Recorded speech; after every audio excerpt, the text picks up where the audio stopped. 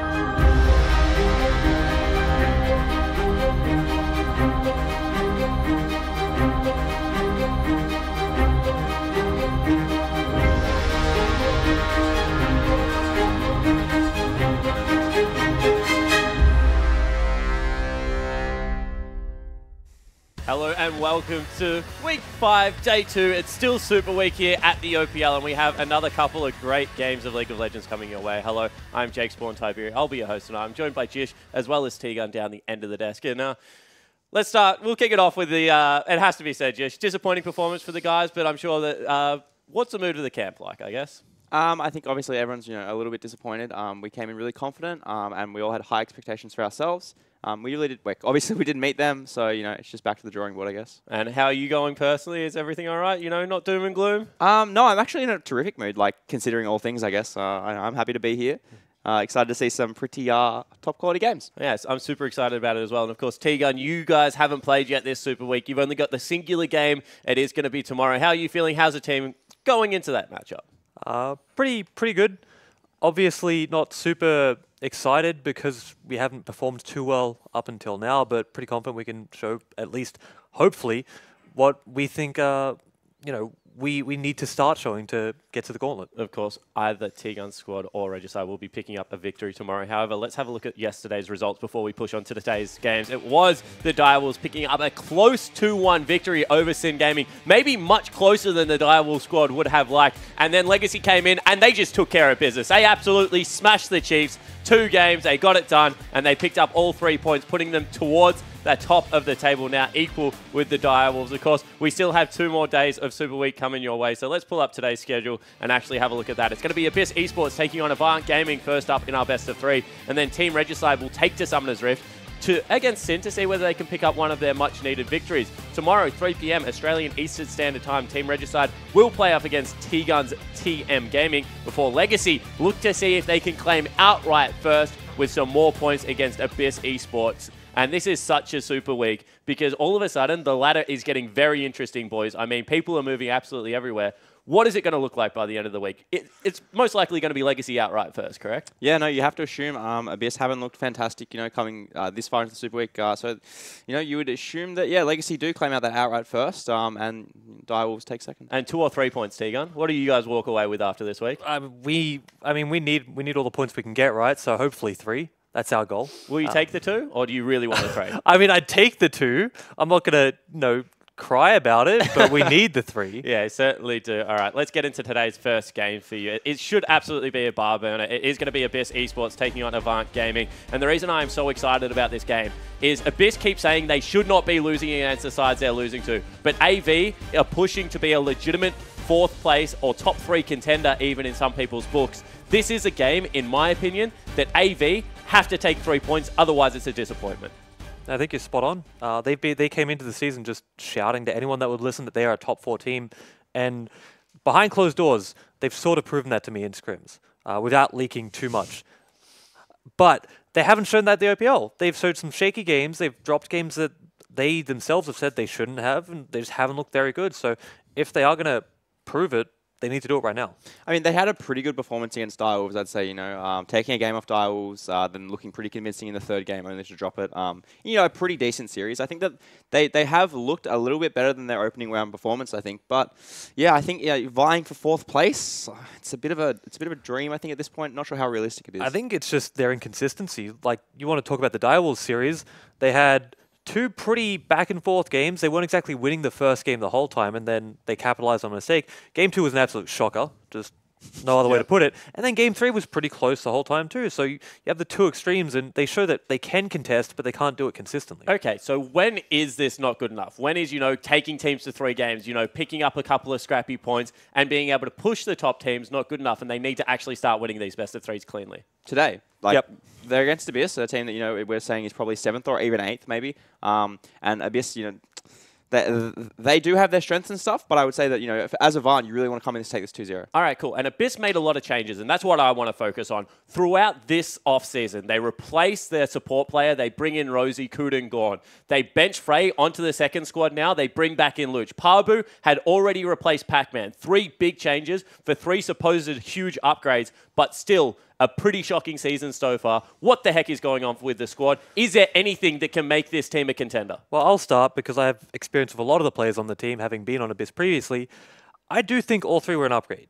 You might disagree, you might not, but I think the big problem is one they didn't address, which is shot calling or just things that we don't see on the screen. We can't hear what they're saying. We don't understand how the coach is trying to prepare them for the games, what he leads into the games with. And I think that's where they're falling short. There's games where they show just signs of brilliance. They take Chiefs just to the absolute limit. They get to your Nexus and then throw it all away. And that's what they need to be working on is I think they can sort of understand that their players are good, but what's behind them just isn't working. Yeah, it sort of feels like they have 2 fronts. They have their impressive sort of solo laners who we say are pretty good for an OPL standard, and that they can often get those small leads here and there, especially if they have good matchups or Luch just gets to farm for 35 minutes. But there seems to be a disconnect between those carry sort of players and then the supportive ones. So how the jungle and support are playing around the map, Seb and Rosie, and then how they're setting up their carries for success. There just seems to be a complete disconnect. All right, cool. I want to talk about one of their carries because in my opinion, when Parbu burst onto the OPL scene, I talked him up a lot, so maybe a little bit of me biting my own tongue, but he was getting 120, 140 CS leads on Renekton. He was pushing into bases. He was looking great when he subbed in for TM. Now he's playing much more of a team role. He's teleporting early. He's trying to get around Summoner's Rift. Does he need to be more selfish? Does he need to be a Praedyth in TM's lineup and, look for the split pushing champions? Or is the team fighting the way to go right now? I'm going to ignore that dig. I think he does need to find his own identity. He needs to the meta's good, right? We all know why the meta is. It's because it's the strongest champions in the current patch. But there's something to be said about finding your own identity in the game as well. And if you can't play the meta, which is going to happen every now and then to some players, you shouldn't just try and jam that square brick through a triangle hole. It's not going to work. Go back to what you're good at and let that work instead of just doing something that seems like is hopeless. Saw a little bit of that last week with the AD Kennen game. That was a good performance. Do you think Parbu has what it takes to step up today? I mean, I think it's definitely on how he uses his voice in the team, because we've seen that he can be a split pushing threat, but we've also seen that he can team fight here and there, and it's sort of just how his team uses him and how he wants to play. And I think that hopefully with this week off and they've had a bit more time to practice it out, maybe he has ironed out a few kinks and he can actually deliver today. Yeah, I hope so as well. Just want to point out that his kill participation is actually 63, not 0%. That would be absolutely impossible. Abyss, whilst not playing terrific League of Legends at the moment, haven't not failed to pick up any kills, and that's the man on your screen. Of course, he's still in high school, and this is something I really find interesting. I touch base with him, how the work-life balance is going. He's doing less subjects this year. He did more last year. Of course, he's in year 12. Hope he's getting that balance right, because I think he has got future superstar potential, but I think that we lose sight every now and again that he is a 17-year-old that's flying in and out of Melbourne to Sydney every week and trying to do the best for his team. So we'll see whether he does pull it together. But another duo lane that I want to look at is over on the side of Avant Gaming, because Blinky and Jake are a very strange bottom lane. When they came into the OPL at the start of the last split, I thought they were terrific and their synergy was on point, but they've had some lackluster performances since then and maybe getting back to some form now. Yeah, they're a hard bottom lane to read, right? Because they're never really in the conversation for the best bottom lane, but no one is ever looking at them necessarily to be oh, they're terrible and they're looking 7th or 8th in the league. I think that they really are the barometer of OPL bot lanes, and they're the sort of benchmark that we have to be pushing above them. If we're falling behind them, that's really quite indicative of your skill as a bot lane. And as their team, I'm sure you can attest to this, that it's you sort of really need to be pushing. They need to be pushing themselves a bit further because they want to be breaking into that top 3 sort of area. Yeah, like I said before, they were screaming that they want to be that top 4 team, and it comes back to the inconsistency. You look at Blinky when he's on Kalista and you think that is a damn good ADC. He has the ability to fight for that position. Then you look at him when he's on Ashe. You're shaking your head a little bit. I think even you can agree that the difference between his Ashe and his Kalista is pretty substantial. you might still disagree that he might not be the best ADC, but it's all about finding what his strengths are and playing to those. No, absolutely, I agree. I think I was like probably maybe one of the first people to say it in his series against someone. He played Ashe, and I was like, ugh. And he played Caitlyn. I was like, actually, well, let's get this guy Caitlyn, put him back on Caitlyn, because on different AD carries he has looked quite a bit better. And Kalista is definitely one of them. When he can play with the team fighting, I think that's definitely his strength. All right, cool. Let's take a look at Abyss's lineup quickly as we get into this game. It's going to be Pabu up in the top lane there, 17-year-old superstar. Seb is their jungler and captain. In the mid lane, it is Luch, who was supposed to come in and carry this split. See if he can do that today. Of course, Raid is their curly-haired AD carry. He has one of the best haircuts in the whole of the OPL. Rosie is their support, formerly of Tainted Minds when they were known as that. And of course, they have Coach Drac behind them on stage today, helping them put together the picks and bans in what is a very murky 7.14 patch. You got to play on it yesterday. Is it as bad as you thought it was going to be? I don't know if it's as bad as I thought it would be. One of the issues is just like the amount of time we had to like play on it and prepare for it in terms of like solo queue and scrims, and then transitioning onto stage. So sometimes we get a bit more time to test things, and this is one of those times where they made a lot of changes. We had not enough to test, and so yeah, there are things that definitely took everyone by surprise. Yeah, like almost every champion that can build Duskblade becoming relevant. That's pretty important, right? So that might impact later today in the Regicide series. I'm not talking about that now, but it's a substantial thing for top and mid, which is going to be pretty impactful when we want to talk about Luch, who was meant to carry them. Is that going to benefit his champion pool? Yeah, I'd be very interested to see because he is more of a mage player, not an assassin player. However, let's take a look at AV Gaming's lineup as we bring it up onto your screen. It is going to be Series up there in the top lane. We haven't spoken about him much, but has had a reasonably solid season so far. Of course, Sybil is their jungler. Very up and down performances out of that man on your screen. Triple is their rock in the mid lane.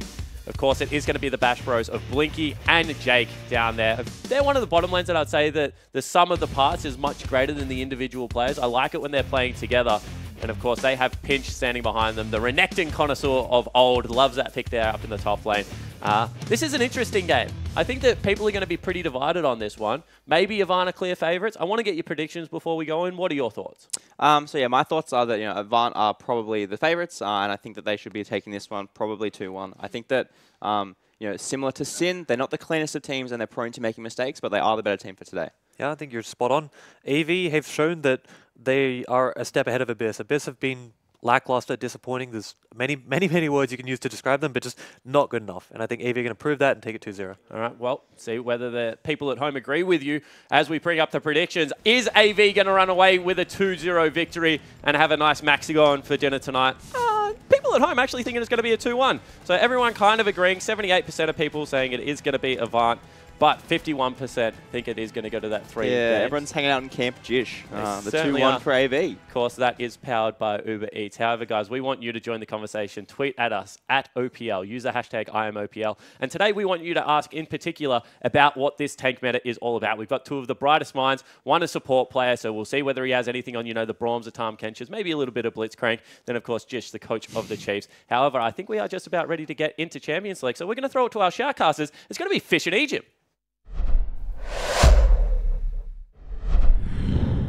Thank you very much, Spawn. I'm Matthew Stewart. Joining me is Bryce, Ejim, Paul. And the training wheels are off, Ejim. No more Jake Spontaberry here to take you through it. You're just here alone with me in the cage. Me and you, we don't have a small, now blonde man with a perfectly sculpted beard and glasses standing between us. So as you say, yeah, just me and you sitting back behind the caster desk watching this game today. Can't tell if you were trying to compliment his beard or insult the It was a young bit of man a, what's it, like negging when you give him a compliment, but I also called him short. So you know what I mean? It's like a bit of both worlds. Give and take. You're trying to get on his good side somehow there, but we're about to get into the first match today. It's going to be Abyss taking on Avant, and these two teams, there's been a small rivalry between them historically. They've always been, middle of the table. Yep. AV recently had been coming out on top, and they're now top 5 of the OPL at the moment, testing for that gauntlet run.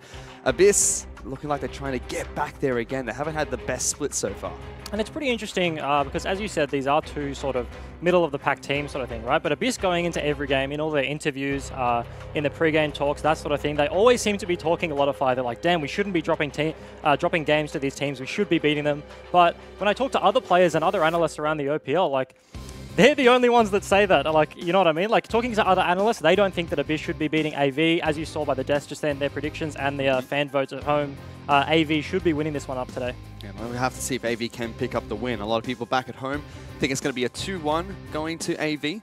I still think Abyss have the chance to take a game here, but a couple of the bans have already come through for both these teams. Jason Karzik still hitting the bench with Galio as well from Abyss. Ooh. That's Elise, Caitlin, and Zach Bender AV, and an instant lock-in of Cho'Gath for Abyss. And this is patch 7.14 coming into fruition right here. The Jace ban first from Abyss. Claire, don't want to talk too much about our series yesterday. We had a very good Jace performance in the first game, and as you see, first pick Cho'Gath. It's pretty interesting when these kind of legacy champions come back into the meta. We just haven't seen Cho'Gath and the likes of Maokai and possibly Sejuani for so long, right? They're just these potato tanks with a lot of CC that haven't been around for a while. And then the Cinderhulk buffs, with all the other changes in 7.14, you're seeing them all come back. Yeah, we saw a 5,000 health Cho'Gath yesterday. It was pretty obnoxious to watch. Cho'Gath with the gargoyle plus just nom combo is pretty obnoxious. As a support mate, I'm running around with my 1.5k HP and I just get insta-gibbed by the Cho. But as we did see the Caitlyn ban from AV, and they do choose to lock in the Varus, which is an interesting choice. Xayah is still up, and so is the Rakan. So I'm assuming Abyss are going to take that one away right now. Jin left up as well, but neither team going for that pick. We saw Sybil pick up Sejuani last week to great success in the game they played against Direwolves, pick up the victory there. And a Maokai being locked in for Abyss with the Cho'Gath. One of these has got to go top lane now. Yeah, I mean, we have seen a few support Maokais, like the Thunderlords doesn't proc in his E nowadays, but Rosie is always the kind of player that he doesn't quite play the meta. He can play the champions, he's a very good individual player, but he always wants to be the hipster that's like playing the slightly different things. As we do see the Trundle lock in. We haven't seen too much of him yet, but stylistically in this meta with a lot of tanks running around, his ultimate just shreds their resists and does a lot of work for your team. Yeah, makes that Cho'Gath surprisingly tiny after he pops the ultimate on towards him. And one small thing for Abyss, I'm actually surprised they took the Maokai there. I would have liked to see them take the Rakan, because if you've already picked Cho'Gath, you assume that is going into the jungle, and AV have already picked up the Sejuani for Sybil, so it's not very likely that the Maokai is going to be taken off the table in the second phase of ban. So now the support champion pools potentially get banned away. The Trundle, I guess, could be a bit of a flex, can go in the top lane, can go in the support lane. But I would have liked to see them pick their support there. I mean, we can see the flex from Sejuani as well. Has been played top lane previously when she was first reworked and brought back into the meta. Recently, Sybil has been picking up that champion, especially with Cinderhulk buffs and the changes that have been made recently. That should be where we see it, but we'll have to see later on in the match. So far, though, AV very focused on banning out mid lane champions towards Luch, with Cassiopeia and Syndra taken off the bench. Abyss will ban out Talon to kick things off. So we're not probably going to see anything too spicy in the mid lane because, the 7.14 lethality champions, Talon and Jace, are already banned away, as we see Luch on your screen, but no supports have been banned in this game, so the likes of Thresh, Ali, Tahm Kench, all the tanks are still up, Braum, as they do ban away the Rakan, and they've got the Xayah. That's a very interesting choice there. Perhaps thinking that Sirius is going to be playing Trundle, top side of the map. And honestly, I would expect them to pick their mid lane. There you go, with the Corki, right? Which means the Rakan ban doesn't make too much sense, because it's very likely that in this situation, AV are going to blind pick their mid lane and hold the Trundle flex, right? They're flexing the Trundle from the support from the top lane. So they're going to blind pick mid and then get the counter pick with that flex, but they do ban away the Rakan, so now they can't pick it up on the side of Abyss. Interesting to see what Rosie pulls out. Yeah, opens up the counter pick for Abyss as well into the mid lane against Triple. Cassidy has not been banned and historically does well into the Corki and is instantly locked in by Luch. Now waiting for that final pick. Abyss, they have to show their hand. Is this going to be a Maokai support? I mean, way back Season 2, Season 1, we've seen Cho'Gath support too, so you never know. I think the most likely thing is a Maokai jungle and a Cho'Gath top lane. I feel like we have seen more Cho top than Maokai top on this patch, and mind you, we haven't had a lot of competitive games seen around the world. We had LCS this morning, and so potentially that goes in the top lane, but he does lock in the Rosie Bard. The Rosie Bard. Does he build a rapid fire cannon? Oh, you've already said he's an interesting man. He just gave us the eyebrows. He's going to build a rapid fire. I guarantee you right now, somebody made a joke. Oh. Let's see how that goes. Rad in the bottom lane with Xayah. And that's a Wukong being picked up by AV. Did you see Rosie's eyes just light up? He's What so is going confused. on? So that was the Trundle flex. So they're putting Trundle into the Bard in the bot lane, unless it's going... No. Not going jungle. So Wukong as a counter pick to Cho'Gath top. That is weird. This is interesting. Wukong, okay, in all honesty, in my opinion, Wukong is the scariest champion in League of Legends. He gets to mid-game, and I guess on this patch, right, like I haven't thought about it too much, the lethality changes, he can build a lot of damage. He can be one-shotting people all over. But in terms of one-shot potential, Xayah as an AD carry, pretty safe. Wukong has one combo, he's going to dash in, blow his ultimate, and then look to run around your team, Xayah can just hit him with the ulti and then be invulnerable for a while, so fairly interesting. Wukong always thrives in these metas where you can build either towards armor penetration or tanky stats. We've seen both versions of Wukong competitively, but it's been so long since we've seen the Monkey King in the meta.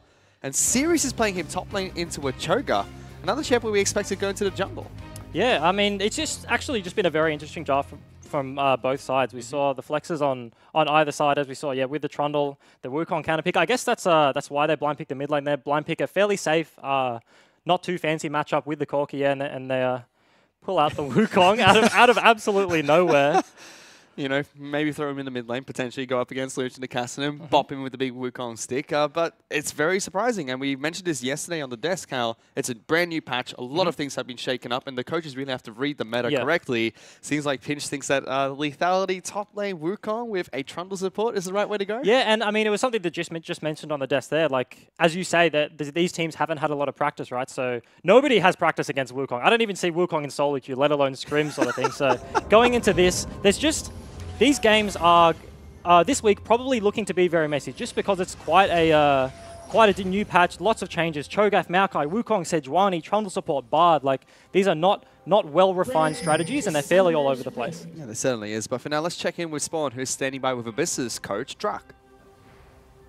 Hey guys, I'm standing alongside Drak, coach of Abyss Esports. Thanks for joining us. Want to ask about your preparation going on to this, because big patch change, and obviously you guys scrim a lot at night time. How was the prep for this? It was a hectic week because we're coming into the double header with the brand new 7.14. So many changes with lethality and all the tank buffs as well. So we had to do a lot of scrimming in a very short period of time. So very hectic. All right, and cool. Obviously a must-win game, this one for Abyss Esports, to start clawing it back. What do you think of the draft? Do you think you got the upper hand here? Did you see the Wukong coming? We sort of talked about whether or not they're going to flex it. Honestly, we thought they were going to put the Trundle top. So the Wukong flex was nice at the end. It was one of the last lethality sort of users that were viable. So it was a good pick. All right, cool. And Rosie Bard, I mean, contentious pick. Are you confident in him? Is there a rapid fire cannon coming? Is it going to be a little bit more standard? I have a tremendous amount of faith in Rosie's Bard, and if he wants to build rapid fire, he's allowed to. All right, cool. Well, thanks for the interview. Best of luck for you guys. We'll throw it back into the game. That's a mistake. Allowing Rosie to build rapid fire cannon, getting your coach's blessing. Yeah, Whoa. He has so much freedom. If I asked to build rapid fire cannon on any champion, like I could play MF and be not allowed to build AD. So. Well, rough life. We'll have to see how that one goes later on in the match. For now, though, Seb getting an enormous leech from his saplings there. You can see how Maokai coming back into the jungle. That's what we used to see when Odd One made it quite standard a long time ago. A long time ago. That was back with Oracle's Elixir and Moby Boots Maokai. He was the squishiest jungler in the game, but did a lot of work. And AV's bot lane did leash for Sybil in the jungle. They leashed the blue buff. They knew they have the melee into range matchup, Trundle into Bard, so they're going to get pushed in anyway. They can't really contest the wave level 1 and 2 in either sense, so it might as well give your jungler a little bit of a hand and possibly clear a bit faster than the Maokai. Yeah, meanwhile, topside map, Pabu on the new Cho'Gath, whose Vorpal Spikes only come out every slow every 3 auto attacks. Series doing a good job so far, training quite effectively. It's a very tanky Wukong to keep things off. We'll have to keep track to see if he moves towards more of a lethality route, if he does go towards pure tank stats. And in this matchup, I know it's a bit of a wild card, and I'm not sure how the Wukong Cho'Gath matchup is traditionally meant to play out. But with Sejuani, Sybil on the Sejuani red side pathing from bot to top, and Seb doing the opposite. If there's too much of a chunk onto Pabu in the top lane, if they can look for that sort of, if Series can look for the aggressive trades and then get him low enough, there's potential for a dive. Wukong will pack quite a bit of a punch. I mean, big reason why we used to see Cho'Gath play top lane back when the legacy players like Hotshot GG were playing him was because of his passive. Every time he kills a minion, he heals up a lot of health and mana as well, so very difficult to chunk him out. You can see he's doing just fine so far, farming closer towards his turret. We'll see Sybil find a move towards his red buff, slightly slower than Seb on the Maokai at the moment. Ooh, and as we did see Seb walk into the bot side jungle for AV, place a bunch of wards, so they know Sybil's not down there. They know he's on the top side of the map, not sure whereabouts, but they know he's up that side. So Pabu looking to play it safe, full HP anyway, missing a bit of mana. As the bot lane for Avery are getting shoved in, as this matchup is meant to play out. Trundle not going to be able to contest Bard too much in the laning phase, but he does have a lot of gank assists. Bard is a pretty immobile champion when he's not standing next to a wall and he can't tunnel through it, right? And you can just pillar him. He has to flash if you have a jungler there ready to gank, and then the repeat gank is almost just too easy. You run it in with the exhaust, chomp him for the slow pillar. Could be dead. Yeah, we'll have to see if a gank does come down from Sybil later on, because it is going very heavily into Abys's favor to kick things off. Top side of the map, Pabu actually winning this trade against Series. You can see the sustain coming out from Cho'Gath is rather strong. Forces Series back to base. We'll have to farm this wave underneath his turret before he can recall. And they picked the Wukong into the Cho'Gath, and it already doesn't look too great. Pabu's absolutely, he's just chilling in this top lane. He's sitting on full health, half mana. Series blew all his mana there. Already gets a cheeky base off. Doesn't have to TP back to the lane, and Pabu's going to hold it there. As Seb was looking for something in the bot lane, potentially just allowing his bot lane to push in. They haven't seen Sejuani for a while, so they want to push up this wave, possibly reset the lane. It's a fairly gankable position right now. We haven't touched on the mid lane just yet. Kassadin against Corki. Since Corki's resurgence in the meta, Kassadin has been such a strong pick, just because now Corki does 80% magic damage on his auto attacks, and he already did so much more magic damage than physical damage before he was even reworked, when he was doing 100% AD damage. So Kassadin makes so much sense now. His passive reduces a lot of magic damage, big spell shield. Yeah. It doesn't even go for the Doran's shield. Luch goes straight. Yeah, he's very confident. Oof. But they did get the counter pick, so he does know this matchup well. And Luch is a star player for Abyss, so giving him the counter pick into AV, you look at Luch and Pabu to be the strongest players on the Abyss lineup. They mentioned it on the desk. They are the carries, with Seb helping that in the top lane as he's about to walk into a ward, I think, in the top river. Seb's walked into both side lanes now and not found too much of anything, but... Ooh, hello, Luch. Careful, that's the turret. Yeah. Still does a lot of damage to triple, and might actually force the Corki back to base here. So very confident man, Luch, and Kassadin gets the ball rolling nice and early. Farming up a storm against the Corki. Corki even forced to pick up teleport into this matchup instead of the usual exhaust. Yeah. Well, unless you're going to be able to force the Kassadin out of lane and potentially get some solo kills on him early or some cheeky ganks in there, you need a way. You know he's going to be taking the TP. There's not too much CC on the side of AV in terms of like an Asher. He doesn't need the cleanse or anything like that. So just looking to be able to match him in a side lane. Meanwhile, these two junglers are just farming laterally at the moment. Sybil is slightly ahead in experience and has the Balmy Cinder picked up, whereas Seb went for the Trackers nice and early. I've discovered the worst thing about patch 7.14. Which is? The games are slow to start, because when you look at the jungle, you have a Maokai versus Sejuani. They're both just wandering around. Farming up? Yeah, no, they're not even doing any of the work. The Cinder Hulk, the Balmy Cinder is going to do all the work for them. They don't even press their buttons. They get free damage on the creep. Meanwhile, in the bottom lane, you can see Trundle using the pillar there, trying to block out Rosie, but it just takes a magical journey back to safety. Blinky Blinky's going to take some damage in this bottom lane. He picked up Varus early on in the year and split one, and showed they could pick up 3 different types of builds. With Lethality coming back, you probably do the exact same thing again. Go towards Lethality, Essence Reaver, or Blade of the Ruined King. I mean, do you go for the poke build here? Against the likes of the Maokai and the Cho'Gath, they have so much sustain. Kassadin pretty mobile. I don't think it'd be too effective. He's going to need a way to shred the tanks. They do have a lot of backline dive, though, with the Sejuani, with the Wukong, so potentially they look for a poke build and play around series on the Wukong. Yeah, but coming into this game, the patch 7.14, it kind of seems like Blinky's meta. He's a legacy Kalista player, always been renowned for that champion. Oh, as Pabu just wants to fight Series for a little bit here. Series goes back on in with the ultimate. Sejuani is coming, and Maokai's just behind Pabu. They've got to be careful. And that's disastrous. Pabu winning this lane incredibly well. Yeah, this is the counter pick they had in here. It's just not turning out well for him. Already had to base earlier, blows his entire mana bar, blows his ulti there. Pabu's still absolutely chilling on full HP. Sybil was the reason he went in and actually used the ulti, because Sybil was shadowing behind him in the lane, looking for a potential lane gank, but Seb read it pretty well. He was already there, ready for the counter gank if it did go wrong, but Pabu, honestly, at this stage, probably could have 2v1 that. They wouldn't have had the damage to kill him. Probably. He just does too much damage at the moment with his Vorpal Spikes. You can see Series is building towards the lethality build on Wukong, but only has a single serrated Dirk at the moment. It is 10 CS behind Pabu. Yeah. Now tank Cho'Gath gets rather obnoxious as the game goes. And speaking of the Cho'Gath, he has opted in for a... I mean... The Battlecast Cho'Gath skin, it's very popular. It's very popular, but it's too mainstream. You know, you gotta spice things up a little bit when you get to the OPL. You've just insulted the producer's he's in my skin. ear. The producer of the OPL's favorite skin. What have you done? Oh well. Oh, as they're looking for a TP in the bot lane, they got a cheeky wall behind them. Yep, Pabu's gonna try and jump in. Does get the rupture, but flashed away by Blinky. Do they get the first tower though? They have forced them off the tower, but Pabu doesn't have the knock-up right now, as they do just have to back away. Their wave wasn't crashed yet, so that's honestly just looks like a wasted lead for Pabu. They blow the TP. Series, they already had TP advantage. Series had to TP back to lane to even contest the wave sort of thing, so he now gets a free push, catches up in the CS difference. He was 10 down, as you said before, called right back up, got the wave pushed in, so kind of a blessing for him. And AV, all they had to do was blow a flash. Yeah, botch play there from Abyss.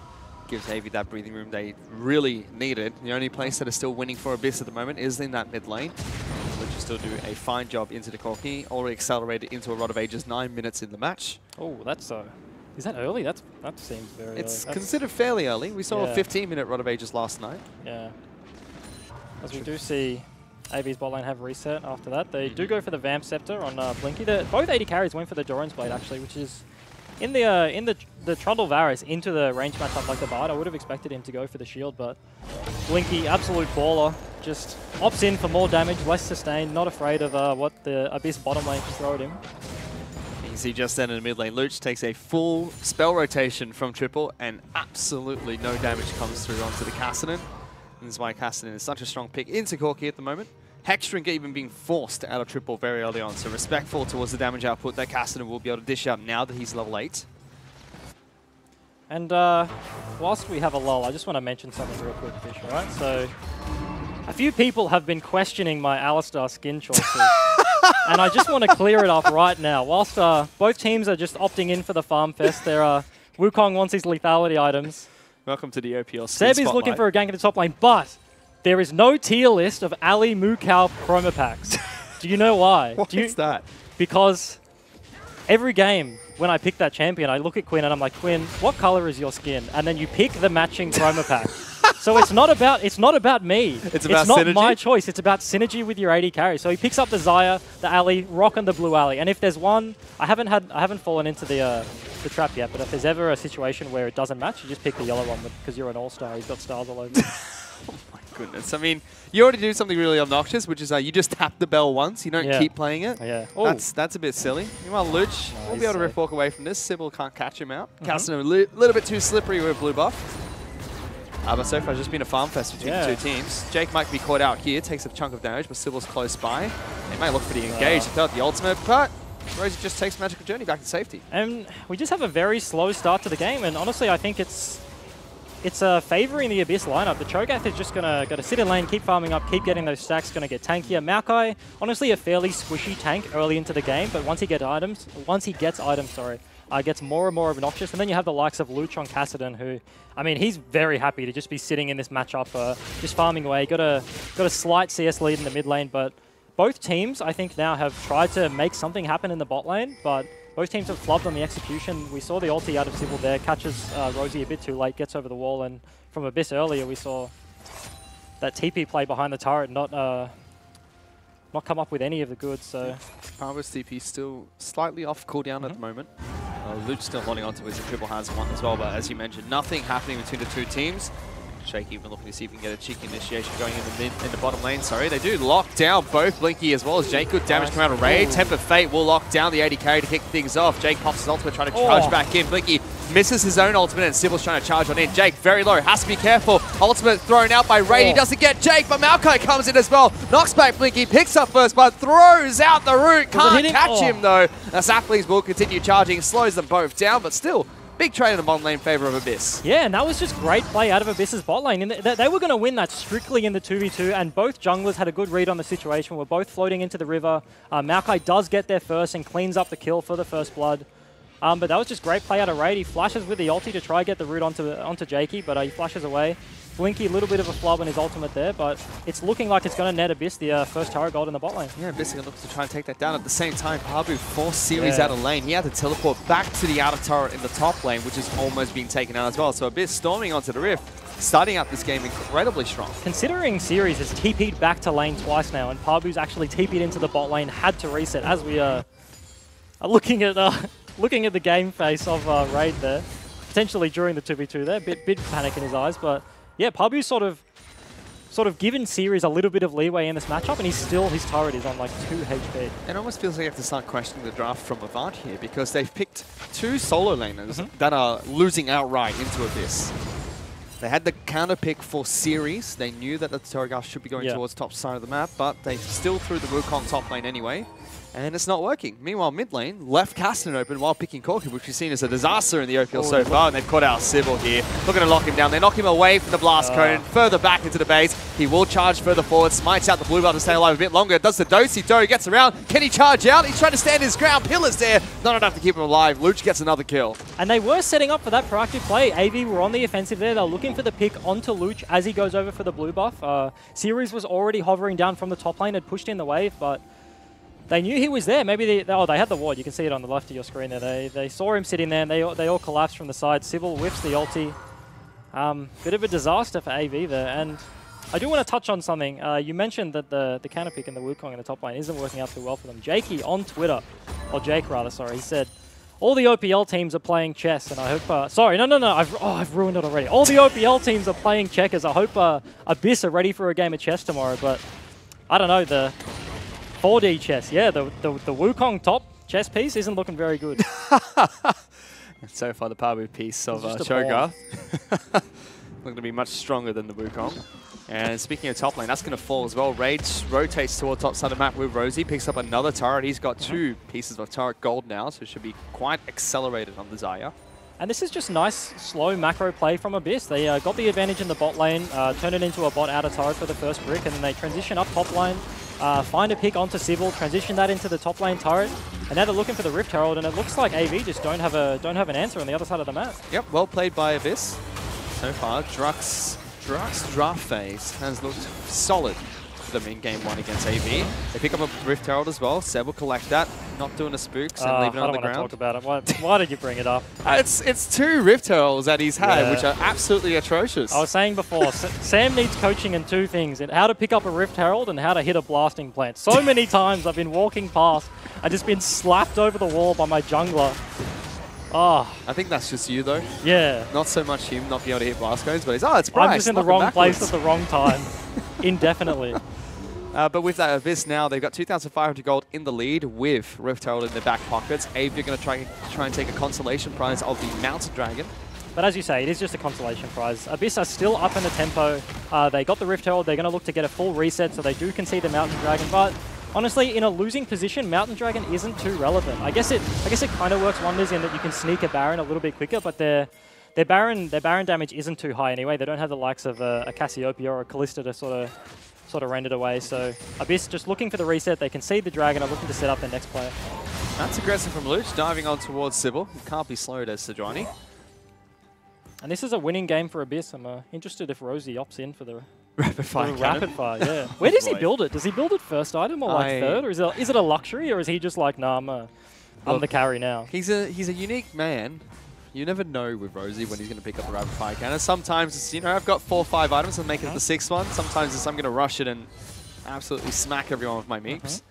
And Pabu has the push in the top side. He's rotating towards the red buff. Potentially after Kassadin, I would look for Pabu to go back up and push that push in the top lane, and then Kassadin push in this wave bot, and then look to rotate into the mid lane, and they want to break this mid outer turret with the Rift Herald, right? Maokai's hovering around. They're going to look for a fight, potentially look for a pick, drop the Rift Herald, break the outer, and break open the map. Yep. Maybe do have quite a few members mid lane trying to defend against a push from Abyss. Pabu's even rotated down. Everyone from Abyss now moving towards the mid lane, except for Kassadin, who's split pushing on the bottom side of the map. They're going to lock down Ray, pops the ultimate very early, flashes out of the fight to kick things off. Seb throws out the elbow. That's going to lock everyone from AV down. The root's too strong. Temper Fate getting 3 as well. Series has joined that fight. He's going to take it down really low. It will be Rosie that falls first, but Jake will fall slightly up. A double kill picked up by Rosie. And Rosie comes up absolutely huge with that Tempered Fate there. Gets like a 4-man stun into the queue afterwards, locks them down. They get the 2 kills. Drop the Rift Herald. As I was saying before, they're going to break this mid-outer turret and then open up the map. For their 1-3-1, they have the Cho'Gath in the side lane. They have the Kassadin in the side lane. They're going for more. That's going to be a root coming out of the Maokai. Flash to the top of Blinky. Rosie goes on a killing spree as Bard. You should expect a rapid-fire cannon this game. Absolutely, and that's going to be 2 turrets. Are they? No, they don't opt in. It does hit the turret, though. They do use the last proc of the Rift Herald to get a bit of a chunk before they reset, but this is such a good start for Abyss. And it was just like a slow, steady start, and they've been making the right decision, then looking for the catches, and they just found the team fight, wiped the floor with AV, and then get the free mid. Yeah, there's a force fight out of AV as well. You can check out their initiation here. Blinky will throw out the ultimate towards Raid, and that's what kicks things off. But AV can't execute fantastically. And Xayah is just one of the AD carries that's so hard to instigate, because as you said, she was stunned by the Varus ulti, but she still gets her ultimate off as he lands the huge ulti there into the queue, insta-give onto Series and the Wukong here. And yeah, like Xayah is just so hard to pick individually, and she just lives for so long. Raid flashes away at the end, gets the root, and yeah, Abyss just roasting. And one of the things we talked about, not only on the OPL, but the LPL as well, with these Bard picks, it's good into melee support matchups, but you'd have to be creative with the use of Temper Fate as well as the Magical Journey. We saw that from Rosie here. Yeah, I mean, you saw the Magical Journey with the Maokai off to the side there. As he comes in from the side for the cleanup kill afterwards, they flash onto Blinky. So they get to push the Rift Herald into the inner turret. As they are just opting into their 1-3-1 again. Cho'Gath in the top lane, they don't have any TPs because they did use it for that mid fight and then to catch the wave mid so that AV couldn't get a return. Baron is spawning as we're approaching 20 minutes, and Abyss... Yeah, Sybil wants to go for a fight. Going to try and lock down Raid. He throws out his ultimate very early and blast cones away to safety. Locks down Sybil, but he jumps further forward. Everyone's piling onto Raid. Where did he go? Big pick out of there. Sybil, they burnt the ulti early out of the Xayah. Raid a little bit scared there. As Series gets the ulti. Is he caught? Yeah, ultimate thrown out by Maokai. Locks them all down. Good damage on the Series is going to be enough. Rosie has somehow picked up a kill on the Series, and that will be a flash away from the Maokai. Pabu joins this fight. Will lock down a Sejuani. Eats him alive. Luch gets that kill. He wants to go on clean up duty here. Blinky will be able to help triple out, getting a kill for himself, but now there's a Cassidy on his face, getting Rift walked all over. Double kill picked up by Luch. Still chasing down Jake. Rift walking again and again and again, slapping away with that Starlight Blade. Silences him one last time, but he can't quite Rift walk one more time for the kill. Needs more mana, not enough mana. Oh, mate, Luch to pick up that kill. And AV, once again, Sybil in that bush, in the wolf bush, top side of the map for Abyss. Sybil is just sitting in there looking for the pick. He looks for Xayah, doesn't quite get it. That's the second time this game he overreaches, and then AV get punished.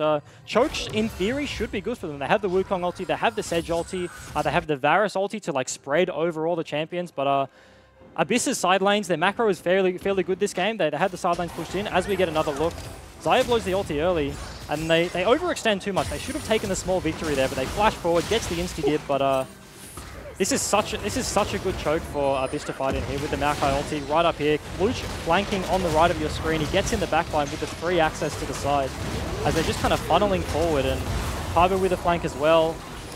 As we said, like both their side lanes, the Cho'Gath and the Cassidy, just come in from behind, just absolutely clean up AV. Yep, they do a good job here, Abyss. AV were the ones that tried to start the fight. Series did look rather threatening. Yeah. He did a lot of damage to the AD carry of Xayah, was able to return some damage on towards Pabu, but he just can't live long enough. They just overreach and blew too many cooldowns on a Xayah who already used her ulti, right? She burned her major cooldown, and they flash forward with a Sedge ulti, flash forward with a Wukong ulti just to burn one person. And their team fight, they have to get the wombo off, right? They have the Sedge engage into the Wukong follow-up. Varus needs to be free hitting with the Corki damage as well. But they didn't get that. In these long extended fights, Cassidy, if he has the backline access, which he did there, is just going to be too scary for the likes of the Corki and the Varus. And that Cassidy now has has the fully stacked Rod of Ages with Lich Bane, almost a fully stacked Ring as well, and that's Timber Fate being thrown by They call Blinky. Does have flash? Rupture comes out, everyone piles in. Easy kill onto the AV AD carry. That silence was actually so well timed out of Seb there. Blinky had the flash, would have been looking for it over the wall, but just catches the millisecond where he doesn't cast it. Again, using the Macro Journey, trying to catch someone from AV out. Instead, Abyss focused towards the mid lane in the turret. Series is still split pushing in the bottom lane, has teleport available if he needs to join this fight. But they have the wave cleared now. They're going to concede. It's already on almost half HP with the Rift Herald play early in the game. Pabu can take this turret up for years on the Cho'Gath. And they do Magical Journey away. Yeah, they move towards the next Elemental Dragon. But Series has been caught out here by Luch. Takes a lot of damage. Fancies a fight, but he's low on mana. He's got to somehow get out of here. Will be spotted now, and that's the solo kill picked up by Luch. Series is having an absolute shocker this game. His lane phase went really poorly, and he's just been picked left, right, and center now. And every time AV... They're losing these team fights and they're looking to punish on the other side of the map. Series didn't want to blow teleport to look for the defend on the mid lane, and he wanted to get some cheeky damage on the bot side of the map, but yeah, Luch just TPs down on the Cassidy and cleans up a free kill, and honestly, a lethality champion just falling further and further behind the tanks on Abyss's lineup. He's just not going to be able to do damage as this game progresses. Almost feels like Pinch not getting the best read on the meta at the moment with this Wukong well, pick. you can't blame it all on Pinch. Well, it could have been Series' idea. I mean, I'm sure the players have some Put me in, input. coach. I want to play Wukong. Oh, potentially, if Pinch is, you know what I mean? He's like a dictator, whereas Drac is like, Rosie, yeah, you can build rapid fire cannon, that's fine, mate. Pinch is like, no, Series, you're playing Wukong. Actually, no, he has an English accent, so he's like, oh, I don't want to do it. It's going to be too. Oh no. You've said you can. You said he's. What's an English accent? He's I like, don't know. You're going to tell me. oh, I've choked, guys. I'm so sorry. Top of the morning to you, Governor. You can play Wukong. Oh, that was awful. I'm embarrassed. Anyway, back to the game of League of Legends. One weekend without Jake Spawn and Tiberian, this happens. My goodness. Could he do a better British accent? I don't know. We'll find out next week. Find out on the desk segment after this game. So far in this match, though, it's a 5,500 goal lead for Abyss. Kick things off incredibly strong at the moment. AV need to find a way back into this game, but not many avenues for them to take back into this one. Sybil has got nice and tanky at the moment with his Warmox as well as Cinderhawk complete, opting not to go for the Righteous Glory. And Rosie has picked up the first item Redemption, but is sitting on a cheeky dagger as they're looking for Sybil here. He's not going to die. He's going to walk away. That's going to be a rapid fire kind of coming out of Rosie shortly. Oh, Pabu pops the Righteous Glory, flashes forward, looks for Blinky. He's got to dodge out both the Rupture as well as the Tempered Fate. And that's a flash burnt by this Pabu. They don't find the pick, and Blinky doesn't have to blow any summoners. Does blow the ulti, but pulled the trigger too early, I think, from Abyss there. They're looking to set up this Baron. They're putting Kassadin in the bot lane so he can split push. He will absolutely wipe the floor with Wukong, I think, right now. Wukong, as a split pusher, he has like one combo, right? Like he's gonna jump onto you, he's gonna burn the ulti, and if he doesn't kill you in that one combo, then like Kassadin's just gonna rift walk away. He's not gonna do too much to him. As you see him conceding the wave, he's just looking for a flank opportunity here. But yeah, as we said, Abyss are just, they need to be pushing their side lanes. Pabu needs to go at the top lane as Kassadin pushes in the bot and then collapse into this mid fight. Instead, Sybil thinks he can fight the tankiest champion in this current game. Well, they have series rotating, so they would win a 4v5. He's going to go straight back down into the bottom lane, though. Does not have TP at the moment, so... Kassadin, though, he's got 3 items and a completed Dark Seal. Series just sitting on 2 lethality items. Zonya's Hourglass was picked up by Loach, so Series has to be so careful in this one-on-one. The gold is just way too far in the Kassadin's favor. And I don't know how this gets better for AV. I look at the team comps and Abyss just scales so much better, I think. Corki, as they do find a pick onto Sybil, gets away. They lock him down, but look at the gold lead. 2,000 for the 80 carry. Mid lane is a 2,500 gold lead for Luch there. He's going to get jumped on by both Jake and Series. Series is out of mana. Luch has to be a bit careful. We rift walk forward again, waiting for the cooldown to come back up. Series forced to retreat, and he wins the 2-on-1. Gives Abyss access to Baron. And yeah, Abyss is starting up the Baron already. Are they looking to back away? They are. But as you saw there, Luch can 2v1. Although it is only a support, you'd think that they would send someone with a bit more damage threat into the side lane, but potentially they're looking to shred his magic resistance, shred his armor, and look for the pick, but they just can't pick up the kill. And so the map kind of just resets again as we look for Luch to reset. They're going for a pick again. Tempered Fate, did it land? Instead, Sam's going to flash forward straight on top of Blinky. Rosie does get the stun, and Luch takes him down over the wall despite the flash coming out from the 80 carry. That's one member down for Abyss, and they're still going to go for the fight. Pabu is going to try and jump straight on top of Series. Raid going to get taken down incredibly low. Heals up. Rosie goes on a killing spree with that pick. Luch is still in the back lines with Seb, and AV, they can't do anything at the moment. And Series looked for a flank there. He TP'd into the Baron pit, but he doesn't have ulti, so he flash dashes to Raid on the Xayah, but then just doesn't do any damage. As Luch slightly gets caught out, but... No one on the current AV roster that's alive can do any damage to Luch. He's happy to take this fight right here. Now he's going to get taken down very low. Might have bitten off a bit more than he could chew. Everyone's flashing towards the Kassadin. He will get shut down, but at what cost? They peel off Baron. Might have been a good play coming out from AV. Pabu will be able to lock down one final member. Trundle's going to fall. Rosie's on a rampage. He's 6-0-6. He has the most kills in Abyss. Abyss just... Oh, not even Abyss. Luch just played it way too greedy there. He used his Zonyas in the bot lane when he got ganked by the Trundle, right? And so he's sitting in that bush trying to zone AV off the Baron. They only have a limited number of wards, and they had a pink in the pit, right? Like, you can just slow down the Baron, hover it at like 3k, 2k HP maybe, and then bait Sejuani to come over the wall and look for a steal killer and then pick it up. If they play it slowly. But Luch, I don't know, he's a big boy right now. He's got a couple of items in his belt, a couple of kills. He loses all his stacks on his Dark Seal and sells it immediately, but he just... a bit too greedy there, and it does cost Abyss the opportunity of Baron, but they do still have the lead, so... And they also have a Zeal on their support at the moment, Ejim. He's picking up that rapid fire I'm not a fan, but Why not? I can respect it. I mean, is it? I don't know. I feel like you just go for like the shift. Doesn't it just do more damage? What do you need a rapid fire for? You extend your range? No, but throw like, meeps further? Yeah, you can throw meat. I Slap guess you him can for apply harder. the slow, but like your Q range is relatively short. It's like even to your auto attack range. So if you're throwing a rapid fire, oh, they don't get the block. AV, looking to try and force this. Right, just going to pop by Pabu. Series doesn't have the TP, and he knows he can't match Kassadin in the bot lane, so they're looking for the pick because they know Abyss want to set up around the Baron, right? And AV are very aware of that. They pushed out the bottom lane though, so whilst they have this window where Kassadin is pushing into effectively nothing, they're just looking for a fight. Series, in fact, going invisible there, trying to cut around the corner towards the AD carry. Instead, they catch out Maokai. Seb going to get taken out very low and falls. Good pick coming out from AV. And Abyss, as Series. Yeah, Series engaging on towards Pabu, the tankiest member. He's okay for now. Temper Fate comes out, doesn't lock down Pabu. Series still going further forward. Raid throws out the ultimate. Root. Good root onto 2 members. Series falls shortly after, and Luch joins the fight. Immediately pops the Zhonya's to stay alive. Redemption will come out from Rosie to keep him healthy too, and they're on the chase. Luch will slow down Triple incredibly well, but it's just a 1-for-1 trade. And AV just keep overreaching in these fights. They got the pick onto Seb. They picked off the jungler. You can use that to get control. You can use that to answer the Kassadin in the bottom lane. Alleviate a bit of pressure as you farm up to your next item spikes. Varus is sitting on 2 items. The Corki's sitting on 2.5 items. They just need to farm up, and they need to be looking for the next item spikes before they can fight. But they just overreach again, looking to get the pick onto Pabu, the tankiest champion in the world of League of Legends, on the Gargoyle Cho'Gath, and they get punished again and lose another Ocean Drake. Yeah, he's got a Locket of Vine Solari coming up as well for him. It's an Infernal Drake that was picked up there by Abyss. I'll be happy with that. 5,000 gold lead with an Infernal. Oh my god. I'm sitting here pointing at the rapid fire because he just picked it up, and Rosie has 6 kills. I didn't even know that. He's 6-0-7. He is popping. He is absolutely popping.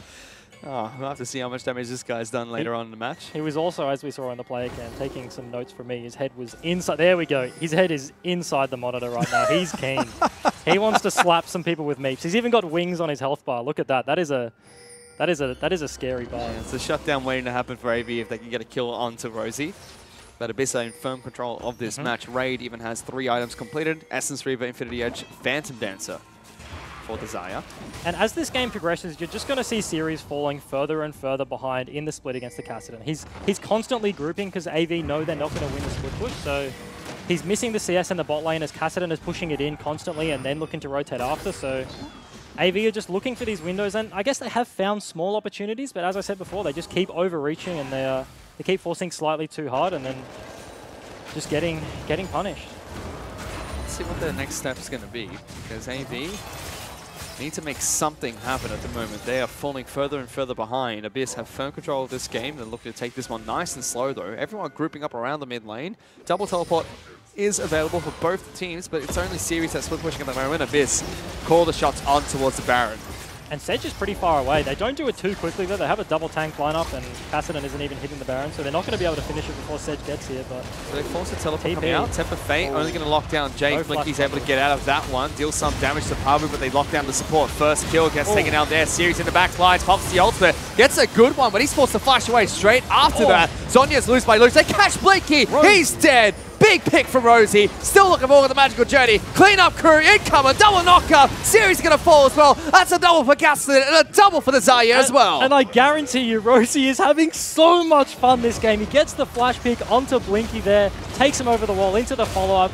The whole fight was off his Bard ulti onto Jakey on the tunnel. Didn't have the flash to get away, so they just get the free pick, and they have the front line in the Cho'Gath and the Maokai that AV just can't get through right now. Series flashed over it and looked for access into the backline, but doesn't get his ulti off. Zarya uses her ulti to dodge out of it, and Luch just gets away. So as we see, Kassadin over the wall, looking to kind of zone them away as they start out the Baron, and Rosie's going to throw his ulti here. Catches just the very tip of Jakey, and then he just dies for free, basically. And look for this stun onto Varus on the right of your screen right now, and Luch answers so quickly. It's coming up in like 2 seconds right now. Luch uses the Zhonya's. Out of that, immediately Flash blows him up. They take the Bard, Magical Journey over the wall. Just really nice team fighting out of Abyss. They know how they're playing their comp. They're looking for the picks onto carries, and they're just getting them, and they get a mid and hip turret. Yep, incredibly well coordinated coming out from Abyss. They're now 10,000 gold in the lead over AV with a Baron buff to work with. Mid lane inhibitor turret has been taken down. Top lane and bottom lane outer turret still ready to be taken. You'd expect Abyss to make their way towards those objectives next. Kassadin isn't a top lane. He does have TP. Pabu pops the gargoyle. He is a tanky man. It's a very tanky Cho'Gath. He doesn't care. No one can do any damage to him at the moment. He doesn't have a Warmog though, so he's not just going to heal to full HP in 3 seconds after he walks away. But then he kills a minion wave and he's back to full health again. Every minion he kills gives him 70 health and a big 20 mana. And Kassadin just gets a free turret on the top side. They're just going to look to up into a pseudo 1-3-1. It's a bit of a 1-1-3 as a bit set up in the bot lane, but Cho'Gath and Kassadin just pushing in the 2 other lanes. They're just applying a little bit of pressure to draw people to answer the side lanes, and the 3 here are just going to look to take free turrets. We're just 5.5 items here, Agent. Just sitting on that easily large rod, waiting to pick up a death cap. He's a monster. No one can split against him. And he has the Lich Bane, so he actually demolishes turrets. He does. Speaking of someone getting demolished, Sybil in trouble. Blink, he has to be very careful not to get hit by any of these random skill shots. Ultimate throwing up a Sybil, locks down Pabu. He's going to take some damage. Redemption will come out from Rosie. Luch not here yet. Abyss just buying some time for their Kassadin. Series wants to dive into the back lines, but he gets melted by the Cho'Gath straight away. Tempest thrown out, forces a flash from Blinky. Meanwhile, their mid laner is dealing some work to the base of Avant as the top lane inhibitor turret has fallen. He's already on the inhibitor as well. Pabu trying to take up this turret, incredibly tanky, but he will fall after a couple more attacks. Abyss lose 1 member, but he get the base of AV. Just walked up and chomped onto Jakey and then died for it. Luch going 1-on-4 here. He'll get taken out. Can't use the Zhonya's in time. He was trying to be the hero that Abyss needed, but they don't deserve one right now because the base has been destroyed by Abyss. Luch just absolutely suicides in that fight. Doesn't even blow the Zhonya's. I guess he was going to die anyway, but AV, they get a sort of engaged with the Sage ulti. They get it off on the front line, but Abyss are just so tanky right now with the Maokai, with the Cho'Gath. They were just kiting back over their CC. It's so hard to get onto the Xayah, and Kassadin just wailed on the top lane turret. Speaking of tanking, how about that Agent Roll British accent? That's coming in from Marawi tweets here today. I don't like Marawi. I don't like Marawi anymore. I have like one saying. I can you know what I mean? Like when you think of a British accent, you can do the top of the morning to your governor. But like when I was thinking about, what was I saying? Like let's pick Wukong. Like how do you? You were trying to imitate Pinter's accent. Yeah, I can't do it. It's too hard. Goodness.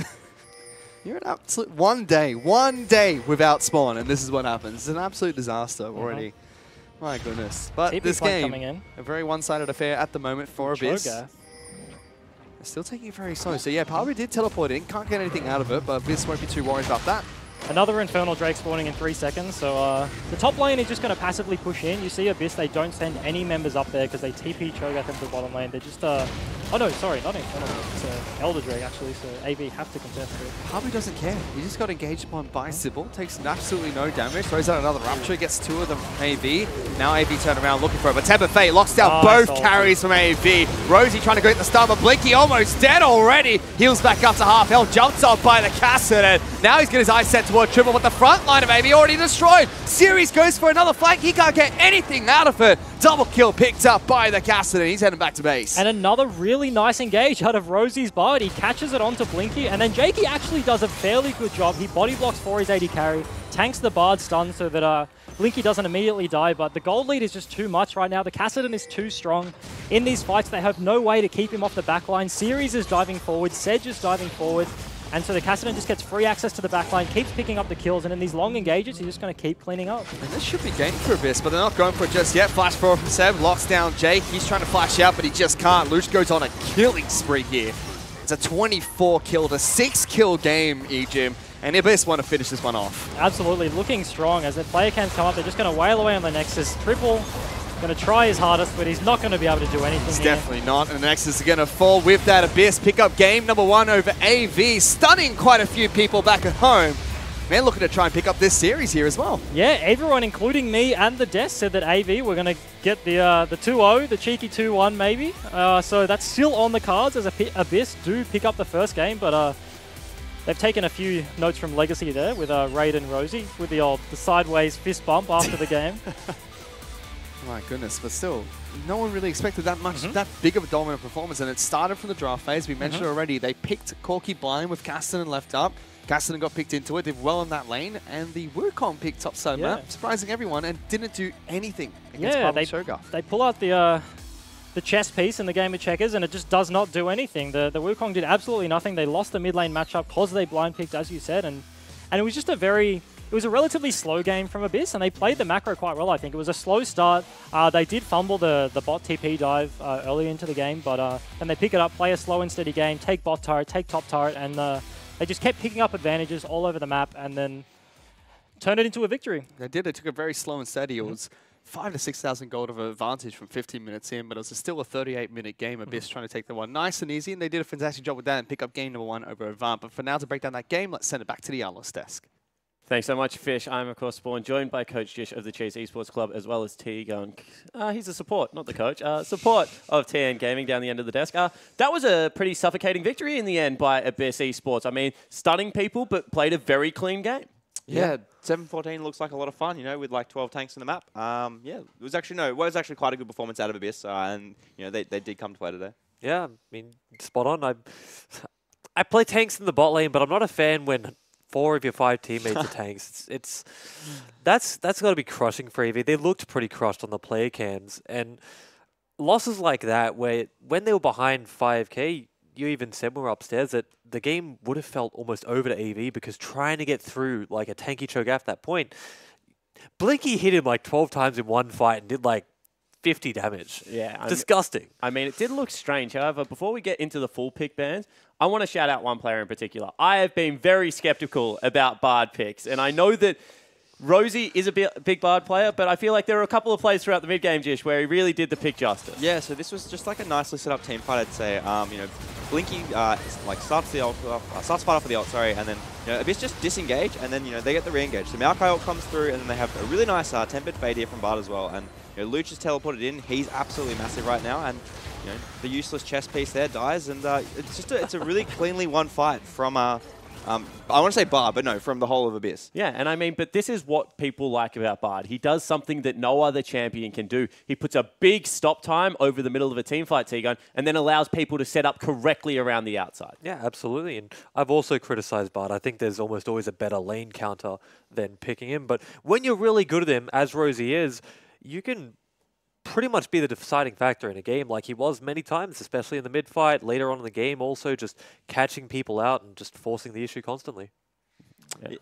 Absolutely. I think, yeah, just like, you know, the proficiency he shows, or like he's like, you know, the weird stuns he gets on like the side of walls and minions and champions, you know, he actually has put a lot of time into that champion. It makes it look pretty good. Yeah, I actually love the angles of his Tempered Fates that he was going for in the middle of the, the Magical Journeys he was going for to try and set those up. Another champion that we had that was very unique to this game was Wukong in the top lane. We have another replay. Wukong is designed to kill a person. He does it here, T-Gun. What else goes wrong? Yeah, so here you see exactly why they picked Wukong.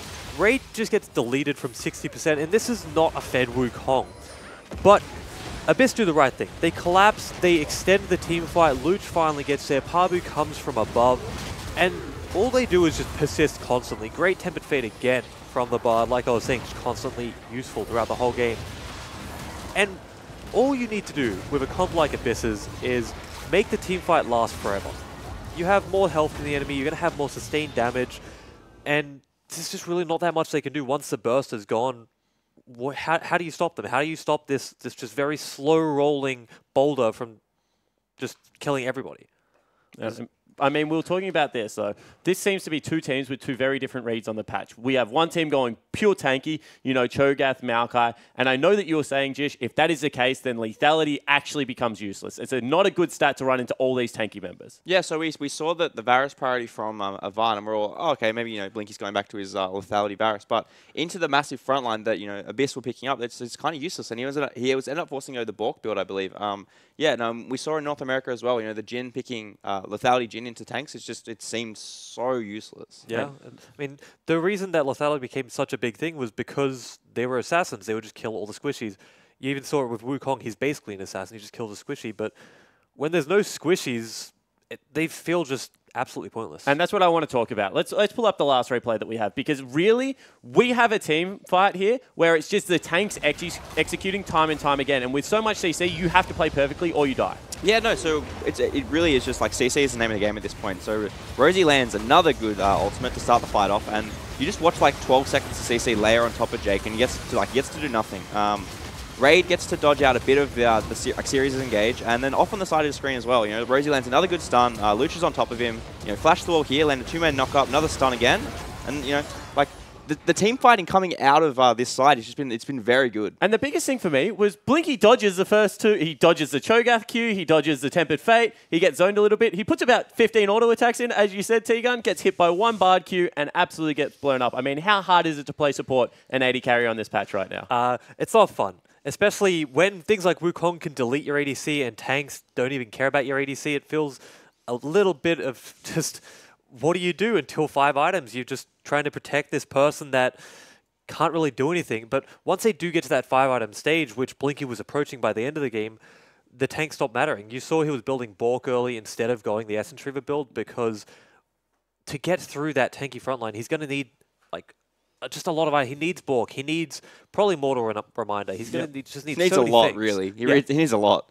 And the tanks don't, right? They're like 1-2 item and then they just feel unstoppable. Yeah, and that's the case. And I want to draw your attention to the draft because there's one criticism I have, and that is it looked like they had the counter pick already locked in with Trundle. I was very excited to see a top lane Trundle go into Cho'Gath or Maokai. Historically has done well. Is this just a pre-prepared cookie-cutter draft that they've committed to too hard throughout the stages, or was there method behind this madness? I mean, it's really hard to tell because I don't like to write off a draft based on just the one game because maybe they have had a lot of success with it. But from our perspective, it does look quite interesting that they get to lock in one champion in Trundle that answers both of the potential top laners in if it was Cho'Gath or Maokai, and then then they do end up going to that flex later, and they put it support and they get the Wukong. But I would actually have rather them seen to keep the Trundle there, and then maybe keep Wukong for game 2. Like maybe when it's a more opportune time to pick it, they pull it out then. Well, I'm not gonna disagree with a coach already criticizing a coach, but to me it did feel like you said, like they just came in with a plan and stuck to it. When,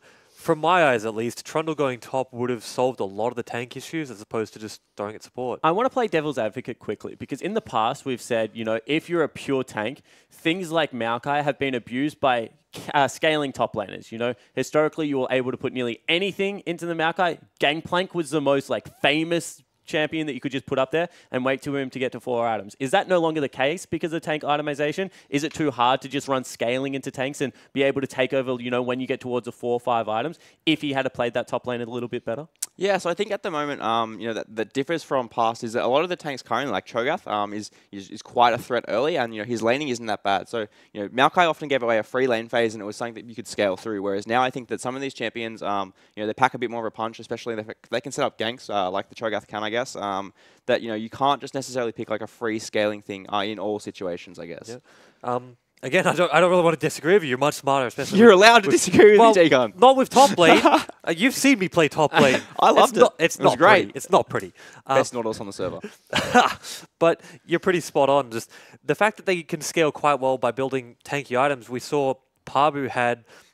Correct me if I'm wrong, but it looked like he had Righteous Glory, Stone Plate, and then he was just going to lock it. No, exactly what he built. Yep. And you don't need AD items on Cho'Gath. You just get 5k, 6k health, and you one-shot people with the ultimate. Well, there you go. We see it right there. I mean, he's built no damage items. He's done more than the full damage Wukong, and absolutely run amok on this game. However, do want to draw your attention to the fact that Luch in the mid lane, when Kassadin's topping damage charts, and it's not the incredibly long game, you know that he's been gifted that free ride, and that is the case against Corki a lot of the time at the moment.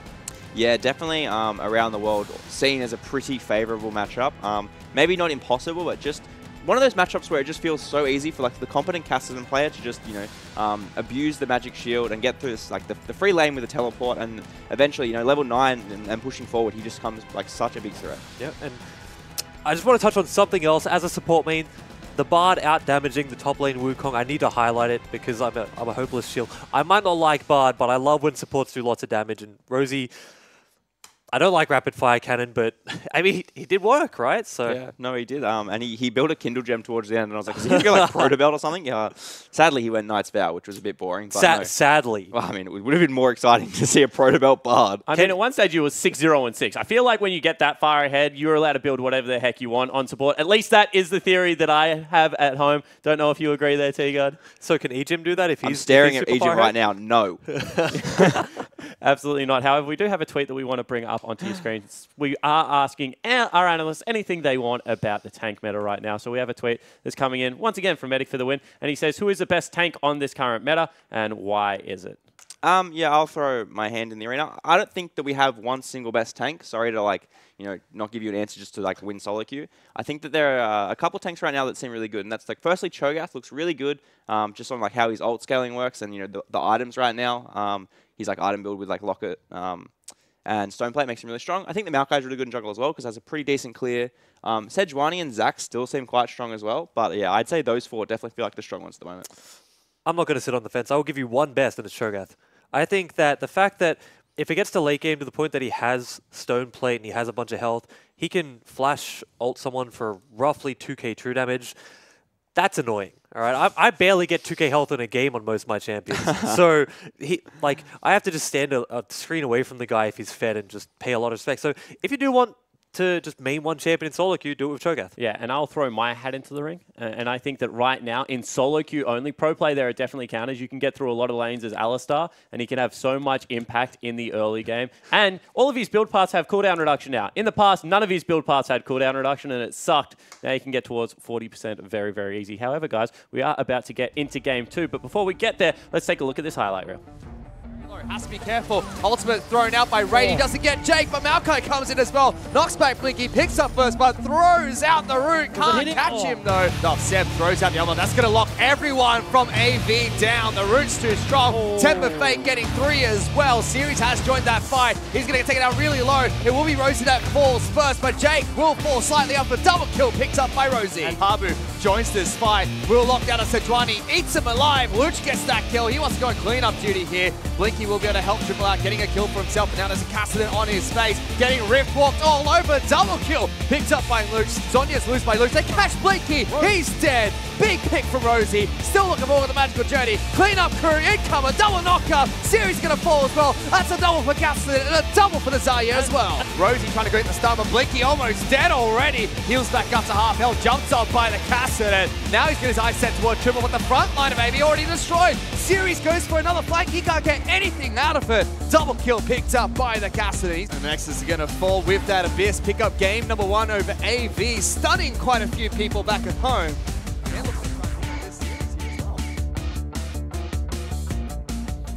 Welcome back, ladies and gentlemen. I'm Matthew Fitzgerald. Joining me is the British Bryce Egan Paul, who has a absolutely lovely accent. Why did you do this to me? I Because got baited so hard. You have a great accent, apparently, according to everybody on Twitter, except for one person that comes in with the tweet now.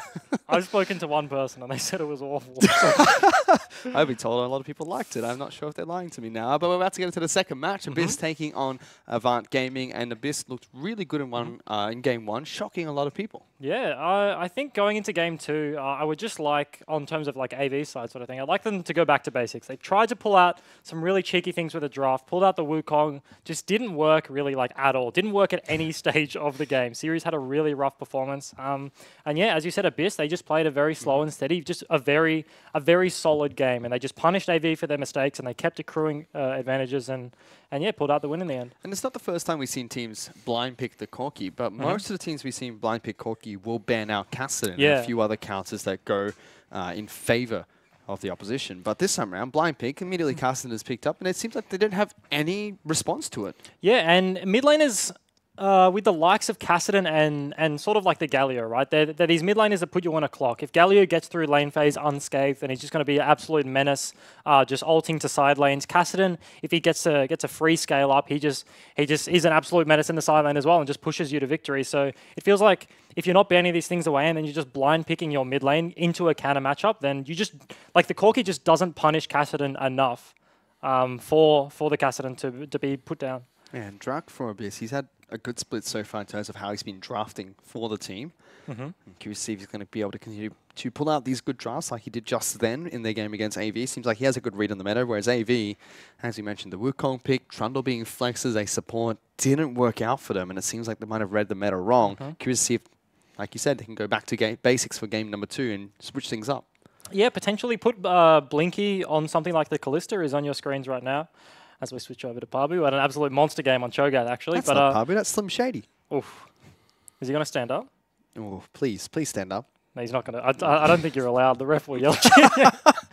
But anyway, yeah, I would like to see AV put Blinky on something like the Callista again. They put him on the Varus that game. Varus Trundle, not a very strong lane. It doesn't have a lot of sustain for the Varus, doesn't have a lot of poke potential, doesn't have a lot of all-in potential, really, against the lineup that AV put together, like the Xayah, very hard to all-in. So it just feels like from the draft phase, AV weren't really in a position to do very much, honestly, right? And then the game kind of just fell apart at the seams, like all over the place. I mean, it is a very curious pick. Varus, he is strong in the current meta because lethality builds back. He can go towards that. We didn't see Blinky do it, but he's also historically been good into tank meta because he can shred through the frontline tanks. And Blinky was doing fine. He was kiting out very well in these team fights, but the rest of his team couldn't protect him very well. And if AV want to draft that way, they need to give Blinky something he can jump around on better, like the Kalista, or something that's going to protect him a lot stronger. Yeah, and you talk about protection, right? Varus is a pretty mobile AD carry, and then Rosie on the Bard was just finding pick after pick. A lot of them, Blinky did manage to escape. There's one in the mid lane. He dodged the Rupture and the Bard ulti, flashed out of a few other Bard ultis, and in the last fight you saw got clipped by it, got clipped by a flash stun by Rosie, so played decently, but just couldn't do an awful lot there. You have flip sides though. Now AV are on the blue side of the Rift. Abyss onto the red side. Immediately Cho'Gath ban coming out from AV, at least going to follow. Jace as well as Kha'Zix being banned out.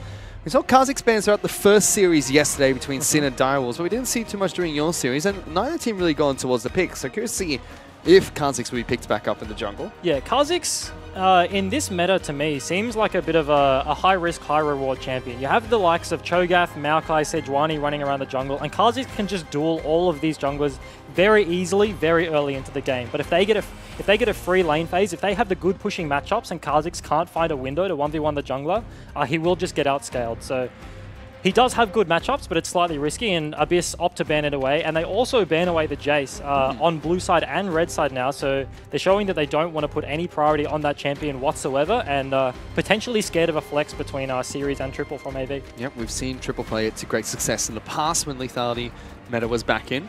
Xayah is the final ban from AV, and Galio is Abyss's final ban. That leaves Caitlyn open, and it's instantly picked up by AV. Blinky looks pretty happy with that lock-in. Big smile on his face, and they do ban away the Xayah, as you said. So the two out of 3 God tier 80 carries in this patch. I'd put Kalista up there with them. Sorry. Still have the likes of Jhin left up and available, which a lot of people think is very strong in the current meta, and Zac left open as well. Means Abyss will pick that up first for Seb. And if Jakey, if they do blind pick like a melee support on the side of Abyss, Jakey could look to pick up the Trundle again. Trundle Caitlyn, fairly decent bottom lane. Trundle makes it very safe, and Trundle makes Zac's life a living hell, really. You can cancel his elastic slingshot with your pillar. As soon as he gets in, you ulti him, make him really squishy, make him a little Zac that talks like this when he gets really low. And so, potentially that could come out, and they do pick up the Kalista. I said I wasn't going to do accents, and then is that even an accent? I dove right back in. That's not even an accent. You're just talking like he's incredibly tiny. That's what he does. Oh my goodness. If you have gone for the Gragas pickup, Thresh is still left open and available. They can pick it up here. I don't think they want to leave it open for the Kalista Thresh bottom lane from Raiden Rosie. Yeah, I would think that AV are going to take their support here. Potentially something safe like the Braum, maybe just a tank. Because if they don't take support here, they first of all have to blind pick one of their solo lanes. And second of all, they picked the Janna. That's a Janna pickup from AV. Oh, I'm not sure if I like that. I was talking about blind picking something like a Braum, right? And then, like, Abyss are probably going to opt into one of those Kalista supports. So one of the ones that do really well with the Fates called the Thresh, the Ali, the Braum potentially. One of those tanks, Taric. But they do opt in for the Janna. Very good like Trundle into the Zac, so probably the reason they were happy blind picking this. But if they pick up Kalista Thresh, I feel like there's just so much all-in potential in the straight 2v2 that Jake is going to have a really hard time holding his Q for the gank, right? He's going to have to be using his abilities to fend off the Kalista Thresh in the lane, and Seb should be able to find windows. Well, let's see, because historically in a strict 2v2, Janna's always done well into Thresh. Really? Yeah. You don't believe so? I disagree. Oof. I strongly disagree. Let's see if that happens here. It's an unorthodox pick. We haven't seen a Janna pick in a while, internationally or locally.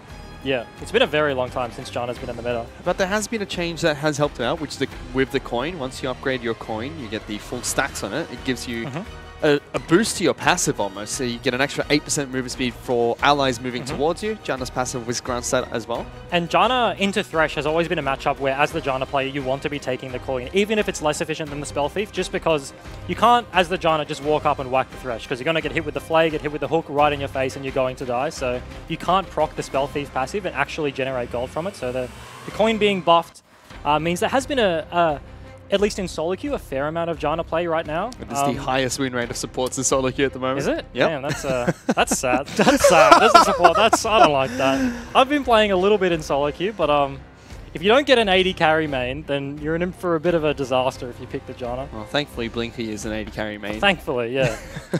Renekton and Jax are the final bans from Abyss. We have Kassadin and Cassiopeia banned out by AV. So they literally could blind pick Corki here. Potentially. And Renekton and Jax banned away on the other side. So the likes of Camille is still open in the top lane, Rumble, Jarvan.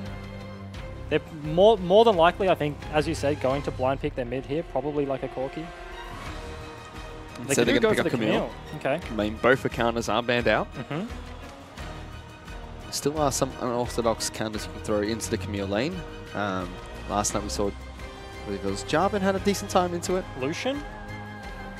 Does Lucian win? It'd be a fairly spicy matchup.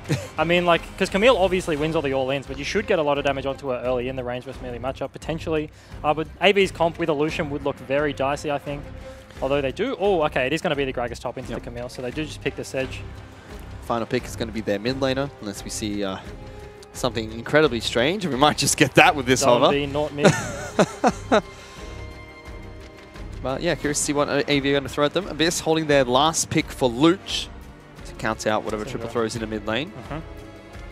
Syndra is one of the picks triple is known for. And Luch isn't a big assassin player. He's more of a mage player, likes to farm up, play the standard matchup. So potentially something like an Orianna coming out to him right here. Syndra Ori has always been a fairly Syndra favored matchup, but talking to more and more mid laners nowadays, they feel like the matchup is trending to, more towards a 50-50, right? More mid laners are willing to pick the Ori into the Syndra, play for comp. They do have the Zac engage, so they can get a bit of a wombo off with the ball carrier in the Zac. Oh, as they do. What? Hey, okay. That's a Diana pick coming out for Luch in the mid lane. I mean, I thought you said he doesn't play assassins here. Oh, I mean, I was like, he's not a big Echo player, but Diana into the Syndra. That's old school. Today has just been a highlight reel of throwback picks, right? We've got the Cho'Gath top, Diana. I love 7.14. This is a great meta at the moment. It's fantastic. It's scary. It's scary to be a pro player on a new patch that just changes everything. Oof. It's so much fun to watch, though. We've already seen the meta shaken up yesterday. It's going to be continued here today. A Janna pick as well as a Diana in the same game on opposite teams. AV have changed their roster slightly, a little bit more standard, but the Janna pick is slightly off meta.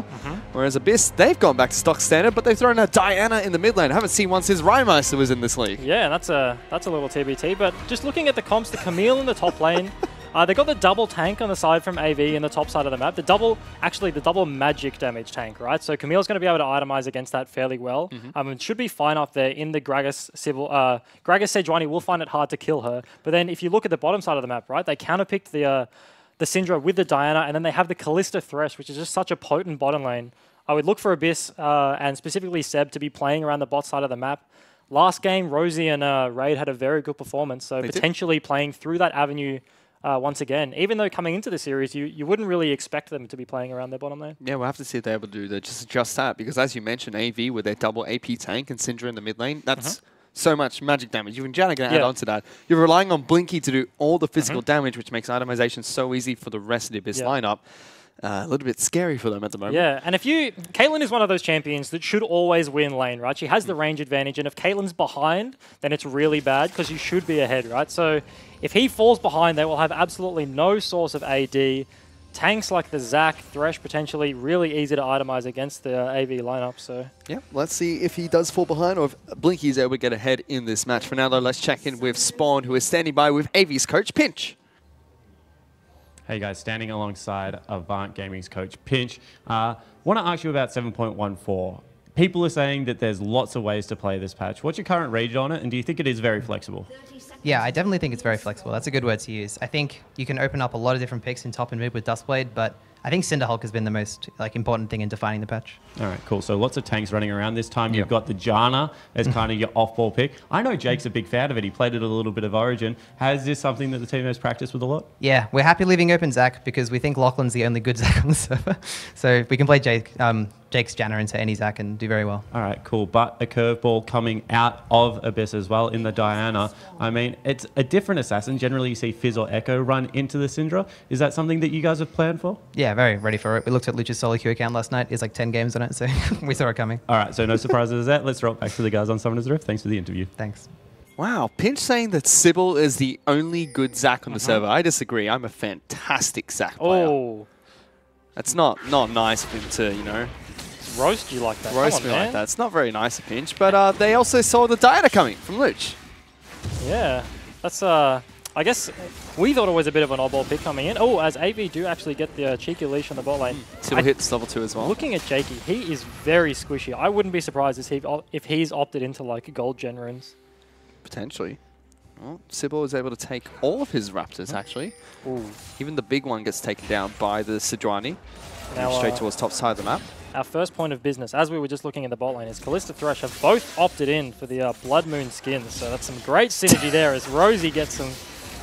Get some headshots in his face, really. I was going to say gets a nice play, but gets immediately punished. As this lane is looking good for AV already. Yeah, that's what Janna does. Pops a big shield on your AD carry, and she does not care about any damage whatsoever. And dishes out even more. Especially since they got the leash. Sorry, they did the leashing, and Abyss got to start in lane, and they're already punishing them hard. So that means Sybil, as the hook misses, is going to find his way into the top side of the map earlier. Pabu has already respected it with a ward in the river. Quite nice. So good damage coming out from Raid there, the charge on towards Blinky, but he's going to be just fine. Both AD carries opting to start with the Doran's Blade. Series top side of the map on this Gragas. Doing all right into Pabu so far, but we should see Camille take over that lane slightly later on. Yeah, very big split push threat if he does get ahead. Starting with the Doran's Blade as well for Camille. Doran's Ring for Gragas. We saw this last night from Dokla a couple of times. It's interesting because you can't stack them anymore. So we did see at Rift Rivals post-nerf that a lot of the teams, the Japanese, the Southeast Asian teams, and even the OPL teams that went, they were still stacking the ring. So potentially does go for that again, or maybe opts into the Darkseal Corrupting combo afterwards. Meanwhile, in the mid lane, Luch taking so much auto attack harass underneath his own turret. Still doing fine in terms of keeping up with CS, and has teleport on the Diana, so he's going to use this time to go back to base after picking up 18 CS. Sybil and Seb will spot each other in the river. And there you go, double ring picked up by Luch. And is that enough of a bite? Oh, as they do they're ganking Luch straight away as soon as he teleports back into lane, but brings back triple, and Seb is here. We'll get the rubber hands on towards Sybil. They're still going for the fight. Luch in trouble. One more auto, not going to be enough. Seb's able to keep him alive. Luch will pick up a cheeky CS on the back end of that, but now he's going to go back to base. And Pinch may be already being proven right. Seb walk. Oh, Sybil. Sorry, Luch, I should say, in some trouble there. Seb trying to rubber hands them together. And as I was saying, he does get the rubber hands this time, but earlier on in the gank, he walks in, lands his Q on Sybil, and then just flails his arms around the minions, and he's not hitting anyone. Didn't opt for the aggressive play, the flash onto Syndra, potentially gets the double CC with his knockoff afterwards. But yeah, Luch was in a decent position, being able to push in the wave, be even in CS, and then TP back with an extra ring to sustain him till level 6, where he can really start doing work, but immediately gets punished by Sybil. They knew he was going to TP back to lane, and Sybil was obviously the communication with Triple's very good there. Waiting in the wings for him to TP, and then he just gets immediately punished and has to base again. And the bottom lane Blinky's been hooked up. That's a shield already used by Jake, so no defense coming out from the Janna. Tornado whiffs as well, and that's a lot of spears being thrown into Blinky. But it'll be just fine. Luch is opting to stay in this lane. Does have the Zac close by.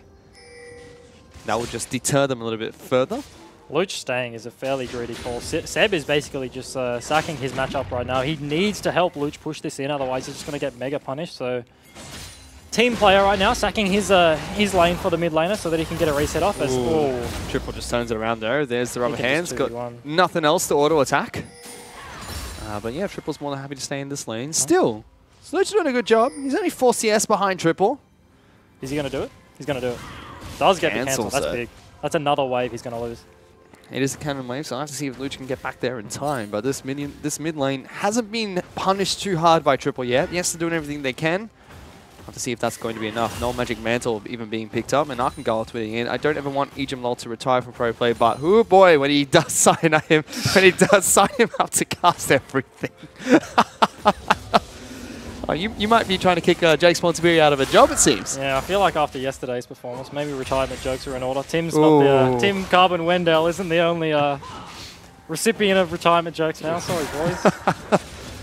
Oh, man. Meanwhile, we have another coach coming in. Jish, I'll be real here. Ejim Low is it's my casting inspiration. What the heck? You're not getting any love. No, every tweet's got my name in it. Where's yours? What are you doing? I don't do small Zach and British impersonations. Too boring. As Luch gives Sybil a piece of his mind, chunking him down. Eats a couple of the honey fruits, and he's okay again. I have a challenge for you. British small Zach. How about that one? I refuse. British small Zach. All Mix right. them both together. If Zach goes small, okay, I will try. In the middle of a team best. fight. In the middle of a team fight. I will try my absolute hardest. Oh, okay. And back to this game of League of Legends. Sybil does get the bot crab. Infernal Drake. Okay, I have a gripe because this patch, I swear, Infernal Drake is the first dragon to spawn in 90% of my games. Yeah, it's Riot Benji's fault. Yeah, Riot Benji. I don't like Benji anymore. He's been ruining my games. He speaks in my ear. But both games yesterday, for us at least, lots of Infernal Dragons. Yeah, you would have much preferred Clouds in those games, you know. Hey, we were winning early, but then we decided not to win. You decided not to win. Something went horribly wrong. Something absolutely went horribly wrong in that match. However, in this game, we're going to see Raid hit level 6, so ultimate available for the Kalista. And although Seb is on the top side of the map, this is where the bot lane starts getting pretty dicey for AV, I think. Kalista, Thresh, level 6. Oh! That's a gank mid lane. Sybil locks down Diana. Luch does have flash, but there's way too much damage coming out. Why would you flash that? And first blood's picked up by Sybil. And they, AV have just done so much work around this mid lane. They just punished this Diana pick. Pinch said in the interview they expected it, right? So they blind picked the Syndra, possibly knowing that Luch would pick the Diana into it. Knowing the counter pick is there, and Sybil has just been here every single time he needs to be to punish the Diana pick.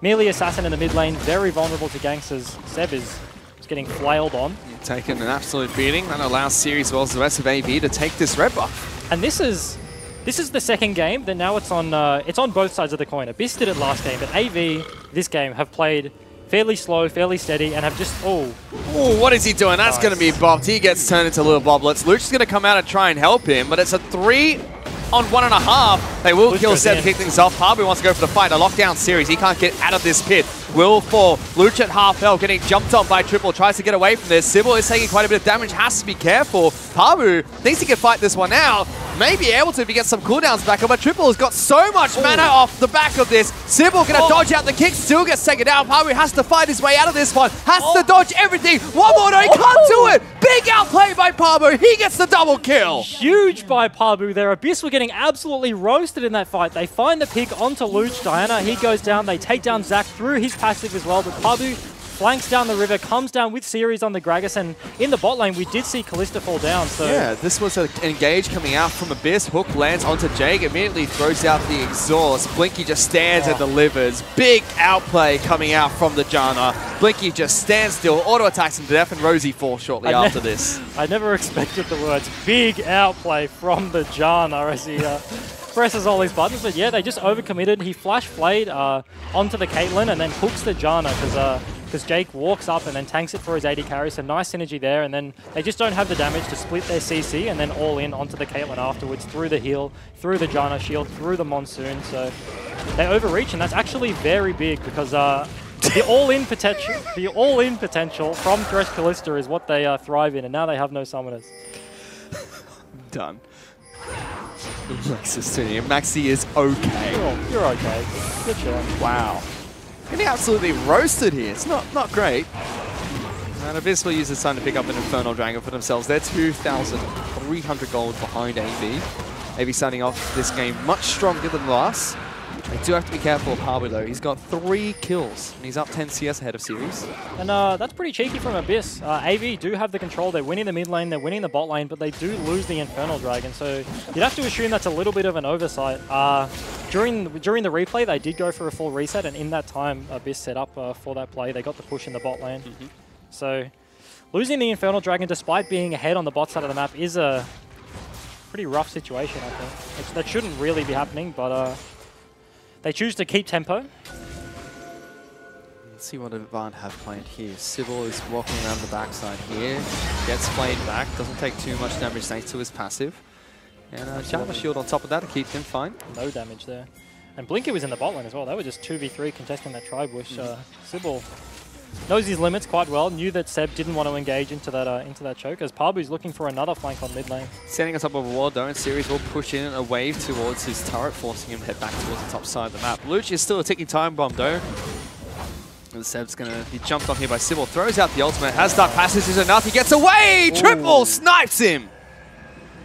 Really nice out of Triple there to just get the flash ult. He knew that he was about to take the Lantern, needed to get the damage in immediately, blows his Summoner, and then they're just continuing to have this bot side control. They do pick up that bot turret. Luch is in trouble, he's running towards the top lane, but Series is there for the counter. Pulls all 3 members in, but they lock him down. Easy kill going to be picked up by AV here. Rosie can't do anything about that, and Abyss lose bottom lane outer. AV are just playing this game, honestly, just so well. From the draft phase, they knew the Dino was coming. They've countered it very early with the jungle pressure from Sybil. Oh, that's a big chunk. It forces the flash away. Is it going to be enough? Not quite.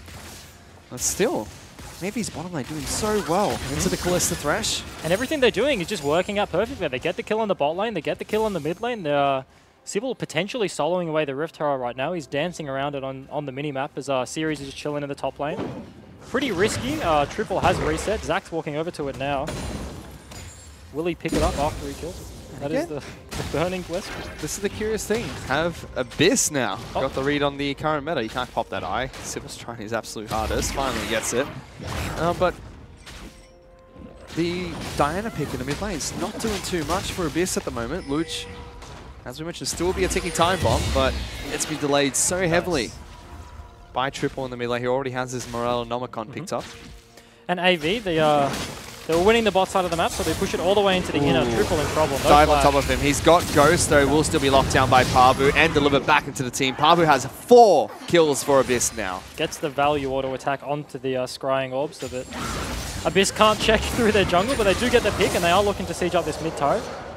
Jakey's walking, but everyone else from the side of AV is reset. Blinky's walking down the river, but Gragas and Sejuani just chilling in the base right now. They have Rage Split pushing bottom side of the map, going to farm up a little bit of minions for himself. Abyss wanted to take that turret, but Blinky and Jake do collapse, keeping it just under half health. However, Abyss now at the Raptor camp. Maybe don't have control over their bottom side of the jungle at the moment. And the map is semi-reset. And I want to talk about Jake's build for a second here. I feel like the only real threat, Janna into Zac should counter the engage, into the Diana should counter the engage. You can tornado all these champions away. The one big thing that Abyss's lineup, as I talk about this, Rogue is looking for a hook, is the hook. They have that, he can do whatever he wants, because if he fails it and misses the hook and gets punished, he can get immediately Callista ulted, right?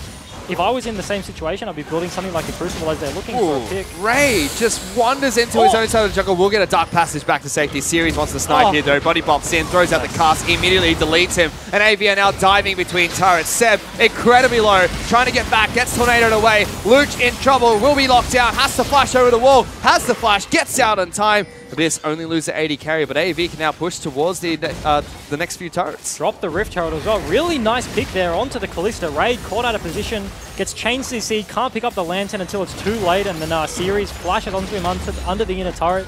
They have the Gragas, they have the Sejuani to tank the turrets there. Blinky flashing forward in the fight, and they're going to look to take the inner here. Yeah, they should be able to take this inner turret. Rift Herald still going strong. Hook lands, but it's only on towards Sejuani. Series over the wall. Nice. What the heck are you doing, Seb? Jumps into 5 members of AV. Thresh is getting locked down. No. The teleport comes out from Parbu to keep him alive, but why? What are Abyss doing? And even Luch is going into the back lines. He's a dead man too. This is just Chiefs first bloody legacy all over again. 1 by 1, running into the team fight, all just dying. Sebs gets his elastic slingshot cancelled by the Janna. Exactly why Jake picked up this champion. Then they blow the TP to try and keep his Bloblet alive, but Pabu didn't want to be TPing into 5 members of the AV lineup, so they waste the TP as well as blowing all their cooldowns. That was so confusing. Just one by one, walked in and keep getting picked off there. Abyss look like they're floundering right now. Last game, they had a very strong performance when they were in the lead. They could take these small advantages and keep progressing, keep chipping away, and keep extending their lead, but their lead rather. But now that they're behind, they're already 7k behind, almost 8k. So much of this was just unforced errors coming out from Abyss, and they're now 8,000 gold behind AV. Oh, it's an absolute disaster. A lot of that sitting in the mid lane. 2,000 up for the Syndra. Bottom lane about 2,000 as well. In fact, all across the map except for top lane where it's dead even. And Pabu has all the kills for Abyss. And Rosie's complete opposite from last game. He had a monster performance on the Bard. Now he doesn't even have 3,000 gold. He's got a 2.5k deficit in the support role. No kills, no assists. So supports are really the role that suffers the most when you're losing, because you just get absolutely nothing. Having a real rough one here, but yeah. They need to do something. I mean, Luch will start to scale, but doesn't even have his Rod of Ages 17 minutes into the game. Yeah, they just need to start trading on opposite sides of the map. They are matching the bot lanes up here. They do know. Oh, they're looking for a pick on the top side now. But they do have the split push later in the game. They do have the Camille into the Gragas. They do have the Diana into the Syndra. Syndra, a mid laner that doesn't want to side lane in the late game. She wants to float, clear the wave, and then come and group with her 4-man. So it's a 1-4 versus a 1-3-1. I mean, if Abyss can keep trading objectives on the other side of the map when AV set up, they can potentially stall out this game to a point where Zac is tanky enough to be relevant, Thresh is tanky enough to be relevant, Raid needs his 2 items, Luch can finish his Rod of Ages and start scaling up. They really need to slow this down like they did in Game 1 and start making these decisions to trade across the map. Yep, curious to see if they can slow down this game, though. It will be a difficult affair. Blinky's already got the push going top side of the map. Raid and Rosie will be sent up here as well. 17 minutes into this game, Baron will be spawning in the next 2.5. Pabu's still split pushing bottom side of the map against Series, who has gone for the Iceborne Gauntlet Rush on Gragas that we saw Doppler start in the OPL. And you mentioned the Baron, and that's going to be the next really turning point. The big swing in the game. AV are looking to take this out of turret. Abyss have to respect that they're so far behind. Oh, they do look for a pick right lands on the triple. Did they go? Zac flies in as well. Forces the flash early. Triple's going to be just fine. Sybil can take a blast cone away to safety, so they only get the flash out of the mid laner. They do burn the flash, but AV are just going to walk up. Their bot lane is still there, chipping away at the turret. They're going to get the objective they set up for it. Minor setback in the Syndra flash, but they are looking again. Rosie's looking for the hook. Can't get it. Gets hit by the net thrown out by Blinky. He's having a much better game on this Caitlyn. And Camille still pushing bottom side of the map against the Gragas. AV will push further forward and take down this top lane inner turret. Luch standing on top of wards, wanting to rotate up, can't get there in time, instead will continue pushing mid lane. In fact, if he pushes hard enough, might be able to take down mid lane outer. We'll have Sybil rotating into the mid lane to try and defend that. And yeah, we do see AV take out the top lane.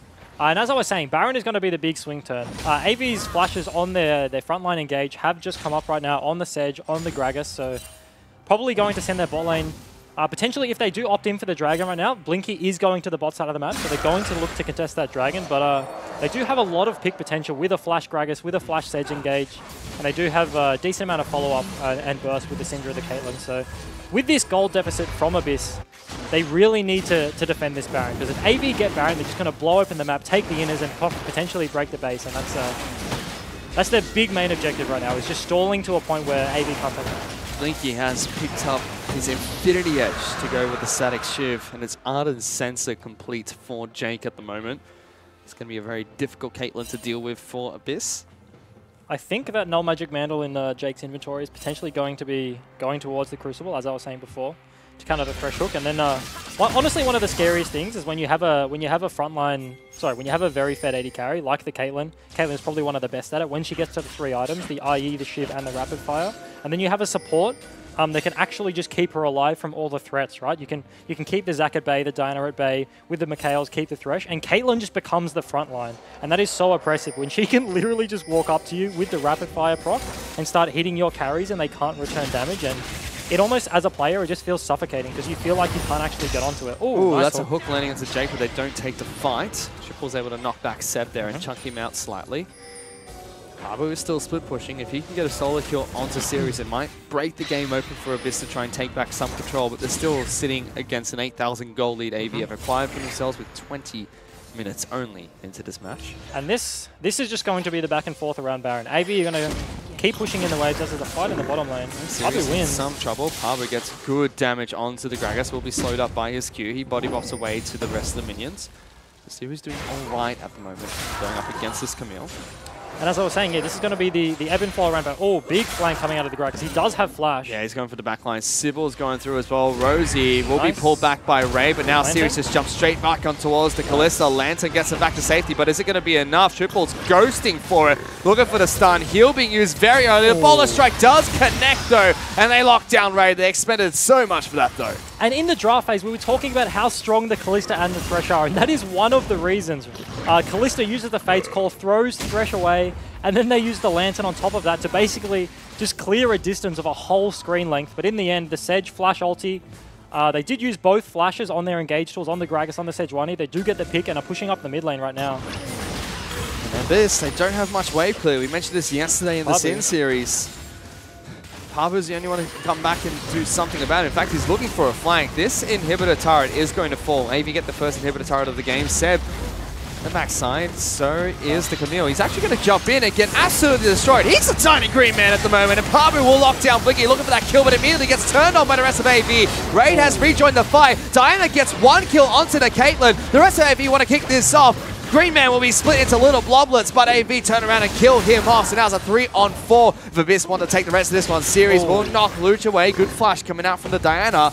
But Abyss still looking for the fight. Good knockback stops the hook coming out onto Triple. And Seb thought he had a flank there, but Jana with the Tornado just cancel his E. He was on vision the entire time. Oh, Raid in trouble. My goodness. AV pile on in. Oh, they TP'd as well. They burn the cooldown. They would have had TP advantage. Pabu splitting, potentially the only point where Abyss were winning right now. Could have used that to their advantage. They break open the mid inhib, so Baron is going to be the next objective. And as I just said, yeah, they waste the TP right there, looking for a flank, and Raid just gets immediately caught. This has been such a back and forth series. First game, so heavily one-sided in favor of Abyss. Now AV taking control of the match. And they're fairly similar games from both sides of the matchup, right? Whereas AV were the ones losing in the first game, whereas they're winning here. But reasonably steady games with no throws yet. Baron is a big throw potential, though, so potentially coming right up. It's come down to the fact that the bottom lane duo for AV, this Caitlyn Jana lane, has absolutely dominated against Raid and Rosie. He did go for a locket instead of Crucible, so oh, that's Pabu being aggressive there. He was wrong. Forces a flash against Triple, and the ultimate comes out from Sejuani, trying to lock him down. Pabu taking so much damage, but gets back to safety. Seb will have to jump away as well. They're just going to start with the Baron. Pabu has no TP. He has to go back to base. They've cleared out all the vision. Walking through with the sweeper right now. They have so much pick potential. They don't have the Syndra and the Sage ulti, though. Look like they're just going to push in the top side of the map. There's a bot wave crashing bot lane, and Pabu doesn't have the TP, so he doesn't want to go catch it. So AV are just going to set up on the top side of the map. Even if they don't get the turret here, even if they just set up and Abyss do defend, which now that Pabu's opting to go into the bot lane, they're just going to concede it here. You can tell Seb's starving at the moment. Only completed his jungle item, still has the components of his next, whereas Sybil, full wall mogs as well as Stoneplay complete on the Sejuani. And I do think that's the right choice from Pabu there to catch the wave. He's only falling further and further behind if he keeps grouping and keeps getting no CS. So AV will constantly chip away at this turret. Hook lands on the series and Seb jumps in again. Cancelled by the Jana. He can't do that. Pabu wants to join the fight as well. A good cast will come out to separate the team. Pabu in a lot of trouble. The ultimate comes out from Caitlyn trying to snipe him out. Luch will block that, but inhibitor turret falls. And there's just nothing Abyss can do to engage against Avant. And Seb just keeps elastic slingshotting in vision. That is so easy for Jana. As soon as the Zac just plants his hands on the floor and starts charging up, Jake is he's just launching his tornado in that direction, charging it up. He doesn't have to do anything. He can just let it time out, and Zac's just going to cancel himself on the ability. And he keeps setting up in vision and keeps going in anyway and just getting punished every single time. Still have a good game on the Zac, which is considered one of the strongest picks in the current meta. Sybil, meanwhile, picking up the Sejuani, doing absolutely fine against Abyss. And AV getting the Scuttle Crab before they base. unclearable vision from the likes of a pink ward or a sweeper, so smart choice to do that before they concede some of the control to Abyss right now. Are they just going to Desperation Baron? Oh, Lantern? Yikes. Not everyone's on the same page Yeah, there. bit of miscommunication there. Oh no, Luch stands on a trap. Now he's being caught. Sybil will be able to lock him down. Nowhere for you to go. Inexcusable, unforced errors coming out from Abyss. Absolutely, and AV are looking to chase forward. They're looking, well, are they just looking to end right now? Luch is down for 35. They're 12,000 gold up. 25 minutes into the game, AV just run it straight down mid lane. And no one from Abyss has reacted to this just yet. They don't have they don't have Baron minions, but they do have the super creeps, so it's almost impossible to get on this lineup with the Janna defending. Seb's going to charge it up again. Watch the tornado immediately cancelled. Harbor's going to try and jump to the back line. Jumps to top of Blinky, going to take too much damage, so Blinky gets that first kill. Raid is trying to do something about it. Good delivery system from Seb, but it's not enough. Raid trying to kite for his life, does no damage whatsoever. Double kill for Blinky. Seb's going to fall as well. Triple kill picked up by the Caitlyn Sheriff, and now the Nexus is going to fall as well. Luch watches as his base gets destroyed, and Avant will be able to tie this one back up eventually. But they're waiting some time here in Egypt. They want to go for some more kills. They want the KDA farming, but they don't get it in the end. Absolutely great game from Avant there. They tie the series 1-1. They said in the pregame interview, talking with Spawn and Pinch, they said that they knew about the Diana. And the Diana, this is the second series in a row where the cheesy sort of counter pick that's meant to go unexpected, the Wukong, now the Diana, has just gone mega punished. Sybil played so well around the mid lane. They knew it was coming with the Syndra matchup, and yeah, Luch just did absolutely nothing that game, honestly, and AV just snowballed that lead into the jungle, into the bot lane, all around the map, and used their control so well. And you see the man on your screen just there having a big grin on his face. Yeah, it almost feels like a poor meta read coming out from Abyss there in that match. But the Janna from Jake, yeah, very impressive into the Zac. Caitlyn Janna as well did fine into the Kalista Thresh lane. Yeah, I mean, I'm not willing to concede that I'm wrong, but potentially a difference in opinion. I don't know, I might be wrong, but I still think the Kalista Thresh should be able to win that matchup.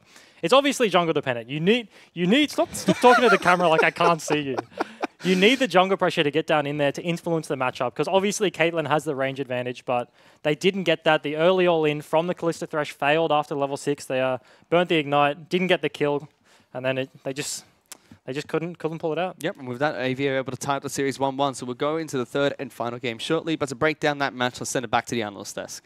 Thanks so much, Fish. And an absolute disaster on Summoner's Rift for Abyss Esports. It looked like they had put together a very comfortable draft, but from the get-go, they lost complete touch with that game. Yeah, I mean, you said it best when we were upstairs, that Abyss just had a great draft. Multiple great champions. I didn't see the Diana coming. I don't know how AV did. That was sort of out of left field for me. I even said it didn't feel like a Luch champ. But if I'm going to go back, and I'm Abyss and I go back into their room there, that's not a draft issue. That's not a Drac issue. That's one where you have to look at it. Piper was popping off earlier, and they couldn't stem the bleeding in the other lanes to let them sort of just scale through that game. Yeah, they pushed themselves into this like 1-3-1 composition that, you know, if they're ahead, they have like a lot of pressure to allocate in their side waves, but they had like really no control for the mid wave. They had no like wave clear either, so you know it was very punishing for if they fell behind. All right, break this down for me, because we talk about 1-3-1 and 1-4 a lot, and I feel like we never dive into the strengths and weaknesses of either side of the composition. So what is it about 1-3-1 that is good, and you know, how do you punish it with a 1-4 comp? Yeah, so I think the opening point to bringing this up is that if you take Syndra, you can't send that like champion to a side lane because she's too easily ganked. She's like doesn't have enough wave clear. She's not safe to be in a side lane. So having something like Syndra means that you want to look towards team fighting and 1-4 and stuff like that. So taking something like that Diana that takes teleport and and it is like a good 1v1, even 1v2 champion means that you can put like pressure across multiple parts of the map, and then you're going to try like slowly take all of the map and give like very little area for the opposing team who are like 1-4 or something to actually like gain control. And when you get ahead, it's quite oppressive because you're denying them their like little side jungle camps. You're shoving in all the waves and stopping them from catching it, and then you slowly choke them out just by farming more and getting more experience. And I mean, what is the support's role in either of those comps? I mean, in the 1-4, you're generally there as a big initiation tool or team fight. But how do you kind of set up 1-3-1 for your team? Well, if you're a support in 1-3-1, generally you either help your wave clear, for example, Karma, Mantra Q, help stall out the 3 side, or you want to be a big disengage tool. Janna, for example, not great, not meta right now, but is great for disengaging and just peeling back and bailing and letting your side lanes do the work. Tom Kent's Thresh also able to do the same role, but it really depends on what your team needs. And then as well, just working out how you need to allocate vision. So if you want to protect your split pushes, protect dive threats around mid lane as well, set up for ganks and like deny vision as well. So obviously, you could talk more about that, but that is a huge part for supporting the 1-3-1. Yeah, it certainly is. I mean, not really all that relevant in the game because we just saw lots of team fights. However, at one point, I thought that this game was over. I'm going to pull up the replay on your screen. Pabu was popping off T-Gun, and when you get a Camille 3 early kills, it should nearly be lights out. I cannot believe he got this third kill here. So this is AV initiating on a court Seb. They think they've got tempo here. They think they're in control. Luch comes in, Pabu comes in. AV have burnt most of their damage. Syndra ulti is down. A lot of their big cooldowns are down. So Luch and Pabu are able to completely blow up the series. And now from here, I was thinking maybe he kills Sybil. All right, maybe he kills Sybil and leaves. But Pabu knows the limits of his champion perfectly. Sybil with a good flash, not good enough though. And right now, dodges the Q and knows that with his shields, with just all the damage he has, he's going to come out of that alive. I assume, at least. Maybe he just gambled and won. That's also possible. Yep. But I'm giving him the benefit of the doubt that he understood the limits of his champion and got really far ahead. But like I was saying before, he was way ahead, but the rest of the team just, they couldn't stop and they couldn't stall long enough for that to be useful. I mean, he played it like immaculately, and we said, in the first block that we said that, is he the superstar that we saw go to 120, 140 CS lead? Is he the solo carry? Is he the player that's going to be an individual star? And I think that, at least in the little segment we had there, he was actually quite impressive, right? Like that was a very impressive, 30 seconds. Yeah, it certainly was. But what you need when your split pusher is ahead, you need the rest of your team to play patiently. However, no patience out of the Abyss Esports lineup. I mean, they even lose 2 turrets in the mid lane, Jish, and then they continue to try and force the play. Yeah, so we just saw that obviously they know they're falling behind and they feel as though they have to stop, just stop losing out here. And I think it's to their downfall. They end up just going back on engage and they're really split. So you have to question their communication and their their decision making here. Pabu with an interesting teleport. Seb still dies. Luch with another interesting teleport coming from behind the team. And from what was just a few thousand gold deficit, that turns into a +5 and they just lose all map control. They waste their important cooldowns, like the TPs, and it just seems desperate. Yeah, I've been in that position before where you just, what they were feeling is they feel like they need to do something. That they've got one person ahead, but it just isn't enough. They're just falling apart. They're losing objectives. They feel like they're not contesting enough. So they just pull the trigger, and it was the wrong time to do. You need to have that patience. Have your veteran talk. Have Rosie talk you through that and say, it's fine. We have to just cut our losses here and look for an opportunity later, instead of what they did there, which was just everything looked disjointed. Bad TPs, bad engage, bad timing, just no one's on the same page. Yeah, it certainly was not the case. However, Pabu did have a great game. We're going to pull his stats up on the screen for you right now. Maybe the one shining light for this team, 4-2-1. Had a lot of the team's gold, but because of those team fights, Series was able to match in items and at least hold off his split push.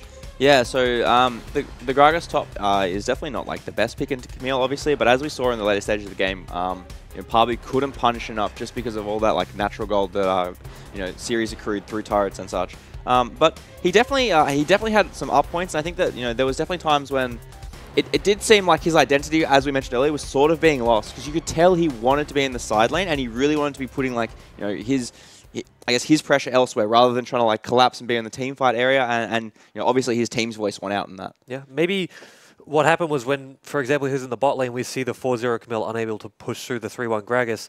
Maybe that's where he just decided, you know what, if I can't do enough in the side lane, I have to group. And it's just really difficult when you've lost so many objectives that the opponent catches up when you felt like you were doing so well. It's so difficult when you lose control of the mid lane. So much of League of Legends comes back to how much mid lane pressure you have and how you can move around the side lanes, at least early in the game, to create pressure, especially with double TP, Jish. But Luch, picking up the Diana in this game, I feel like he was a big vacuum of absolutely no pressure at all. What the heck happened there? I mean, yeah, Abyss pulled out their 4D chess piece in the Diana this game, and it resembled a little bit of the Wukong. We weren't exactly sure what to expect from it, but Pinch did mention that they were ready for it, and they played around it really well. So we saw them bait out his TP back into lane, and then Sybil immediately ganks it, and then they start drawing pressure. Seb has to sit in his lane and just push out the wave and stuff, and then they end up coming back. They get first blood on him, and just a really, really good play around that pick. I mean, if we're speaking of useless champions from Abyss. We can talk about Diana or we can talk about Zac. Pinch said he thought no one but Sybil was good on it, and the damage stats sort of reflect that. When your Thresh is out damaging you, it's never a good time. And I mean, yes, the stats look dismal across the board for them, but time and time again in that game, he was coming from in-vision into a Janna like he just didn't understand what was going to happen. I'm going to stick up for Oast junglers a little bit here. I thought that Shern played an okay Zac yesterday. How about his ults? His ults weren't great. I was going to mention that. He's an EQ Zac player. QWE Zac. Yeah, exactly right. Don't skill the ult. I thought Spooks had a good game on it. I have watched only play Zac. He's a pretty good Zac player himself. So I think there are more. Carbon played it pretty well too. So I think that, you know, yeah, maybe Pinch was a little bit critical. Obviously, Sybil's a very good Zac. But yeah, you know, at least for Seb, I think that maybe not his best champion. Yeah, it certainly didn't look to be the case. However, who did look comfortable in his champion for the second week in a row was Sybil. We've already mentioned his pressure around the mid lane. I think at one point he was Warmog, Stoneplate, Cinderhulk to components of items against his jungler opponent. This is a guy that when you give him a favorable matchup, he will run away with the game. Yeah, this was just a clinic put on by Sybil. You know, we saw him being the first person to confidently pull out the Sejuani. Didn't have the best showing against Direwolves after that first game, but you know, he definitely has knuckled down, I think, because he looked a lot better in his pathing. You know, he wasn't getting abused early, and he was really confident in his ganks. And that's sort of thing we've criticized of Sybil, right? We said earlier that, you know, sometimes he looks like he's a bit out of control and he doesn't know where he's going to be. But in this game, I think Tegon, he looked actually like, you know, quite controlled and quite like, you know, on top of it. Yeah, and if there's one gank I want to highlight from him, it was that gank in mid lane when Luch TP'd back. I feel like AV read exactly what was going to happen. They knew he was going to take the greedy TP location. He wasn't going to go to his tower. He was going to go to the wave. And they were ready for it. Syndra stunned instantly. Sybil comes in. I believe he even flashed to close the distance. And that's a big difference from Game 1 and Game 2. Game 1, he's in the jungle getting caught. Just doing stupid things. Going in when his laners don't have priority and can't back him up. Game 2, he's playing around his laners, playing around his mid lane. And for me, that's what he should be doing. Pretty much every game. Don't play that solo queue style. Don't play that I need to carry style. You have great laners. You have a really strong mid laner in triple. Let him do his thing. Yeah. I mean, absolutely, and that's sort of what we saw, and it worked really well for them, right? It certainly did. However, we do have a tweet coming in, guys. We're going to pull it up on your screen now. It is going to be, you know, what is the counter to this crazy tank meta? It's from Raw Power. More tanks. And I was going to ask, is this actually the case of, you know, just get them in the mid lane? Like Nautilus mid lane and Galio mid lane made resurgences in the last couple of splits. Like, are we just going to see more and more and more? Yeah, I mean, so there's always a thing about just bringing N+1 tanks. Yeah. But eventually everyone has 5 tanks. So if we want a more realistic answer, Kallista's a pretty good tank shredder because of the way her Ren works. You just stick a million sticks in you and eventually you are going to kill them a bit faster. Assassins need to be phased out. Lethality champions, while they're really strong in killing squishies, if your opponent has tanks, you need to recognize that it's not going to be useful and work around it. So there are answers, but it's something that's going to be sort of more figured out over the coming weeks. You know, maybe we see the return of hyper carries. You know, Jinx is often done pretty well. Yep. You know, Tristanic, I don't want to say Caitlyn, but I'll say Kog'Maw. You know, those champions that have like a decent range, and then when they get to 6 items, they just, you know, rip through tanks. I have an idea for you. Is it itemization changes? Historically, when lots of tanks have been picked up, you go things like Zarot portals, or the support will grab something like the stupid make a creep big and push it down a sideline. Banner of Command. Banner of Command. That one. To try and force the team comps apart. Is this something that teams need to be more creative with their itemization to try and get some of the tanks back into the side lane as opposed to the Baron and the ARAM mid fights? I mean, yeah, very, very possible. I don't think we've seen a banner in recent times, but that was always that really annoying thing when you're like the Maokai doing 20 damage on auto attack to that like stupid cannon minion. Yep. So, you know, definitely people will have to be more creative in their itemization. Tegon, please don't be bringing out any banner of commands against me, but, you know, do it against everyone else. Well, we don't play you for a while, so maybe something's changed by then. However, we do have Benzel. He has an idea of his own. He thinks that when 80 carries start picking up Frozen Mallet, that all of these tanks are going to get a little bit less scary. See you next week, Benny. What do you think? I mean, make FBI build a Frozen Mallet, please. I'm not getting between them. Not get between them? Not 2 coaches. I am not a big fan of Frozen Mallet. But however, we are about to get into game number 3. So before we get there, let's have a look at some of the highlights from last game. Sybil locks down Diana. Luch does have flash, but there's way too much damage coming out. Why would you flash that? And first blood's picked up by Sybil. Harvey wants to go for the fight. A lockdown series. He can't get out of this pit. will fall. Luch at half health, getting jumped on by Triple, tries to get away from this. Sybil is taking quite a bit of damage, has to be careful. Pabu thinks he can fight this one out. May be able to if he gets some cooldowns back up, but Triple has got so much mana off the back of this. Sybil gonna dodge out the kick, still gets taken down. Pabu has to fight his way out of this one, has to dodge everything. One more, no, he can't do it. Big outplay by Pabu, he gets the double kill. And a series over the wall. What the heck are you doing, Seb? Jumps into 5 members of AV. Thresh is getting locked down. The teleport comes out from Pabu to keep him alive, but why? What are Abyss doing? And even Luch has gone into the back lines. He's a dead man too. Pabu will lock down Blinky, looking for that kill, but immediately gets turned on by the rest of AV. Raid has rejoined the fight. Diana gets 1 kill onto the Caitlyn. The rest of AV want to kick this off. Green Man will be split into little bloblets, but AV turn around and kill him off. So now it's a 3-on-4. Blinky gets that first kill. Raid is trying to do something about it. Good delivery system from Seb, but it's not enough. Raid trying to kite for his life, does no damage whatsoever. Double kill for Blinky. Seb's gonna fall as well. Triple kill picked up by the Caitlyn Sheriff, and now the Nexus is gonna fall as well.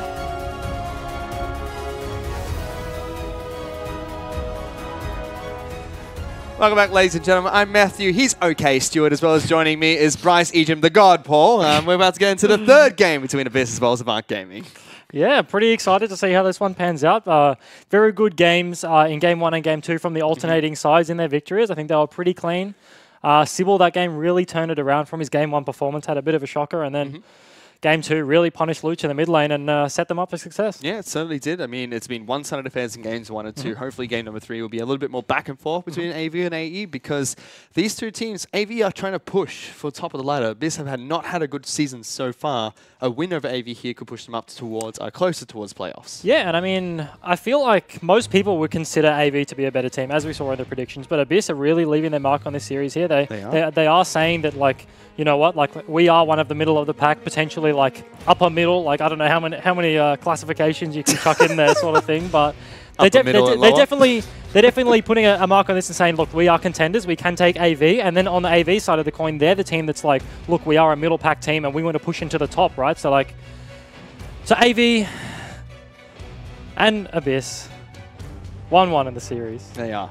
You ran out of things to say, right? You were going. I was waiting for it. You had a train of thought. You just stopped. You're like, well, they're on one now. I jumped off the train. Don't jump off the train. It moves at a fast speed. You will die. I'm on the hype train though.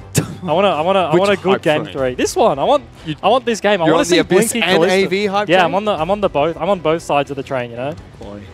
I want to see Blinky Callista upstairs. He was eating lunch prior to the game, and I was sitting down, and he was just like, I was like, "What are you going to play today?" And he looks at me with a shit-eating grin, and it's just like Callista. And I'm like, okay, all right, I'm excited. He hasn't got it yet.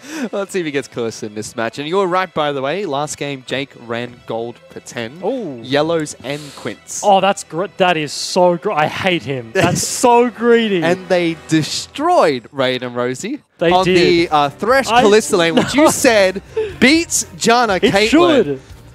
He had gold per 10 Quints and yellows, and they still lost Siege. I don't know if that speaks about the matchup enough. That's the kind of thing where Rosie is going to look back on that game, look at the match histories, and check out the runes that he was running and be like, I can't believe I lost to this Muppet with gold per 10 Quints and yellows. Well, meanwhile, in this match so far, we're not going to get Blinky on Callista in the series as well, because it is Varus that gets locked in for him. Xayah was the first pick from Abyss, with Jace, Galio, and Kha'Zix banned out by them. Cho'Gath, Elise, as well as Caitlyn, banned out by AV. And this is a repeat of the Game 1 matchup, and the Varus into the Xayah didn't look too good.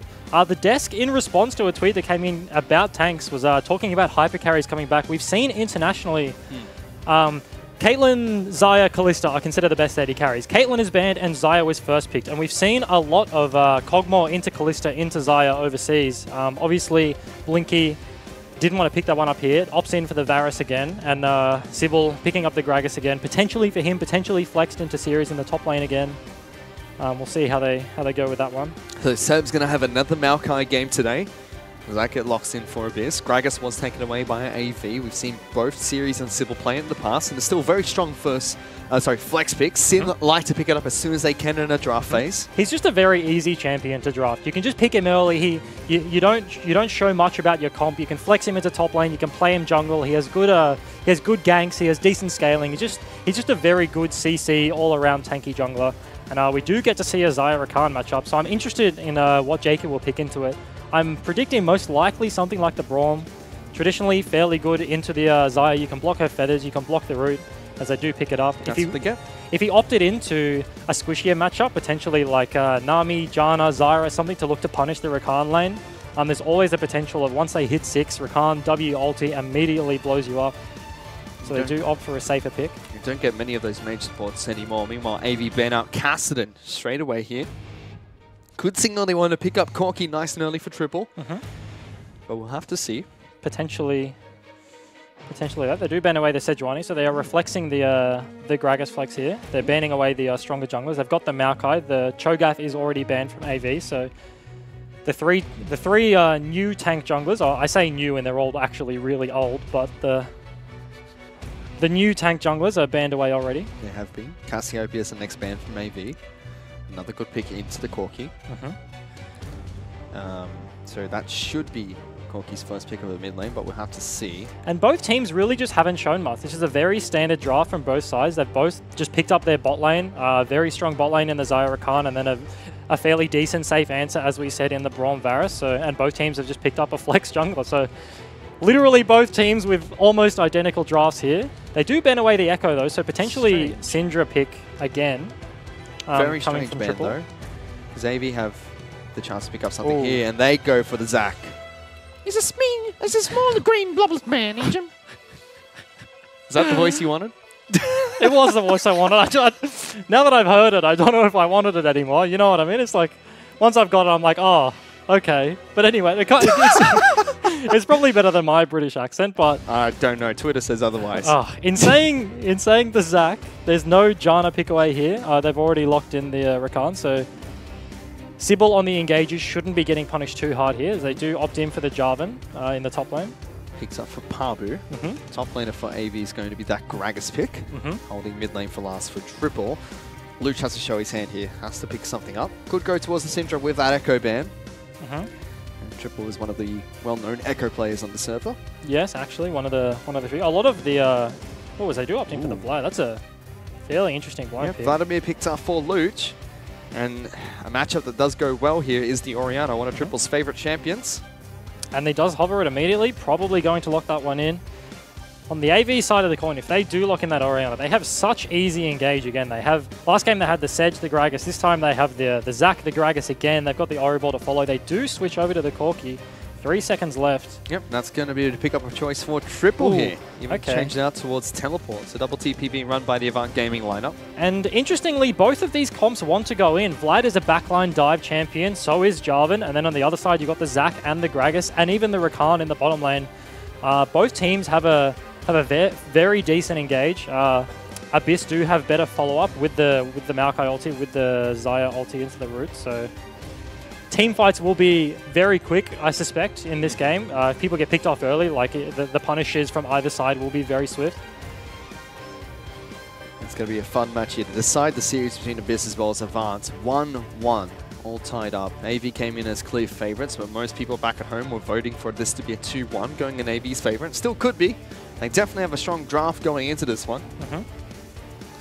Abyss is small. They've thrown another curveball, but something we've seen a little bit more often in the OPL, which is going to be that Maokai in the jungle. And just becoming more and more standard now. We've seen a lot of it this morning in the LCS, and was very highly prioritized. A lot of first picks this morning, and yeah, they picked it up again here. I feel like the bot lane for Abyss is much stronger. The Braum into this matchup is just a negate pick. It's like Tahm Kench into Thresh. You don't have much pressure, but you have the ability to stop them engaging on you. So I would look to see Abyss play around that pressure in the bot side of the map again. Their bot lane, first game played very well, had a very good performance on the Rosie Bard. Second game didn't do an awful lot. Had the very cheesy, very greedy gold gen Janna had the best of them. But so yeah, I would look to see Seb play through his bot lane here. Rosie's now back on Rakan, one of the more playmaking-based supports that are in the current meta. We saw you play that last night. Very strong, not only with Xayah, but with other AD carries, such as Kalista. So curious to see if he's going to have a similar performance to his game one on the Bard. He does have the Ignite, And I'd be interested if the observers click on Rosie. I want to see how much AP he actually has. Because Xayah Rakan, if they both level W, because of the synergy, Xayah gives Rakan, I think it's 15% more attack speed. So they actually do so much damage. They are literally the best level 1 bot lane in the game. Into something like the Braum, very easily punishable, and the Varus, who's very immobile. If they get a level 1 trade-off in the first wave, they will literally kill Blinky if he doesn't flash heal away. So we'll have to see. SKT Zach. What do you think of the Santa Gragas? Santa Gragas. Yeah. Oh, I feel like Give them the Series has presents. stolen it. That's a Carbon skin. Carbon is the OG Santa Gragas. Jake has opted for a Chroma Pack Braum. That's a respectable choice. And Rosie doesn't have a skin. No, okay, that's abysmal. What are you doing? Doesn't opt for Surama Rakan.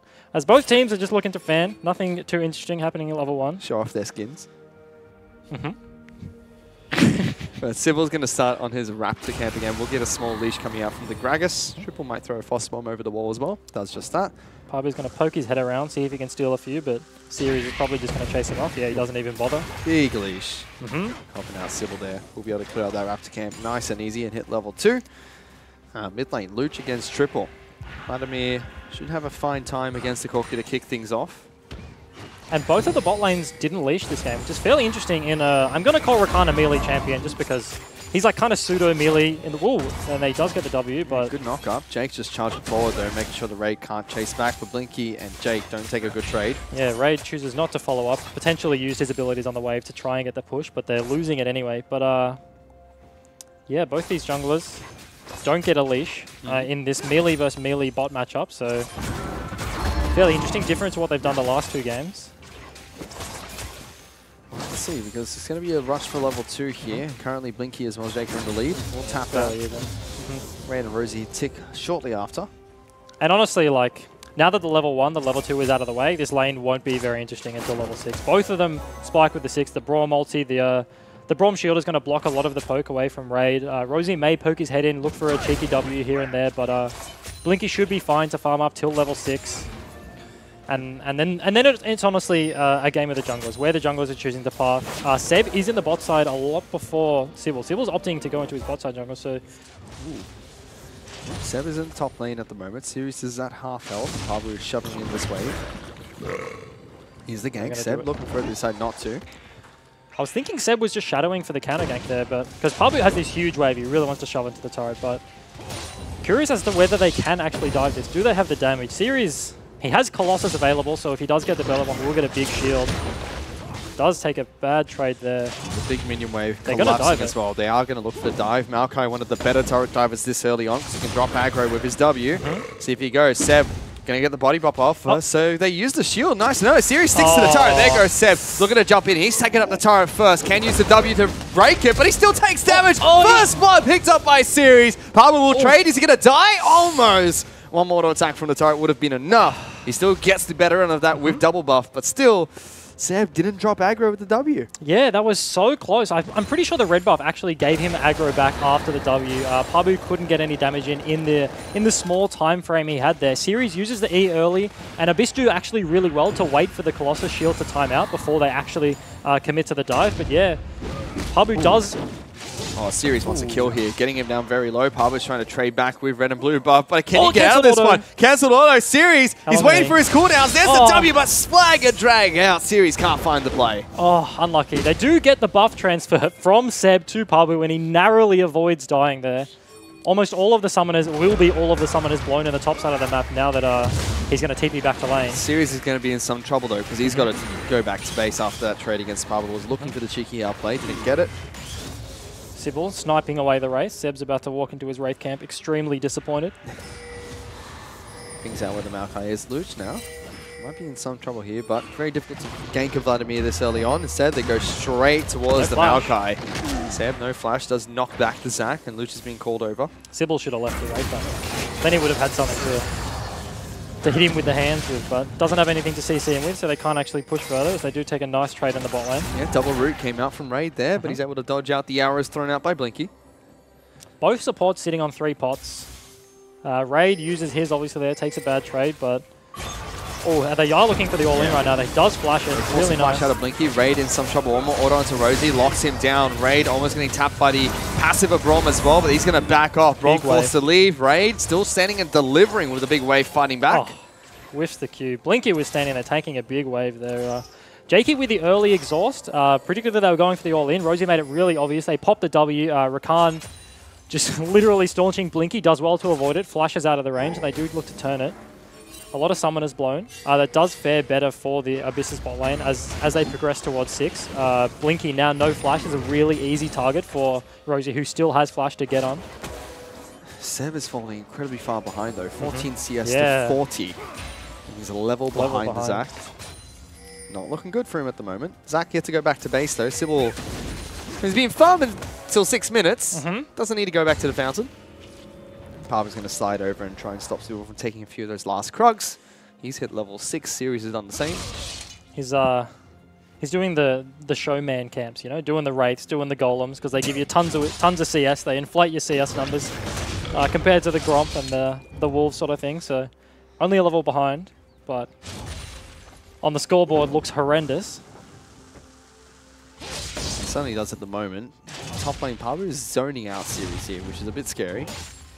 54 CS to 38. Both of them have a kill, but Series did dive coming up to the top lane. And we do see another Infernal Drake as the first dragon of the game. It's happened once again, but as Abyss have reset on the map, Seb goes out on his bot side jungle, so he's going to path from bot to top. Series will probably have flash available once he gets up there, so potentially looking for a redive on the top lane. Pabu does have a small lead, but Seb is potentially too far behind to pull it off. Let's see, he does finally tick over to level 5, but Sybil is 6 already. Brom is mid, holding the way for Corky. What a team player. Jake doing everything he can to keep his team in this game. Apparently it's completely even between Abyss as well as AV. Corky picks up the Hex Drinker in the Vlad matchup, so fairly safe buy, very efficient into that matchup. Easy purchase means he can't get all in. They're looking for a dive in the bot lane. Blinky doesn't have flash, but Rosie misses the W. No heal either. Raid, though, takes too many turret shots. Will drop aggro, and Luge jumps to the backlines with the Hemo play. Jake will be the next one to fall as well if they're not careful. Rosie tanking up the turret to keep things off. Raid has to be careful that he doesn't take aggro. Luge flashes away. He's going to die. Will eventually die here. But it's Jake that picks up the kill. 2-for-1 trade and turret should fall. And they actually opt into that bot lane dive before Rakan is 6, but it just looks so easy. They missed the Rakan W knock up onto Blinky despite him not having flash, but they still play out the dive. Because Corky had to reset in the mid lane, Luch pushes in. You saw Jakey was actually holding the mid wave for triple, so they see him on the map. Luch pushes in the wave and gets priority before the Braum can get bot. And it's effectively just like a 3 or 4v1 in the bot side of the map for the first part of that dive. They clean up Blinky, take the turret, and I assume they're going to look for the Infernal Dragon next. And that's a big chunk of gold given over towards Raid as well. We saw the 650 pop up as the first turret falls for Abyss. Parver doing absolutely fine as well. 72 to 58 in CS against Series. He's rotating down towards the bottom lane as 80 carries will swap up towards top side of the map. And Rosie does actually proc 6 on the wave prior to basing, so AV did flip the lanes. They put their bot side top, and Abyss matching them. But yeah, as I said, Rosie and Raid both have their ultis available now. They will absolutely destroy Blinky and Jakey in the 2v2 right now. They have the BF sword advantage to 2 long swords, as they're just going to push out the wave. Yep. Looking really good for Abyss at the moment. And mid turret is really low. That's ambitious from Sybil. Packages available for triple. They can make a play towards top side of the map. Both will be back up. Will be up, I should say, in the next 30 seconds. And Zach is a very good champion at diving turrets, right? Like he can engage from so far away, and the mid turret is very low, and it looks really juicy. But when you look at the lineup of Abyss, they have the TP on the Jarvan. He can TP to any of the wards in the river and flank, but Rakan and Vlad are both champions that are very hard to dive. As you see him going in again, he just uses the pull, the package. They get absolutely nothing out of that. If you try to dive a Rakan, he can counter engage super easily and punish you. So it's going to be quite hard. Ooh, Luge. Aggressive, man. Proto-belting straight into triple. Yeah, so it's going to be very hard for them to dive this mid-turret. No way, but still Sybil keeps committing. Luge has been ignit here. Triple's tanking up the turret. He's going to try and deliver him back away from turret. Valk comes out as well. Behemo pull, comes back up, knock up landing on towards Sybil, teleports are coming in as well. There's the Cataclysm from Pabu, and the charm comes in from Rosie. They split the Boblets. Series kicking off this fight again. There's the big ultimate from Jake, knock them all up, but Series just separates them. Ulti thrown out from the Maokai as well, trying to lock everyone down. This is an absolute disaster for AV suddenly as Maokai comes online. Raid joins the fight. Rosie gets a kill for himself and Series falls on top of that. It's a 3-0 in favor of Abyss. And that's absolutely what I was just saying. They keep looking for this dive onto the Vlad. His pull comes back up. They waste the Zac ulti, the ignite from Triple onto the Vlad. Don't get the kill. He just pulls out and then the rest of Abyss just collapse from the side lanes. Pabu TP's in. Rosie and Ray just run down from top lane, get a nice engage, and they clean up the mid tide for effectively for AV's play. This looks like, honestly, the Sybil from game 1 where he kept getting caught in the topside river. He kept being over-aggressive and got punished, and that's exactly what happened to him again there. Just silly. They're forcing engages they shouldn't take, and this was the start. Sybil brings him back, but as soon as that happens, Abyss turn it around. And then, yeah, this flash. Zac actually has flash here, chooses to not flash away. Triple mildly wets himself there and flashes away from a Jarvan EQ that's not going to hit him, but as the collapse comes in, Rosie gets a knock up there, they kill them, and the Varus ulti comes in. Zai is coming from the top side of your map here, and they just get a double knock up onto the tanks. Gragas and Braum go down, burn his flashes anyway, and they just absolutely clean up the fight.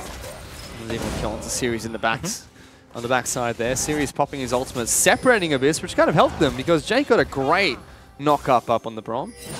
And if you look at the summoner spells right now, across the board, there's very few summoner spells available, but AV certainly got the shorter end of the stick here. Vlad's is coming up very soon, and the bot lane of Abyss both have theirs, so they're going to threaten this top lane turret. Vlad is floating from the mid lane. This is taking quite a bit of damage. Seb and Rosie are up here as well to try and take this down. Raid will keep auto-attacking his way away at it. Pabu is splitting bottom side of the map, so this would be a 4-on-5 if Avant tried to take a fight. They're currently 3,000 gold behind Abyss. I'm questioning why Abyss keep threatening this top outer, because you have two objectives on the map that I would view as far more important. You have an Infernal Drake and you have a Rift Herald. You can push in with their deploy right now, with Pabu in the bottom lane, he gets priority, so he can push in and float towards mid, and everybody can float up towards the Rift Herald as they're looking for a pick mid. No flash. Triple. Triple does have Valk available, but Luch is going to charge on in. There's the Valk being used. Luch still goes forward with a Hemoplague. One more transfusion should be enough. We'll get it shortly. Hemoplague does pop, gets a lot of health back. Can he survive this one? Goes into the pool. He needs to come up, doesn't matter. Gets the ultimate popped. Now running towards the Nexus. To the Nexus, and he gets picked up by the ulti there. Series forced to throw out the ultimate to get that one, but they still trade 1 for 1. Really deep dive out of Luch there, but he doesn't blow. He just blows the ghost. He doesn't blow his flash, but they do in the end pick up, because of that mid pressure, pick up this top outer. But yeah, as I was saying, they haven't opted in for setting up for this Rift Herald. Pabu used his priority in the bot lane to rotate towards mid and get that pick there, which was really nice. But they need to be looking for this Rift Herald, for this Infernal Drake, to start blowing up the game, as they're potentially Raid caught in the top lane. I think he was charging for it, but Rosie is here. Oh, interesting. And that was just a game of chicken between Blinky and Raid, because Blinky's running at him like, I'm gonna ult you, what are you gonna do? And then Raid's just sitting there waiting for him to cast it, because he knows he can just counter it with his own ulti. So neither of them. Neither of them pull the trigger. Yeah. Instead, it's Jake. It's like, oh no! Jake is. Here comes Rakan. I need to stop him. I have an ult too, guys. Look at me. And absolutely nothing happens. They'll go on cooldown, but shouldn't affect them too much once the fight breaks out in the next minute. And it looks like Abyss are opting into a 1-3-1. Oh, as Zaya does divert into the bot lane. Probably catching the wave, potentially picking up red buff. But yeah, they are deploying their bot lane onto the bot side of the map, so they are looking for this Infernal now. Pabu's still probably going to be winning the split. It's got teleport up as well. Series is a level behind. And Seb is already starting on taking down this Rift Scuttle. Luch, meanwhile, in the mid lane, still using his Protobelt very aggressively, trying to chunk out Series, who is holding the mid lane. I figured it out. He's a Protobelt Vlad. Every time it's off cooldown, he presses the button. You gotta use your buttons when they're up, right? Can't just leave them That's down. value. It's like, Luch is the kind of player that takes time spent dead clicks, you know? Plays Karthus, and he's just like, yeah, value. Goodness sake. As Pabu pushing in on the top side of the map, he's probably going to float towards mid now, potentially get another flank, as the rest of Abyss are they're just floating down the map, right? Pabu uses his priority and then rotates towards mid, and then Abyss with their priority in mid lane rotate down towards the dragon, and it's just this very slow, very methodical way of picking up the objectives. They can control the vision. Pabu checking Rift Herald to see if AV are countering it. and they're going to pick up an Infernal for free. Yep, Infernal being picked up by Abyss. Raid moves straight back down into the bottom lane. Teleports are available for both Series as well as Pabu, but only Series is split pushing at the moment. Pabu will return to the mid lane. As it stands, it's a 3,500 lead for Abyss with that single Infernal Dragon. They're in firm control of the match 15 minutes in. And this is another game where all of the AD damage on the AV lineup is going to come from Blinky. Gragas, I guess, does... he's more of a magic damage tank and bruiser. Zac, obviously magic damage. And Corki, now that he does an 80-20 split on his auto attacks plus his rockets, he's more of like a 90% magic damage versus a 10 AD. So Blinky, in another one of these situations where he's the only AD damage into a lineup that can itemize against it fairly decently with the Jarvan and the Maokai. It's going to be a difficult game for him. He's been performing all right recently, but his front line keeps getting obliterated by the opponents today. And the scariest thing about Abyss's comp right now is that the Vlad is ahead. He has the Proto Belt. He's looking for it towards his next item. Once he starts picking that up, as I was saying, every time Rosie has Flash, his engage is so easy. He has the Xayah for the... He has a huge dash to the Xayah, so he can Flash, he can ulti, he can W, get on the back line, and they have so many divers in the Maokai, in the Jarvan, in the Vlad. And the Vlad especially is almost... As a Braum, you can't really do anything. Like unless you can proc your passive onto the Vlad prior to him pulling, he's going to get his damage off anyway. He's going to just pull underneath you at your carries, and Triple and Blinky are going to have a really hard time just living this game in team fights. So this game is kind of whoever pulls the trigger first, and in Abyss's situation right now, they have the lead, so the onus is on them to pull that trigger. Let's see if they do. Bottom lane is still being sieged up by Blinky as well as Jake. Pabu does not want to defend this at the moment. Civil is waiting to try and get a gank off onto the Jarvan. Going to get there, but Flag of Drake stops that. That's OP. Buffering abilities is OP. He'll get a turret for his troubles, and Riftail's drop mid lane. Going for that charge. Yeah, nice reaction. It's crashing just before the wave. They're probably going to get this turret. Series can barrel the wave if he wants. Oh, they don't actually get it. So they get chip damage. They do get top. Is already working on top lane turret. There's another wave that will crash after this one. They are getting flanked by Zac. They will probably get this top lane turret as they're actually opting to go back towards mid. Fairly, yeah, interesting use to Rift Tail. They don't actually get a turret out of it. If Vlad, who doesn't do a lot of turret damage, isn't going to get the turret solo onto Corki, which he shouldn't. They do get Pabu in a side lane all by himself to push for this turret, and they've chipped away at top inner and mid inner. Yeah, they effectively got a turret's worth of damage across 3 different lanes. They got a chip bot, a chip mid, and a chip top. They don't get any of the instant gratification of a little bit of gold in your pocket to go back and buy with, but... Set it up to knock down later. Yeah. Void Staff has been picked up by Luch already. And you see Raid picking up the components for his first Zeal item. Should be a rapid fire cannon from him. 2 pinks. I like it. Look at the pinks coming out of Abyss. That's popping.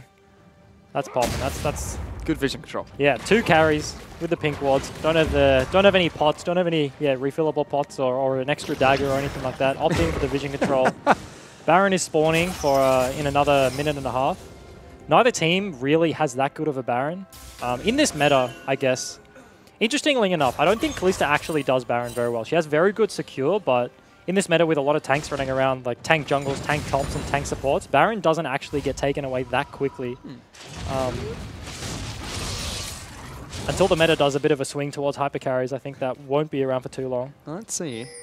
Still 90 minutes into the match only. Baron spawns in a minute. Abyss just about 3,000 gold up. So it's not that big of a lead to try and sneak a Baron away from AV. They're still in this match. You can take a look at the gold leads at the moment. It's just spread out across the Rift. Big advantage in the mid lane where 1,000 is in their favor, in the bottom lane where it's about 1,000 there for Raid as well. They're going for an engage here. That's a Flag Dragon. It's a Cataclysm from Pabu. Blinky's forced to flash out of it.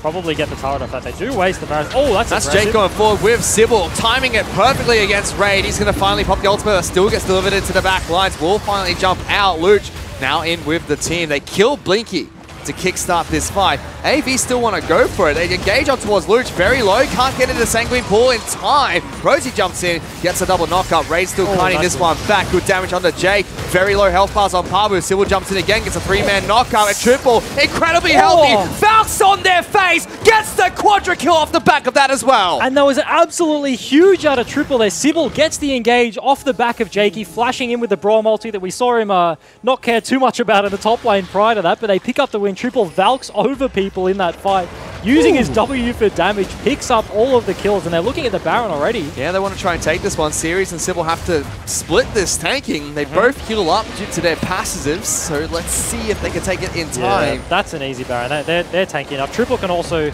walk forward as he is now. They have enough health pool shared between them to pick this one up, and that's an absolutely huge swing for AV. As Jakey was flashing in, I was like, oh my god, like that was very unexpected, and I didn't think that was a winning fight for them. But they did get on Raid, who didn't ulti any of the initial CC, so he got knocked up. He got the front line onto him, as we're going to see in a moment.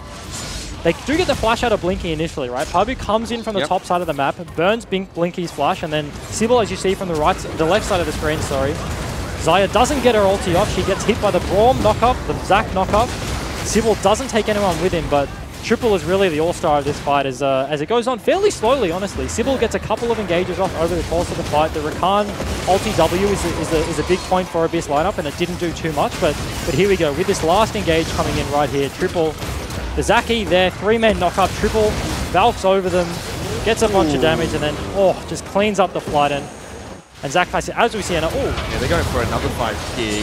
It's going to be Abyss to try to kick this one off. Pabu with a 4-man Cataclysm. They lock down Rosie and they get the first kill of the fight. Blinky already dead. Sebel falls shortly after Luge with a 3-man Hemoblade. But Triple again. Look at Triple. He's untouched. Big double kill being picked up by Raid though. Sybil's in some trouble, and this one's going to turn back in Abyss's favor. Raid cleans up the team fight. We come out of the replay and AV are already fighting with their Baron, and the entire time we saw Raid was just free hitting in the backline on the Xayah. They'd obviously engaged the fight prior, and he didn't have to use his ulti for anything, and he was just sitting there waiting for a piece of CC to be flown his way, rather, and then he just ultis, cleans up, nice root out of him, and just absolutely demolishes AV. They immediately, Abyss was slowly winning this game, and then AV with the huge swing with the Baron play, right? And now they've just completely lost the Baron. It's just swung back into Abyss's favor. And Triple in that fight, he got a bit high for you. It looked like he was being untouched again. Valks in and gets destroyed. He's a Valk Corki. A Valk Corki main? Well, he's got no exhaust, so he can't be a package Corki. Yeah. He, in the game, not yesterday, sorry, the last week with the AV into Dial was where they picked up the win in the first game. As we actually see. A pick onto Sybil, who brings Seb into the backline. AV think it's a good fight for them. He is a package Corki, as he does bring it in from the top side of the map. Nice Cataclysm. Blinky dies because he has no flash, but you see on the top side of your screen, look at Raid. He's just hitting people. His feathers are going through. Vlad gets a huge chunk of damage off there. Ultis, roots everyone there. They all just get immediately cleaned up by the combo with the Jarvan. Pabu dies to a Ganon minion, I think, but unlucky for him. He's the necessary sacrifice for Abyss to pull out the victory there, and they get a free Earth Dragon for themselves. So I was wrong there. He didn't. Wow, that's 3 wards in one bush. They don't like wards in there. He didn't Valk in there. He just casually strolled into all the crowd control being thrown his way. Yeah. A good route coming out from Raid there. Kept the team fighting dreams alive for Abyss. He's gone back, picked up an extra for himself. Now trying to defend mid lane. Zac going for the engage. Sybil doesn't land on top of them. Check it, snake up the turret. Big chunk. And because they've put Luch in the side lane and he doesn't have TP, interesting choice. He's going to push in another wave and then probably look to flank, but he does give this window where AV have the ability to push in the mid lane, get that chunk on the turret. They do burn the... That's Flag and drag, high priority, but they send Seb back into the team. That's the Maokai though, pops the ultimate straight away. Jake with a great root. Triple this time though. He's been jumped off by Rosie, forced the Valk away. Raid again using the ultimate very early, locks down Series. Sybil will kill Seb, and it will be Series that falls shortly after. Zac jumping in again, looking for another big knock-up. Double kill, picked up by Raid. And Avant still trying to run away from this. Luch is full health. We'll get a blood rush shortly. Protobelt's on their face. Blinky's going to flash away. We'll take another damage. Knock up from Rosie. Blast cone's there. Blinky gets out safely. And that snipe from Jake there to hit him with a Q was absolutely huge, as Corki's possibly going to be found by Jarvan on the bot side of the map. Finds Pabu. Let's see what happens. Pabu's got no mana, taking auto attacks from Triple. Here come the Krugs though. Now Rosie's in the pit. Gets a big knock up. We'll get a shield for that too. Luch wants to join. Rosie backs out. And Luch flashes on him. Shut down for the Vladimir. And AV saw, as I was saying, Luch was split pushing on the top side of the map. Vlad doesn't do turret damage, so he doesn't want to stay in the top side, and he has no TP. So AV look for the engage. Sybil goes in under the inner turret with Series, but they don't win the fight hard enough initially. And then on the back end of that, Abyss are just... They have a comp with like the follow-up CC to be able to keep them sticking around, right? They're kind of playing with an AV to keep them interested whilst Luch comes for that big flank. They win the fight. And then, yeah, looking in good state right now. They have a 2k gold lead. They have that much gold at the moment with 2 dragons. Mountain and Infernal has been picked up by Abyss.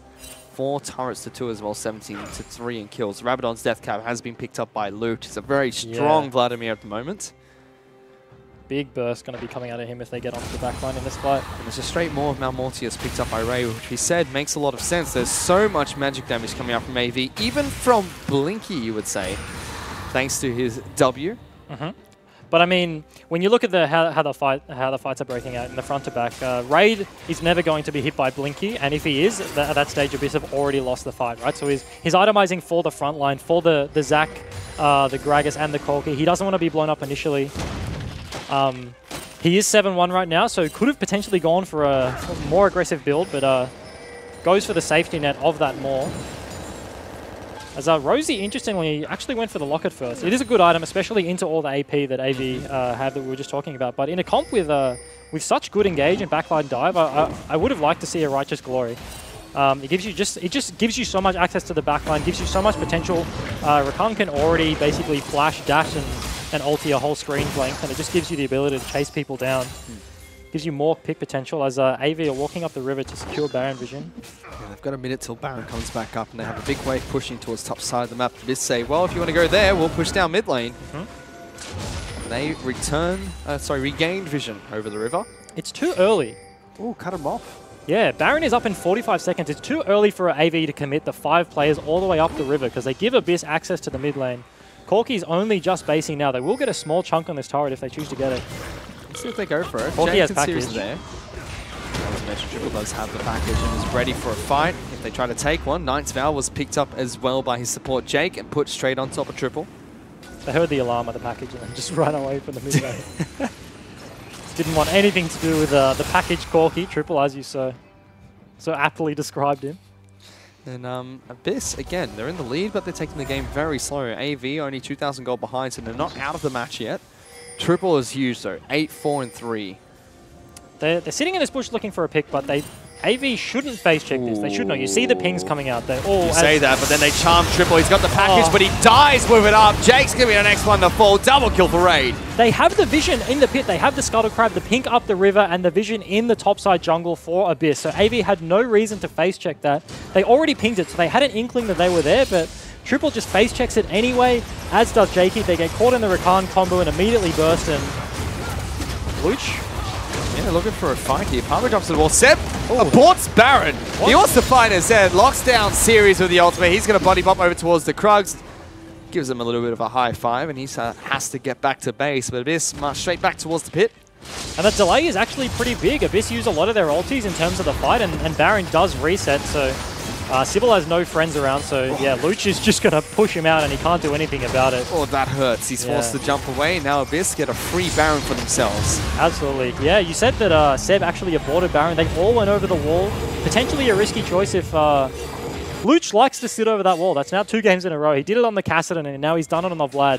Vlad very safe to be able to do it, I guess. He has the pull, so forces Sybil away. No chance for a steal, and Blinky looking to pick himself up a cheeky dragon. Yep, consolation prize here for Blinky. Consolation Dragon for the story of the series. Not AV series, the AV versus Abyss series. 4,000 gold in now for Abyss with Baron buff to work with for the next few minutes. And Raid is a very defensive play. Opts in for the QSS on top of them all. He has a lot of magic resist for an AD carry and the Vamp Scepter. Just wants to be able to deal with the front line as well as the threat from the burst of Triple, and I mean, it's great all round when you look at all the magic damage coming out from AV. Everyone on the team does something to do with magical damage. And as we said, Blinky's fallen behind. He's 0-3-6, only sitting on 2 3/4 of an item. Almost has the completed Last Whisper there, but isn't going to be doing any damage to him. So he's itemizing for the front line as Abyss are just setting up. They're just deathballing now. They have the engage combo. Rakan is looking. He does have flash actually. Oh, here we go. Oh, he goes in, gets a big charm, and Flag and Drag knocks 3 up. Triple's forced to flash away from the fight. Rosie will fall due to Tidal Arrow. Luch is taking up the turret now. Pabu deep in the back lines will get a kill onto Triple. The start AP carry at the moment for Avant. Sybil's going to get knocked back. Blinky's trying to run away from a Vladimir, but that's a Hemo playing on top of him. Ray chucks a feather in his face, and that's all she wrote. Abyss pick up an ace over Avant Gaming. Yeah, and that's exactly what we were saying at how these two team comps interact. They're both just deathball. They both want to get the engage, and it's whoever pulls the trigger first. And with this gold lead, Abyss just march into the bot lane, 5-man. Rosie doesn't even use his flash, gets a big engage, followed up by the Vlad, by the Jarvan, by the Maokai. And with that, Abyss, I mean, first game was such a one-sided affair. Same for game 2, went in AV's favor. This match, a little bit of a back and forth, but Abyss pick up the victory. They go 2-1 over AV. Absolutely, and all of the analysts, me included, you included, and the desk, everyone gets it wrong. Oh, Pabu, I hate that he just dabbed. What is he doing? Classic high schooler, mate. Classic high schooler right there. He's very happy with the win. I can hear him screaming outside the door. And yeah, Abyss. Very nice game out of them there. Very strong game coming out from Abyss. Taking down AV 2-1 with their game number 3. AV swung the gold lead back. They had a big team fight, picked up Baron. And Triple was absolutely huge. But he had a complete opposite in a complete reversal in the fights. He had the fight that netted them the Baron in the mid lane. He picked up that huge play, and then they pick up the Baron off the back of it. But then immediately it cuts to the bot lane. They're already setting up for this other team fight. He's in the thick of it. Gets caught in a lot of CC. Raiders just free hitting. They immediately throw their lead that they got. Yeah, it feels that's actually a very rough game for AV to lose in that situation. You know you're in a position to win. You have the Baron. All you have to do is set up bot side, look to take the turrets and snowball that advantage. But then, yeah, immediately thrown, and Abyss use that to their advantage. Yeah, and it's a big win for Abyss. They take down AV 2-1. But for now, let's send it back to the analyst desk. Thanks so much, Fish. And that is going to be Abyss Esports picking up a 2-1 victory over Avant Gaming. It didn't look easy. I mean, this game boiled up to a point where team fights were just going left, right, and center. They were throwing haymakers at each other. But in the end, I mean, the combination of Jarvan as well as Vladimir turns out to be king. Yeah, it was actually, it was like one of those games where you can't pick the ending, from the first 15 or so minutes. It was quite exciting to watch, I guess. There are definitely, some mistakes that probably both teams are a little bit unhappy about. But, actually, congratulations to Abyss. They definitely performed, the best on the day. I think for Abyss, it's a huge win. I mean, coming into this, I thought they were going to lose 2-0. You thought they were going to lose 2-1. And I think, if I can remember correctly, I think it was around 70 to 80% of the people at home also thought they were going to lose. And they need this to be able to fight in that gauntlet spot that they so desperately want as well. So even though they did make mistakes and they might be a little unhappy, they're not going to worry about that for tonight or tomorrow. They're just going to celebrate. But let's talk about mistakes for a little bit, because this series to me was actually like a conglomerate of like really, really strange decision making, and none stranger than repetitively diving of Vladimir mid lane over and over again. Yeah, Luch sort of just like styles on them with the donuts, walking around in circles. He gets hit by the ult, but he just W's out, and gives enough time for Pabu to port in. Series is way too late to this fight. Pabu blows both of their flashes.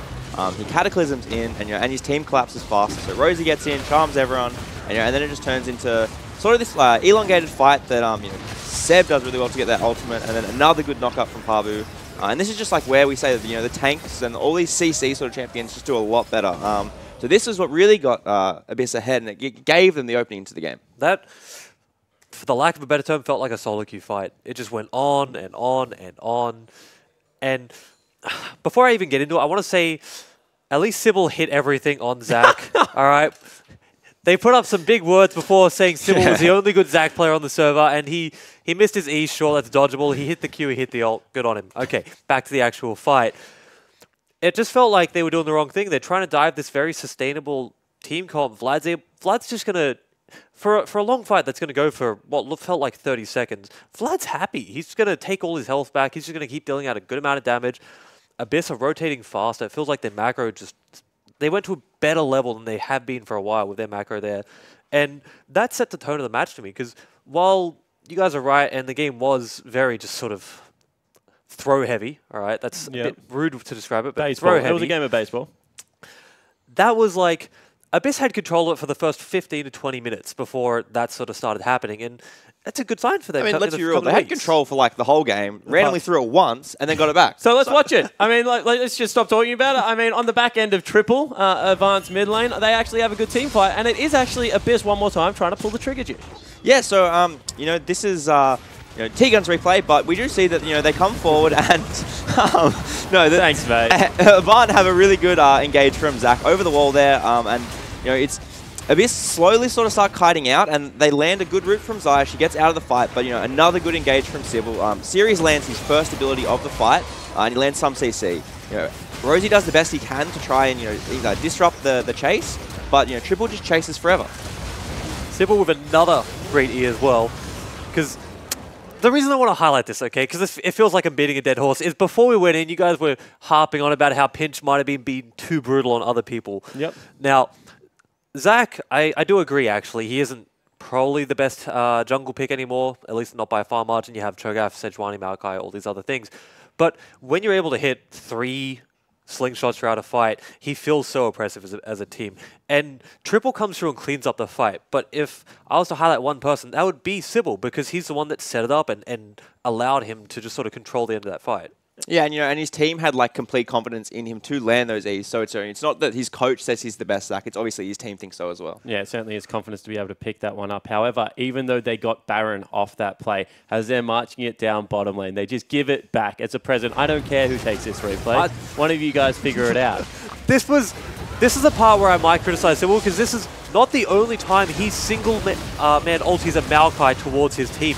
What are you doing? That is not the person you want to bring to your team. To their credit, they were doing it without Vlad being there, so the fight goes from a Pavu, the sacrificial lamb, going in for a 2-man knock-up, giving himself to the enemies.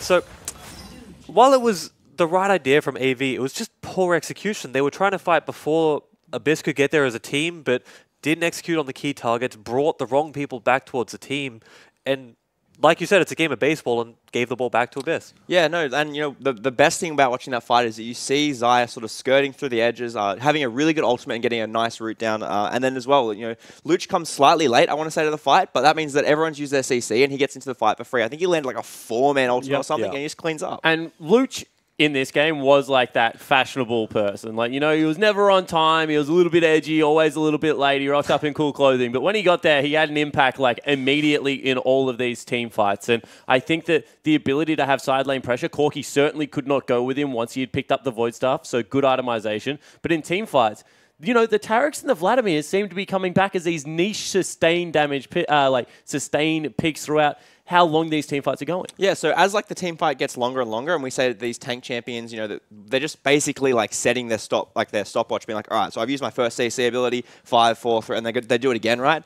Champions like Vlad are really good for that, because he just cycles through his abilities and then again and again, and he just does so much damage over a long team fight. Yeah, and we were even talking about his items upstairs, thinking about why didn't he get a Spirit Visage when these team fights are just running forever. You basically heal your health back up every 15 seconds on him, but instead he erred towards just more damage items, and I want to know why you think he would do that. Oh, I mean, he did a lot of damage, and it looked pretty cool. He styled on them a little bit. You do have to think that a Spirit Visage has nice synergy on the Vladimir, and I guess 4 magic damage champions as well. That might have been a nice pickup. I'm not going to criticize Luch too much on his build. Obviously, as you can see, he did a truckload of damage.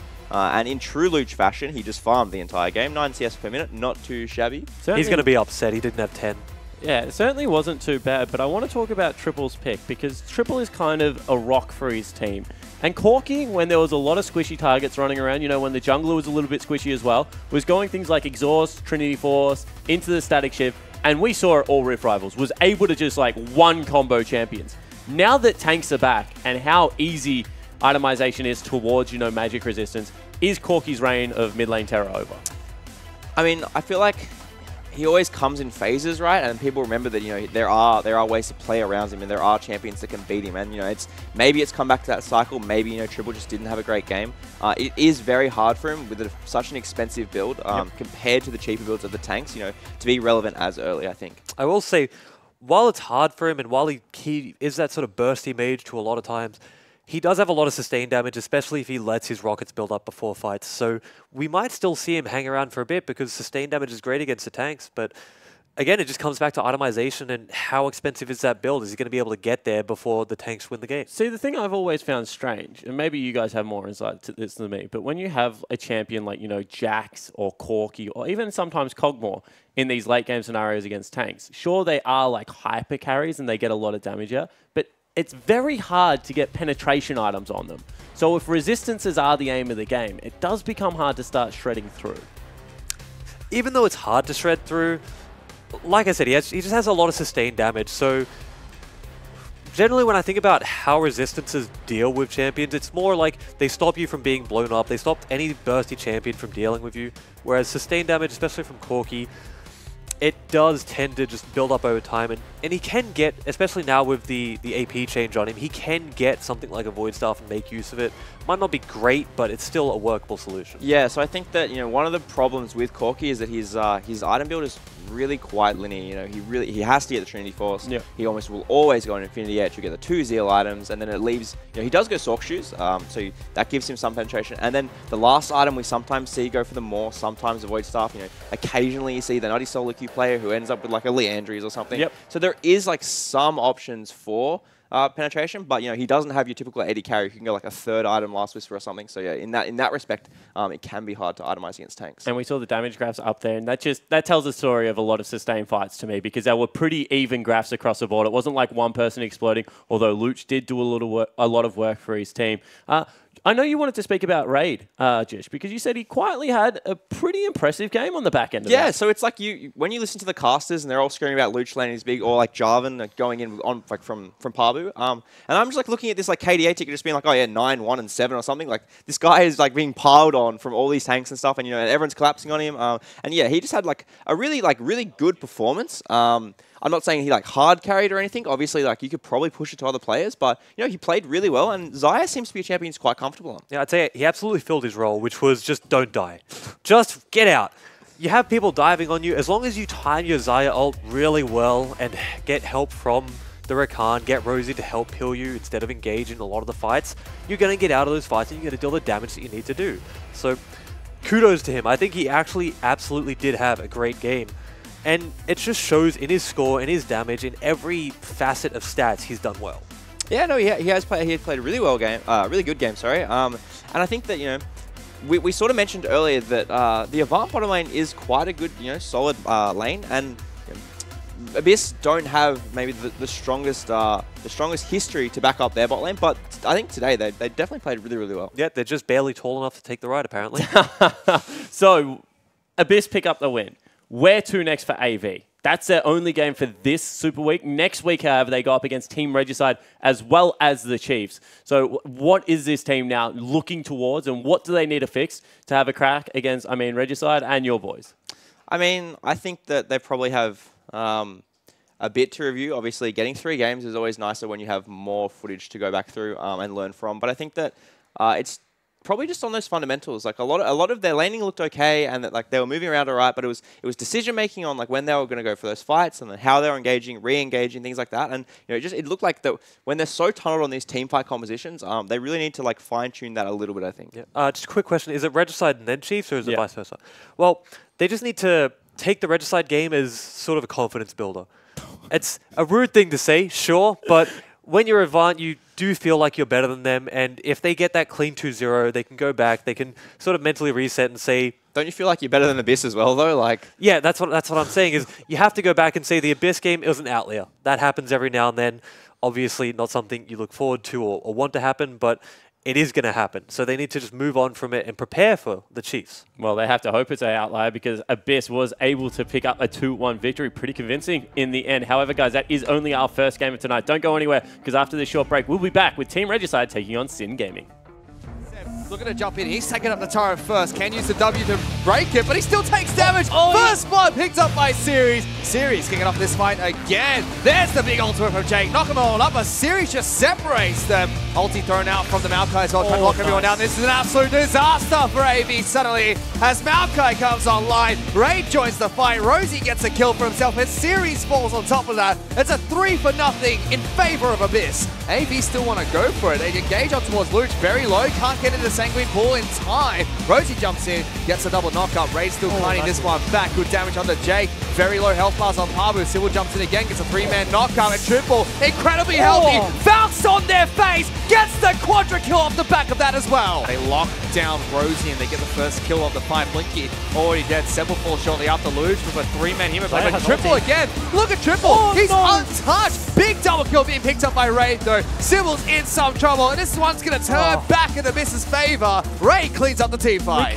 Triple's forced to flash away from the fight. Rosie will fall due to turret arrogance. Luch is taking over the turret now. Pabu deep in the back lines will get a kill onto Triple. The start AP carry at the moment for Avant. Sybil's going to get knocked back. Blinky's trying to run away from a Vladimir, but that's a Hemo playing on top of him. And Ray chucks a feather in his face, and that's all she wrote. Abyss pick up an ace over Avant Gaming. First game was such a one-sided affair. Same for game 2, went in AV's favor. This match, a little bit of a back and forth, but Abyss pick up the victory. They go 2-1 over AV. Whilst an OPL game lasts about 30 minutes, it's generally won from a series of plays that only last a few. Hi guys, I'm Jake Spawn Tiberi, and welcome to the War Room. We created the War Room to dive deeper into set plays, high-level macro, and solid team communication. But sometimes you just have to sit back and watch people get outplayed. Blue team double kill.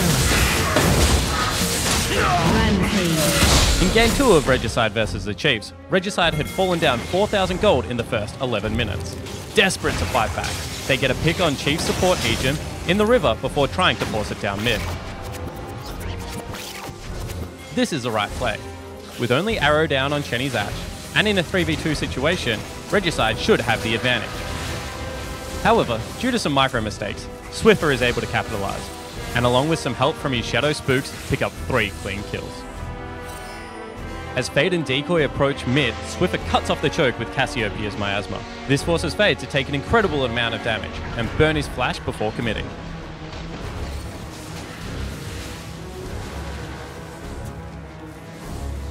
Notice how Fade also tries to weave in an auto attack after his body slam. This allows Swiffer to flash the cast.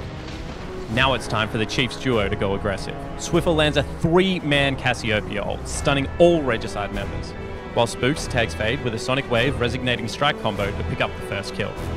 Spooks then ward hops behind Suman's Victor, Dragon Rage kicking him back towards his turret, and weaves in an extra auto attack for the double.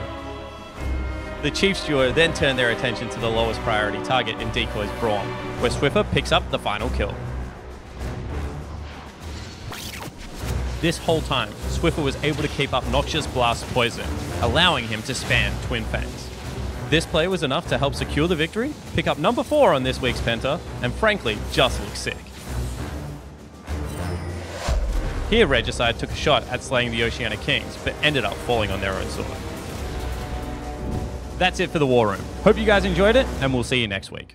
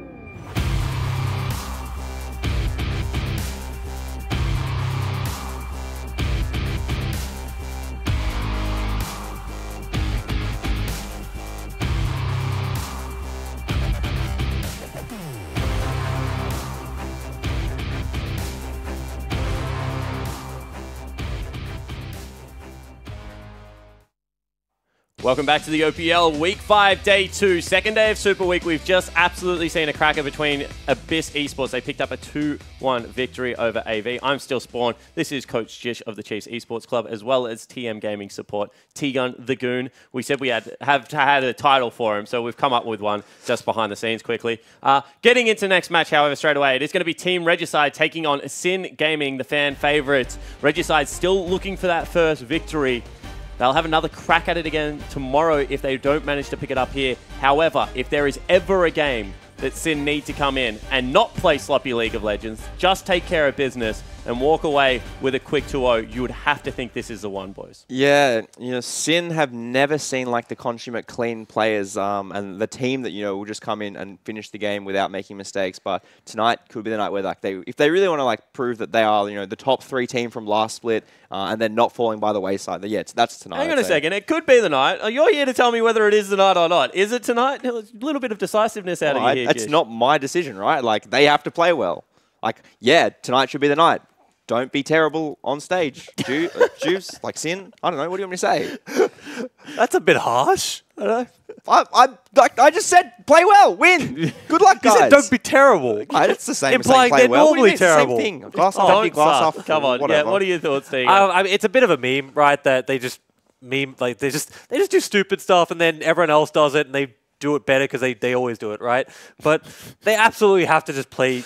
They need to show they can play clean games because I feel like if you're going to lose a game to Regicide here for Sin, it's going to be if the game devolves into sort of a solo queue, just pick fest where people are just individually skilled. And if there's one thing Regicide has, it's skilled individual players. It certainly is, especially in the top lane. Right? Potentially, I don't know. I'll let you decide that one. But I want to bring up, ZZZ and Fade, of course, their jungler, formerly known as Johnson. He was their mid laner when they promoted in. But these two gentlemen, to me, have started to really turn it on in recent weeks. They had an ordinary start to the season, but Fade especially looked much more comfortable in the jungle last week. Yeah, I think in the Nidalee game specifically was when I sort of was like, oh, okay, he's not just your average run-of-the-mill solo queue player. He actually can play his role quite well. And he's not afraid to pick something more carry-esque. And his Lee Sin was always the pocket sort of strong champion that he's gone back to again. But yeah, no, definitely I think Fade has shown up the last 2 weeks. And I think that ZZZ has always been pretty good.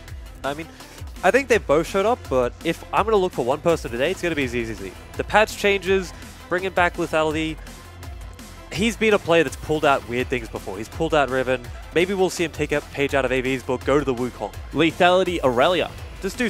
Even that, just do something. I think... Yeah. QMax. It's disgusting. Yuck. I agree. I absolutely agree. But he's the person that's going to do it. So, I mean, potentially, yeah. I think he's always had a very good Riven.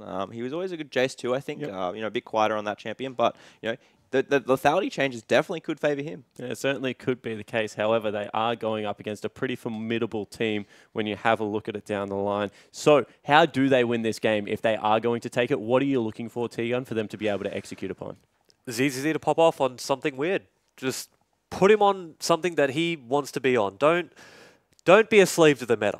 Don't put him on Shogath unless he wants it, all right? Even though it's really good, he might not be good individually at it. I was talking about this with when we were talking about Pabu as well, where I place a lot of priority on a player's identity and what they're good at as opposed to them just following what everyone else does.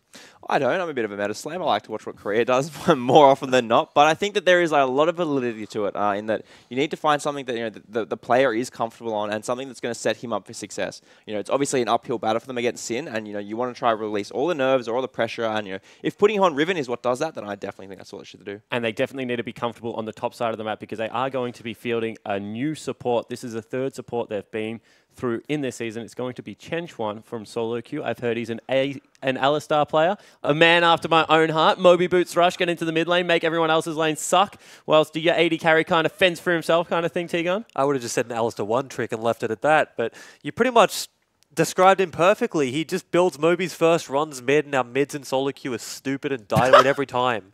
There is no nice way to put it. They die to the same thing every time. They died to my invade still. I've been invading for 4 years. They still die to it. Ah, yes, the T-Gun invade. The special. Do we know anything else about him, though? Decoy, he was a Brawn player. Now we're saying Chen Xuan is the Alistar player. Is this just going to be, when Decoy plays, they're going to pick Brawn? When Chen Xuan plays, they're going to pick Alistar? Well, you can't swap after the draft, so they have to make a decision beforehand, right? But yep, correct. I've given away all I'm allowed to say about Chen Xuan. I've been scolded by my coach saying that we need to keep something close to the chest for tomorrow, so I'm going to let Jish try and decipher this one. I mean, I guess anyone's guess right now is as good as mine. We haven't seen him playing in the competitive scene. We know that he is good at one champion, but it's very rare that a player who's being scouted for a professional team is only going to be able to play one. If he's played in a scrim and they're like, oh, okay, well, Alice is gone. What's next? You have to expect he has something coming up. You certainly do, Rakan. Very similar. See whether he can pull it out. However, let's take a look at Team Regicide's lineup. It is going to be ZZZ in the top lane. Fade is their jungler. Siuman is their mid laner and an absolute jet. Of course, it's going to be Chenny Boy as the AD carry and Chen Xuan as their support. Vicarious is their coach. A very well-spoken gentleman, actually, and I like when he talks about his drafts.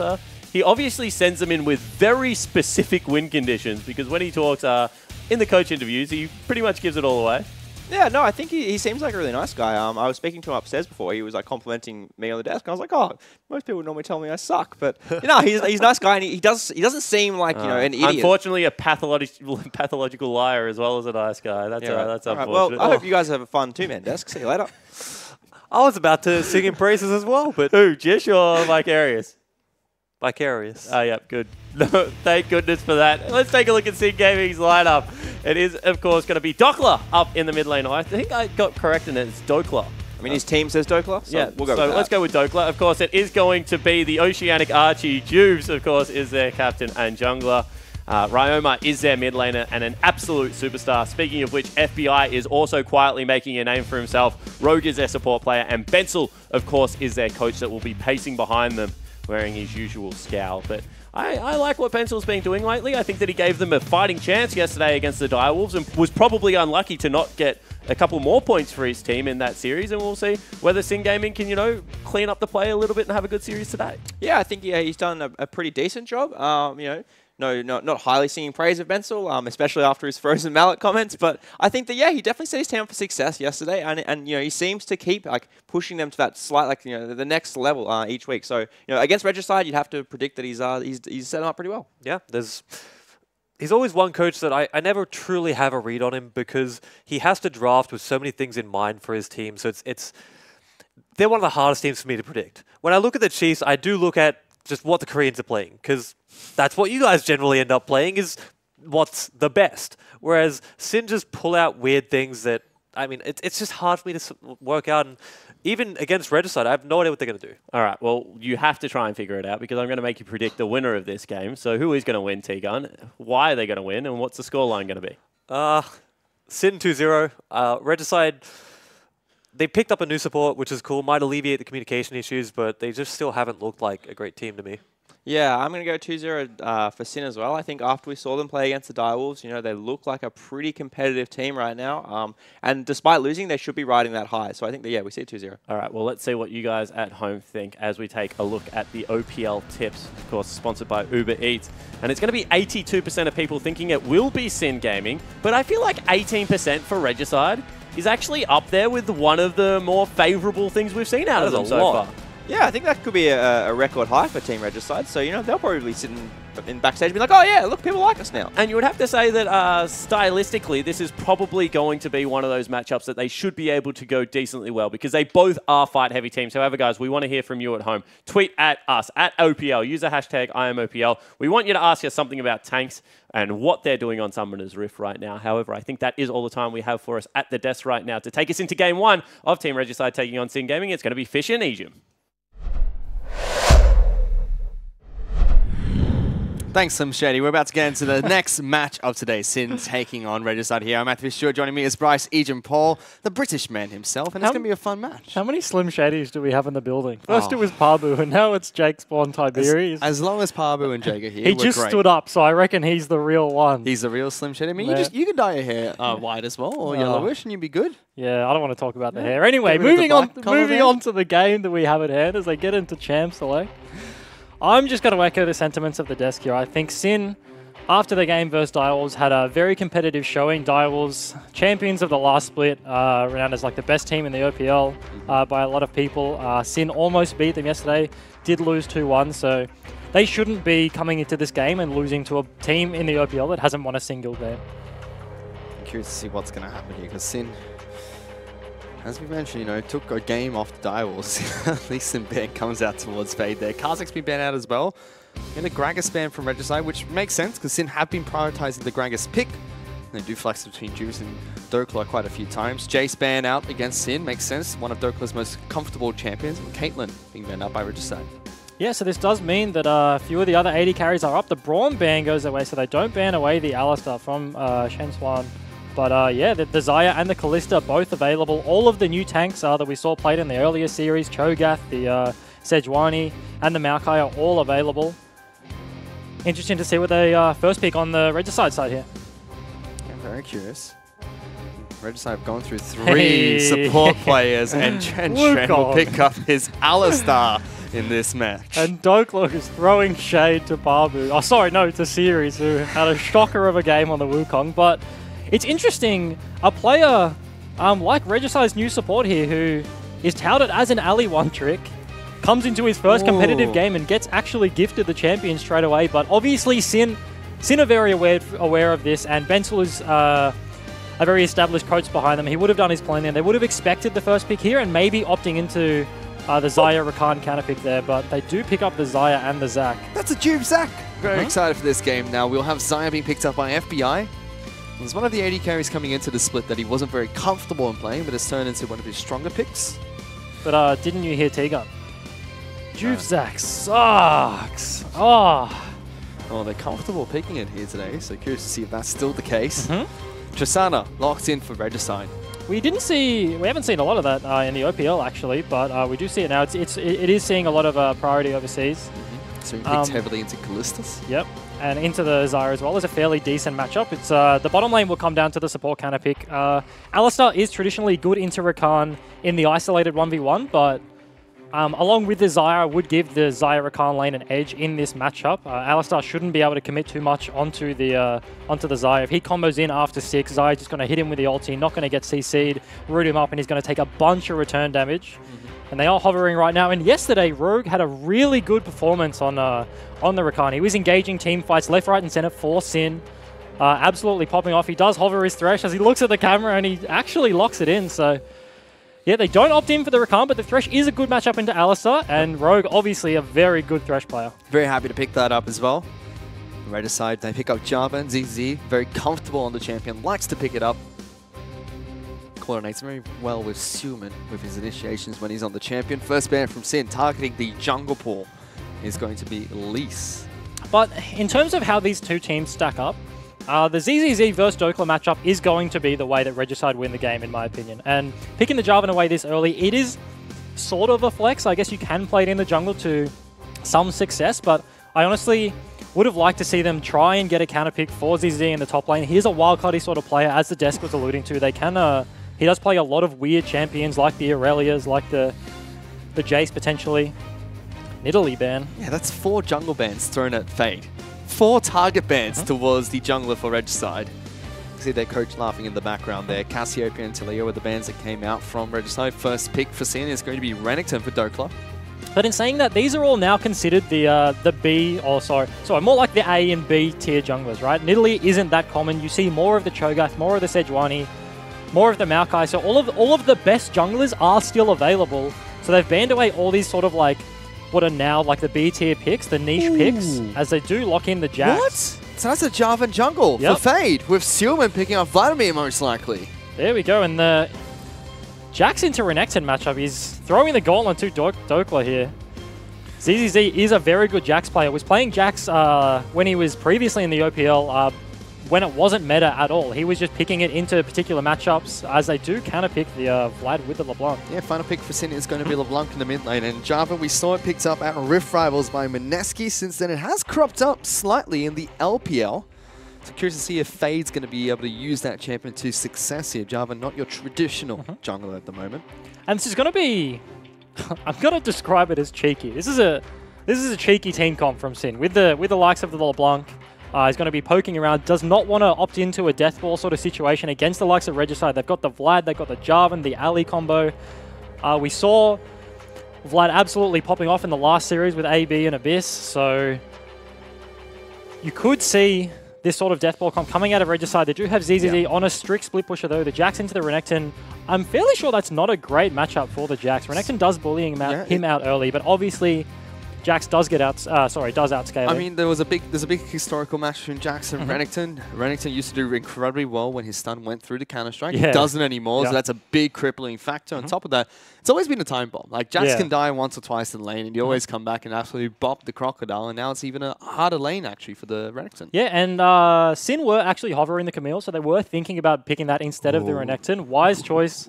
Wise choice to go for the Renekton, I think, because Camille into Jax would have been an even worse matchup. But yeah, as I said, I'm really interested to see how Regicide support Shen Chuan actually does in this game. It's his first competitive game, straight out of solo queue. T-Gun was saying on the desk, he got to like 900 points Challenger, just spamming Alistar, ganking mid laners at level 3 with Moby Boots.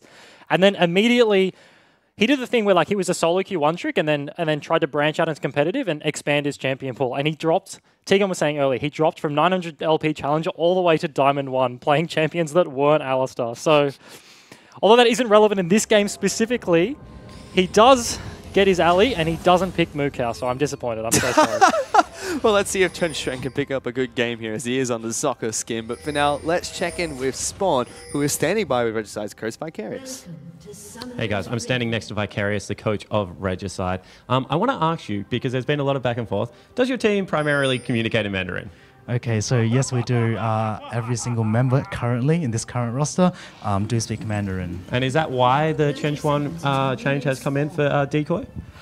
So that is one of the reasons, because like when we are practicing, the communication did go a lot smoother. Although despite having a better communication, Decoy is still in our team because he's been playing with us and we have synergy. Yeah, he certainly was looking pretty impressive. I want to ask you about the draft quickly. A little bit of a cheeky switch up there. Jarvan into the jungle, Jax, the gauntlet thrown into top lane. Is this a 1-4 comp and what are the win conditions? Okay, so this is definitely a 1-4 comp with the Jax, with the, and we have 2 hyperscalers, so 1 in the side lanes and 1 in Tristana. Also, Vlad is a pretty decent scaling champion as well. When we saw them banning 2 jungle champions, we already had this flex in mind. And then, of course, after they banned another 2 jungles, then this further solidifies this draft. Well, I thought it was pretty cool. So thanks so much for the interview. Best of luck in the game. Let's throw it back to the casters. Thank you. Yeah, but no, it's always well spoken there.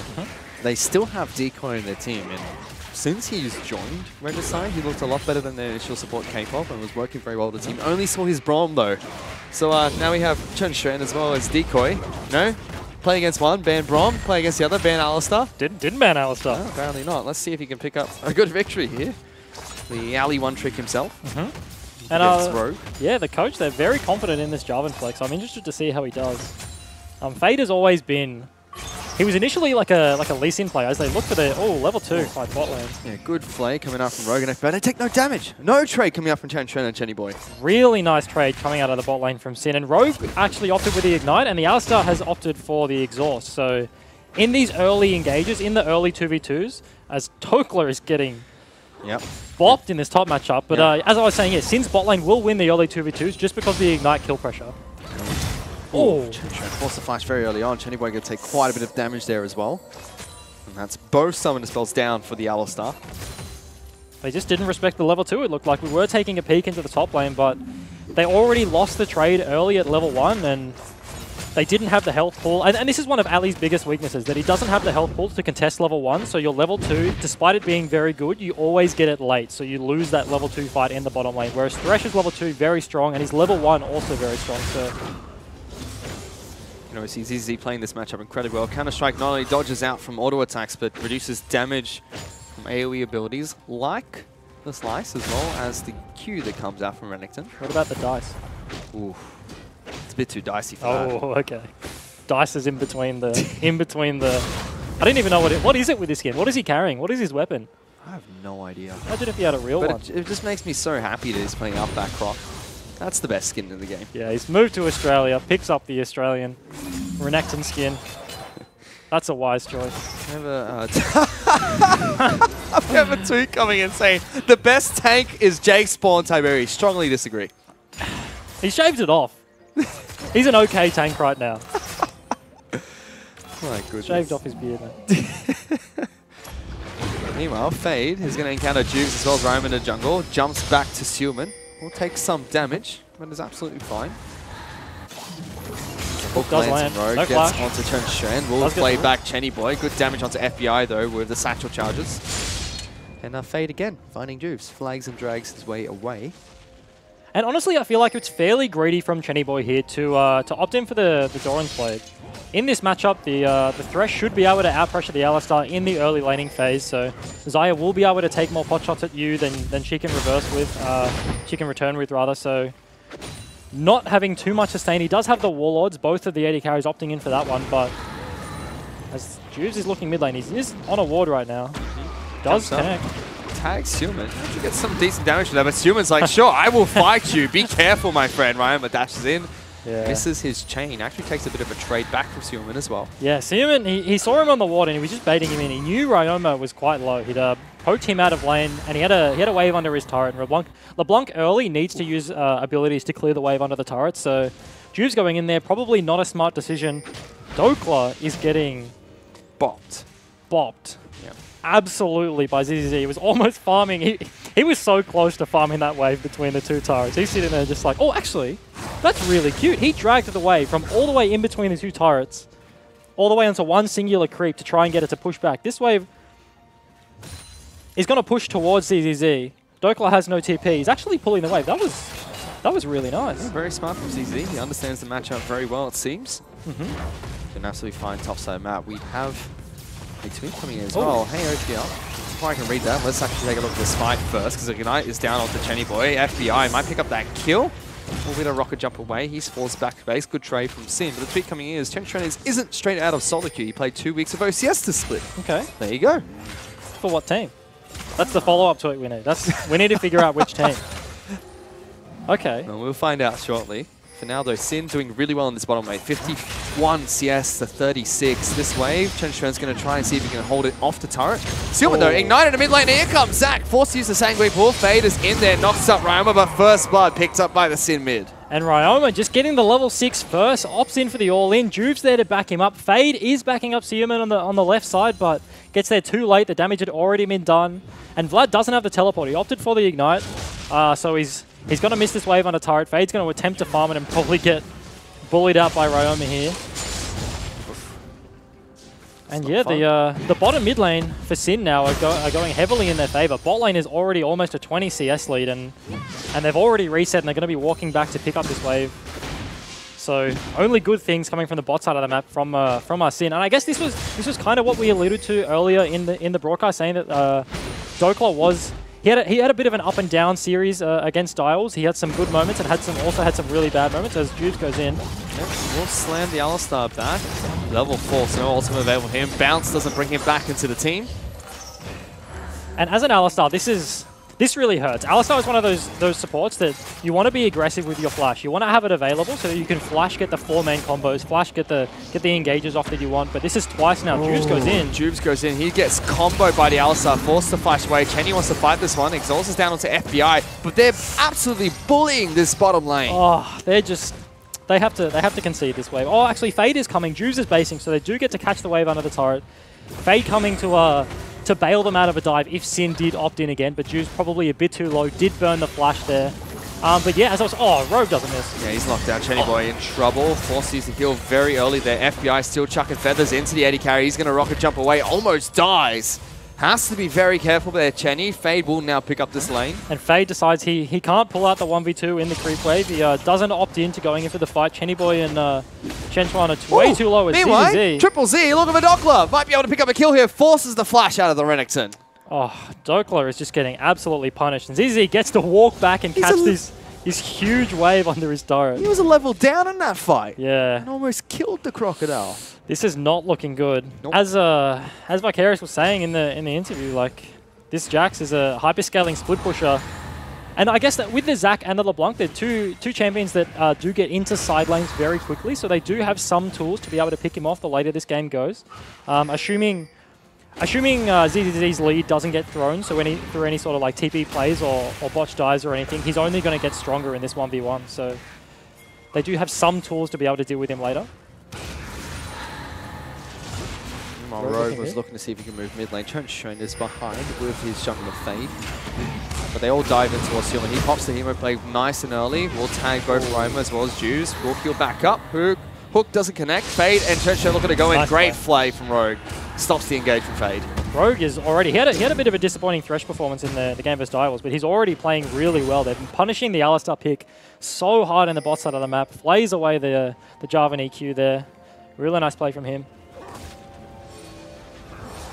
Again, we already mentioned top side of the map. ZZZ winning this one quite heavily. He's teleporting back to lane as well. He wants to fight. Absolutely. He picks up the Phage. Renekton opts into the Ninja Tabby, trying to not get bullied around as much as he already is, but wants to alleviate it a little bit as, yeah, ZZZ, as you said, TP's into top lane. Oh, it doesn't quite make it over the edge of that wall. Bit of a swift for W there. Oh, whoops. Oh, come on. Come on. This is why nobody tweets at you. You burn all your bridges, man. But as I was saying, Sin are punishing this bot lane really hard, and Juice is around there as this fight breaks out in the top lane. Yeah, it's easy going to try and bully Doppler. Doppler does have Dominus available, and Ryoma is up top side. Jumps over the wall, double dash, misses the chain. Good damage, though. Is that a Swiffer chain? Nah. Okay, Swiffer lands his chain, but misses his W. Okay. Hits the chain, W's the wall. All right. Okay, I figured it out. But as I was saying for the third time, Dokla does have the TP advantage. CZZ, sorry, TP'd into the top lane. He's now quite chunked, just over half HP, but this bot lane dive is very possible. Zai Thresh, a lot of CC, plus the Zac. Zac can get behind them. Fade is in base, actually, so they could look to get a ward behind them, and it looks like they are posturing for it right now. They are looking for the dive. Yep, Juice jumps in, hits Chun, who's level 5 on Alistar. Can't pop the ultimate, does get a good shield going. Juice might fall here, gets a heal. Will pop it to Bobble as Shenny's forced to flash away, and FBI, he's chasing on down. Fade's going to join this fight. Can he flag drag his way in? FBI has to be careful. Hook's not on from Rogue, and Fade decides not to engage. And two things I want to take away from this. Oh, actually, as Ryoma walks into the bot lane. Looking for Chenny Boy. Good damage. Kills him.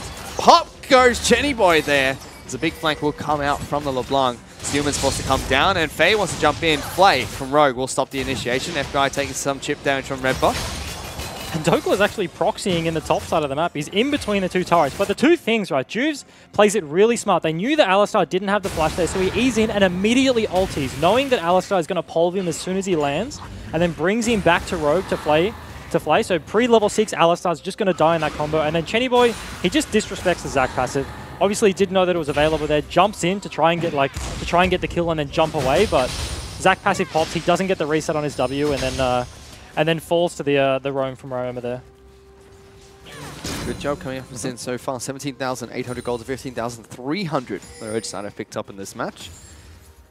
And slowly their win conditions falling apart as Suma gets chopped up by Aroma as well. Pops his Hemoplague as well as the Sanguine Pool. Jump forward goes Aroma looking for more damage. Suma can't get the Blood Rush Q off.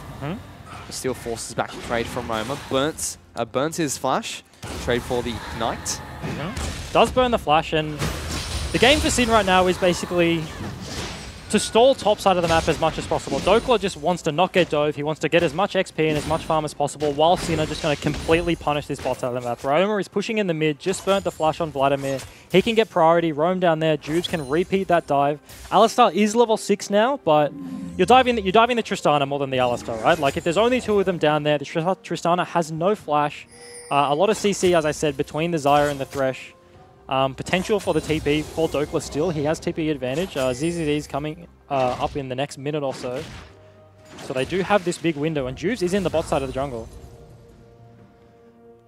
Let's see what he can do. He's still just walking around, putting some wards down. As we mentioned earlier, now Chun is level 6 on the Alistar, so has that ultimate available, which is quite crucial. Xiumin will pick up blue buff here. Spotted out by Dokla. And that's actually really big by Dokla. He's losing lane, but he still is granting... Oh, Chenny in so much trouble. Takes a lot of damage. Juve jumps on his face. Good knockback, but he flashes forward, gets the rubber hands, bounces him up, looking for the damage, and he gets it. FBI is behind the turret, chipping away at Chun, and this bottom lane is an absolute disaster for Regicide. Oh, Ryoma's looking for Fade. Does the hook land? Ultimate goes out, flashes away from the roots. And Rogue on Thresh is so aggressive. He actually tried to flash over the Alistar combo to get onto Chenny Boy there, but he doesn't quite get it. He gets clipped on the backside, but then Juve just cleaned up the kill anyway. But this was honestly a good play by Dokla. He's losing the lane, he's losing the 1v1, but he pushes in the wave and walks into the topside jungle. Ooh. Roma jumps back in. Stillman in trouble. No flash available for him. Gunblade proc going out. Bilgewater Cutler is all he needs, and Roma gets the solo kill against Stillman in the mid lane. It's now a 4,000 gold lead for Sin. This is just looking more and more grim for Regicide. But yeah, Dokla gets the vision of Fade on the top side of the map that basically allows Sin to just pull the trigger on that dive immediately. They know it can, at best, be a 3v2. The TPs were available for both top laners. Potentially, Jax's wasn't up for another maybe 10 seconds. But they pull the trigger on the dive. Chenny Boy instantly dies. And this is Sin playing to their strengths right now. They understand that the top side of the map is losing right now, and they want to stop the bleeding, and they're just punishing this bot side really hard. They certainly are. 74 CS to 121. Picked up by FBI. He got the first turret as well. See 5,400 gold to 3,600. Almost 2,000 gold of a lead just for the 80 carry. 15 minutes into a match. Sin looking to accelerate their lead here against Regicide. And Ryoma solo king Seaman just is another jab at the wound, I think. Regicide, yeah, the complete bot side of the map is just bleeding right now. He's going to continue to bully around Seaman in this matchup. And yeah, they flipped the map, so Sin opting... we don't have an Infernal Drake, first dragon this time. We actually have an Earth, so not looking to set up around the dragon, looking to set up around the Rift Herald that spawned instead. Yeah, not happy about that one. Right, Benji. Yeah, Fix your shit, mate. Come on. Give us some Infernals. Especially with champions like Xayah and LeBlanc. Infernal's powerful. Give them some flat damage. Give them just more damage. Meanwhile, both teams have swapped their 80 carry and support towards the south side of the map. Haven't seen too much from Chun yet. His laning has not been great into FBI and Rogue with a dominant matchup with Xayah Thresh. Yeah, he's been counterpicked and he hasn't been allowed to leave his lane. Nope. The entire game, he's just been shoved in by this Xayah Thresh and he's just been dove. Yeah, so the big roaming support for Regicide hasn't been able to rove, and Juves is like, I'm going to pick on you guys until you learn your lesson. Yeah. He just... As your... Oh, I guess it's not his first competitive game because he has played in the OCS, but as your first OPL game, your debut performance, and he's just stuck under his turret as an Alistar. That's a rough time. That's not where you want to be as an Alistar. You want to be pushing out and roaming all over the map. The FBI and Rogue are controlling that lane very well, and Juice is doing a good job of making sure that Chun stays in the bottom lane. His combos have looked fine, but he hasn't had too many of them so far. Chenny Boy, he's on a scaling 80 carry, but he needs to get some form of farm because FBI is snowballing so far ahead. Essence Weaver already complete, just to the Zeal picked up by Chenny Boy. They are looking for the dive. Zach goes in. Yep, jumps in, lands. Chun going to be knocked back, but he's popped his ultimate. Still, remember, rank 1 ultimate Alistar, only about 50% damage reduction. And one thing I do want to note, Sin are communicating these dives actually just so well. Prior to Juves even letting go of his E, he's about to jump in, and Rogue is throwing the Lantern forward so that Juves is he's gonna land, he's gonna CC the Alistar, and immediately take the Lantern out of the turret. So very well communicated out of the Sin boys here. Even things like FBI proccing the root first before he goes for it. Meanwhile, Doppler finding out ZZ in the bottom lane. That's Ryoma coming down again. ZZ flashes, thinks that's a clone, but it's not. The Trickster in the mid lane comes down for a kill. And missing pings come out of Seaman, like as LeBlanc shows himself in the bot lane. So a bit of a late call there by the Vladimir, and ZZZ, the 1 point of the map that Regicide are winning, gets punished. And this is what we were saying. They're losing the 1v1 in the top lane. The Renekton vs Jax matchup isn't very good and is not going to get better as time goes on, unless they can influence it with the Zac or with the LeBlanc. And Ryoma just does exactly that. He gets into the bot lane, gets a cheeky kill, and alleviates a lot of pressure. FBI is so far ahead. 60 CS up over Chenny Boy. Mid lane, Ryoma's already been able to pick up 4 kills for himself. He's got the Gunblade, Lost Chapter picked up, looking for a Morello next, you'd assume. Morello.com? Yep, that one. Close enough. That's his first roam. That's Ali's first roam. He ran to the mid lane and did he proc a relic? CS. No, he didn't. No, he did. He procced a singular relic stack, and then Good guy, Alistar. Yeah, he's back to his duties in the top lane. Babysitting Chenny, who's falling incredibly far behind. Steelman's got to be careful. If a chain lands here, he might be dead. Decides to take the exit path through his W, Ryoma. Vlad's abilities are coming back up. He didn't want to take the chunk. As Sin are deploying their bot lane to the top side of the map again. Rogue is sitting on the bot side of the map, but Xayah's walking up there. So they're gonna push into the top side of the jungle because of their lead. They know they're gonna win a fight.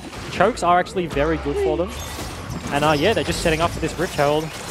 Regicide do have vision, but it doesn't look like they're in... The way pings are coming from Regicide. Hook is on to Fade. Teleport's coming out for ZZZ. Jumps in. Ultimate use by FBI. Locks down Fade. Cataclysm has been popped, and FBI taking some damage. Chenny jumps on top of Rift Herald, who's getting into the fight as well. Nice. Big hook coming out from Rogue. Gives FBI his first kill, and he's still somehow in the back of this fight. Kiting away against ZZZ as well as Fade. Chen will fall. Ryoma goes unstoppable. It will be Vladimir that gets one back for Regicide. He chases down Rogue, but 4 members of Sid make sure he gets cut off. A double kill gets picked up by Silman, but a triple for Ryoma. And they just don't get the engage they need. The alley combo only goes onto the Thresh, and Zach pulls the Jax back into the team. FBI and Rogue actually have so much synergy. I was so impressed in that fight. They flash over the wall. Sorry, FBI takes the lantern over the wall, and then Rogue flashes after to keep his AD carry alive. That was the one member of Sin that fell really low. Eventually, he did fall down, but he lived for so long. Yep. And Regicide used so much to try and kill him, but they just couldn't pull it out and eventually lose the fight, and they lose Rift Herald as well. Yep, cut out the entire team. And now Ryoma. Tommy, 7-0-0. This LeBlanc is going to be an absolute monster to deal with. Did they get it? Oh no! That's going on worst Rift Heralds of the year. Oh, that hurt. Is it? It's not. Oh, that hurts though. If one person stayed around, if Rogue stayed around to get a few auto attacks and maybe a flay, they would have actually got it. But that's all in hindsight. As we do see the engage onto the Xayah and the Thresh, but Xayah obviously uses the ulti to get out. ZZZ stuck in there all by himself as Zach pulls him into the rest of his team. But this flank from Dockler, slicing in, as you see on the left-hand side of your screen, Rogue flashes over this wall to try and get FBI alive, plays them away. Eventually he does fall to the combo of ZZZ and Seaman, but the back of the fight has just been absolutely cleaned up by the LeBlanc, by the Renekton, and then... Oh, Rogue actually died, so he couldn't have stuck around to help with a Rift Herald, but... Still a big play for Sin. Unfortunately, they get Rift Herald off the back of that. It feels like just impatient play from Regicide there.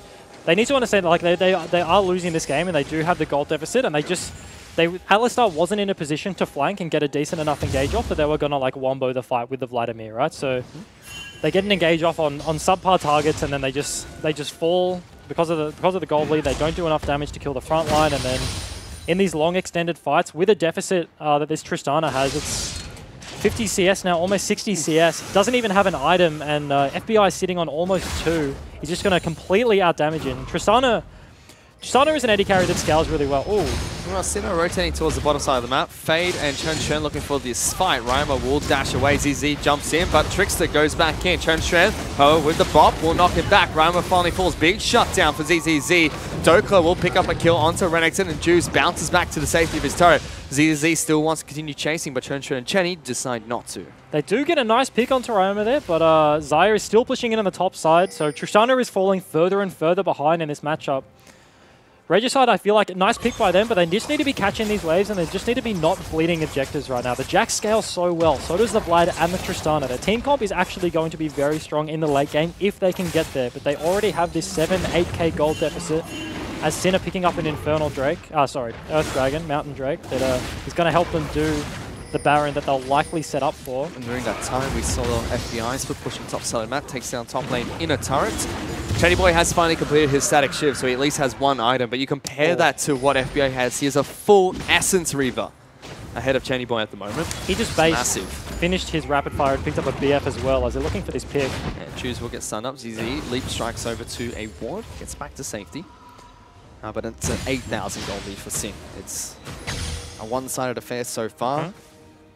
Regicide need to find a way back into the match, but it doesn't look like there's many options for them at the moment. And this is sort of what we expected coming into the match, right? Sin, can he cancel the EQ?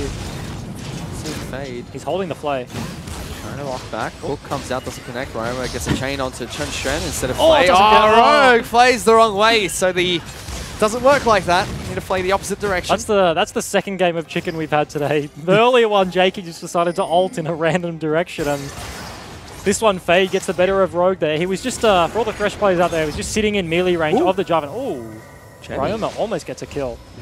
Almost falls the Ignite from Ryoma. They have started Baron. Forced to heal up, and as you mentioned, Sin, they start Baron. They've got double control wards here, so it's difficult to spot Shen will get into the pit. FBI chucks back, throws a couple of feathers in him, and Sin backs off. Jude's going to go in, looks for the bounce him away from the team. Questionable decision coming out from the Zac, but does stop Regicide a little bit quick. Chenny Boy will get the kill on towards Zac, pops him into Bloblets. FBI, however, takes down the support from Regicide. Faye will jump over and help out Chenny Boy, but it's Sealman finding the front lines. Will fall, Protobelts his way to death. As Ryoma gets a kill for himself, ZZZ trying to run away, waiting for cooldowns to continue chasing against the Zac. And another really nice engage out of Sin as Ryoma is looking to pick up this kill. Ooh, ZZZ jumps on the fruit, heals up slightly. Ryoma has to dodge the slows, decides not to, throws out the final Q, and Ryoma, that guy's massive at the moment. Absolutely. Does pick up the kill there, but really nice engage out of Juves and Rogue. They are chain CC'd the Alistar, blew his ulti, and then they got the re-engage off of FBI's. Ooh. Now Fade's in trouble. He gets locked down. Will flag and drag his Doesn't way land away. FBI says, come and fight me. I'm happy to. And Chenny Boy, in that fight, he was just stuck over the blue wall, just hitting the bloblets of Juice. Does pick up the kill eventually, but... It took him so long. He had to call Fade for help. He used his satchel charge on one of the bloblets and then started hitting all the rest of them. Didn't want to blow him up. Ooh. That's a flash engage on the FBI with next to no health. Forced to use the locket. Ryoma jumps in, gets that first kill. Dokla's going to join the fight as well. Ali in some trouble. Chen gets flayed backwards, taken down by FBI. Steelman joins the fight. Hook was on, but good sanguine pull from Steelman gets him back to safety.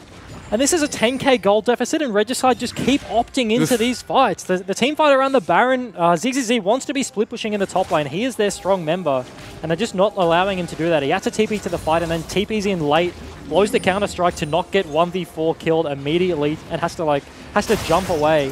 Just let him play in a side lane and keep looking to trade objectives, but they keep opting in. Their jungler's dead. There's probably not going to be much of a contest. No! Chenny Boy, be careful! Dies mid-air, halfway through the rocket jump. Tristana's rockets actually fell on the wrong side of the map there. ZZZ tries to go 1-on-5, getting absolutely destroyed at the moment. FBI goes on a killing spree as Silman will pick up a constellation kill against Dokla. Hooked back. Coming out from Rogue, and chains will land from Armor. He's unstoppable. He has 12 kills, Ejim. And 12 of them. 12. They do get them off the Baron. Actually, that's fairly good. They do die for it, but Sigurman, Chenny Boy, and ZZZ stop Sin doing the Baron. The Baron resets, force Sin to be able to fight that fight, so they delay it a little bit longer, but I expect they're just going to set up on the top side of the map again. Dokla has TP, probably going to go into the bot lane, push that wave out, and then rotate once again. ZZZ will have to catch it, doesn't have the TP available right now. It's a really hard task for Regicide to stop this Baron out. There's so much pick potential on the likes of Sin. You have the, as you said, this 12-1 LeBlanc who's sitting, got a Medjais now. He's styling on people. He just one-shots like any of the carries. White or pull, but if he lands the chain, he's going to die anyway. Chenny Boy is so far behind. He's really weak. No chance. This is stupid. Yeah. My goodness. Roma is so far ahead of the moment. So are the rest of Sin. Everybody is absolutely accelerated. Triple item's been picked up by FBI. Chenny Boy still looking for an Infinity Edge. Can't get it yet. Faye will smite away the blue buff, so Sin can't steal that. I feel like it was going to be a blue on Jarvan or a blue on Zac. Neither of them are all that relevant anyway, so not too big of a deal. But hello. Yep, see ya. Where'd you go, ZZZ? He's right there. Caught snoozing. He's on the floor, mate. Knocked down by Roma. Gets his 13th kill of this game. None of the sweepers are active for Sin, and there is that ward just on the top side of your screen right now, just behind Regicide's gold value. Sin can just wait though. They got Dokla split pushing. ZZ is down for 25 seconds. They don't know it's there, and it's the reason that Regicide aren't just face checking the pick, because they know they're not on Baron, because they can see them with that wall, but they do pull the trigger. And now they're on Baron. It's already down to half health. I can't see how much health it has. They're going to commit to this. Hook is on to Faye. Chen jumps in, but he's already at half health. Teleport coming in from Dokla in the back line. Chen will be the first casualty. Juice jumps in, knocks up Faye, delivers him to the team. Double kill for FBI. Chenny Boy's next. Does he get the triple? He does. It's going to be Shulman, the last man alive in this team fight, trying to run away. Hook is on for Rogue. Big pick from Sin. They get 4 kills. Rogue just does not miss hooks. This almost seems too easy for Sin. They're just baiting around the Baron, get it down to half HP. Bait them to walk into the pit, and then Rogue just snipes someone with the max range hook. Locks onto Fade. Nice play into box to zone them out. Shenchuan has to suicide to try and keep his team alive. And yeah, they pick up all the kills. Ryoma does so much damage. Looking for the 1v1 right now. Their 5,000 got up. Where did your health bar go? What the heck is happening? Ryoma flashes with the gunblade, shoots him in the face, and gets a kill. He flun-bladed him. Okay, there we go. There's the hook, right? And then Alistar's in the backline trying to disrupt people. Just dies for free. They used the Tristana ult to keep the Renekton up, and then Zac just gets the re-engage, and running away from this team comp is so hard. LeBlanc is just going to keep chasing people down. There's another great hook coming in 3, 2, 1. Bang! And there we go. And then they just walk back, pick up the Baron. And this is the Sin ARAM. They're running it down mid. They bring in all 5 members. To be fair, that's all they have to do right now. Yeah, it is. They have such a big front line. Thresh looks really tanky right now, and he's not even a tank support. He's like a bit of a hybrid, but they have the Zac, they have the Renekton, they have a big front line, and Alistar and Jax are dead. Jax just respawning. That's cheeky. What the heck's going on? Chensha just died there. Hook back and absolutely destroyed. Ryoma has... He's close to 6 items, so 22 stacks It's on a 22 Magi. stack Magi's. That is gross. Disgusting. 14, 1, and 6. Comes the engage.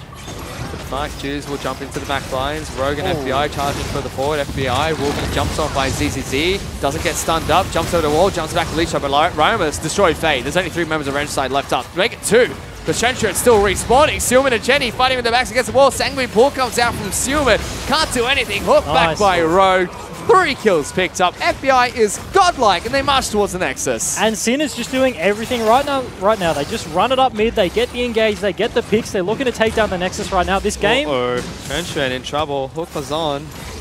Chains connected coming out from Ryoma, but it's just a one-sided affair, Ejim. Absolutely. It's what we expected coming into the game. Regicide have not won a single series in the OPL yet. Sin took Direwolves to a very decent series yesterday. Almost picked up the win, but looking pretty clean in this game here. Very, very clean coming out from Sin. They pick up a decisive victory over Regicide 30 minutes into the match, but from the very get-go, besides the top lane, everything was completely in favor of Sin. There was just no avenue of attack that Regicide had, and it's one of the first games I believe we've seen them play where that's been the case. There was nothing in the entire match for them to do. And you mean, you say that they had that bit of a hiccup in the top lane, right? Like the counterpick Jax into the Renekton and then get some really poor trades on Dokla's part in early into the lane, and they are getting punished, but they stopped the bleeding in that lane very well. I think Dokla did a very good job to still be relevant in the match, even though he was getting absolutely demolished in the 1v1. And then with the help of his teammates, Ryoma on the LeBlanc, going down into the bottom lane, picking off ZZZ multiple times. And yeah, as you said, it just didn't look like Regicide, like straight from lane phase. They just didn't have an avenue for them to win the game. Their only win condition was that Jack split push, and then I don't know. They just couldn't do it. Ryoma was absolutely stalling on people as well. Did he max stacks? He would have. He was at 22 the last time I checked. So. And he absolutely would have. I don't know. Finishing a competitive game with a fully stacked Medjai has got to feel pretty good. To Disgusting. Be honest, It's a reportable offense in my opinion. Bannable.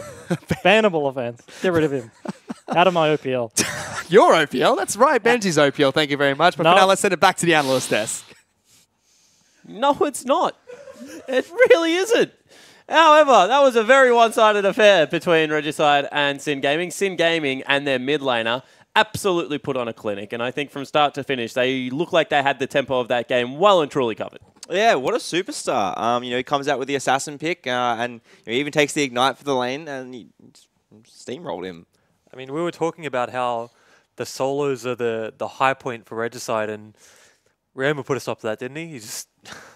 I don't know what else to say. He just outclassed him in almost every way. But this is 2 weeks in a row that Seaman's actually been demolished in lane. Fantix was able to do it last week as well, and the elite mid laners in the OPL are actually showing that there is still that gap between them and everyone else. Yeah, no, we say that, it's one of the strongest roles in the region, but it's the strongest role for like a reason, I guess. These higher echelon players, and now that Ryoma can probably make a claim to be one of them, they definitely are a mark above, some of the lesser mids. Yeah, it's just a tough measuring stick to live up to. I'm glad Fantix doesn't play my role, I'll tell you that right now, because I'm sure he'd do the same thing to me that he just did in that game. Yeah, Ryoma did in that game. Yeah, I mean, when we have a look at this, I want to talk about a couple of things. Very famous line from UT Gun is that Juice's Zac sucks, I believe was the exact words. But actually put a pretty hard camp on a bottom lane, something we don't see competitively all that much, but because of Chen Xuan's champion pool, they were able to get the counter pick, and they really did punish that. Yeah, I don't know what Regicide were thinking draft. Like,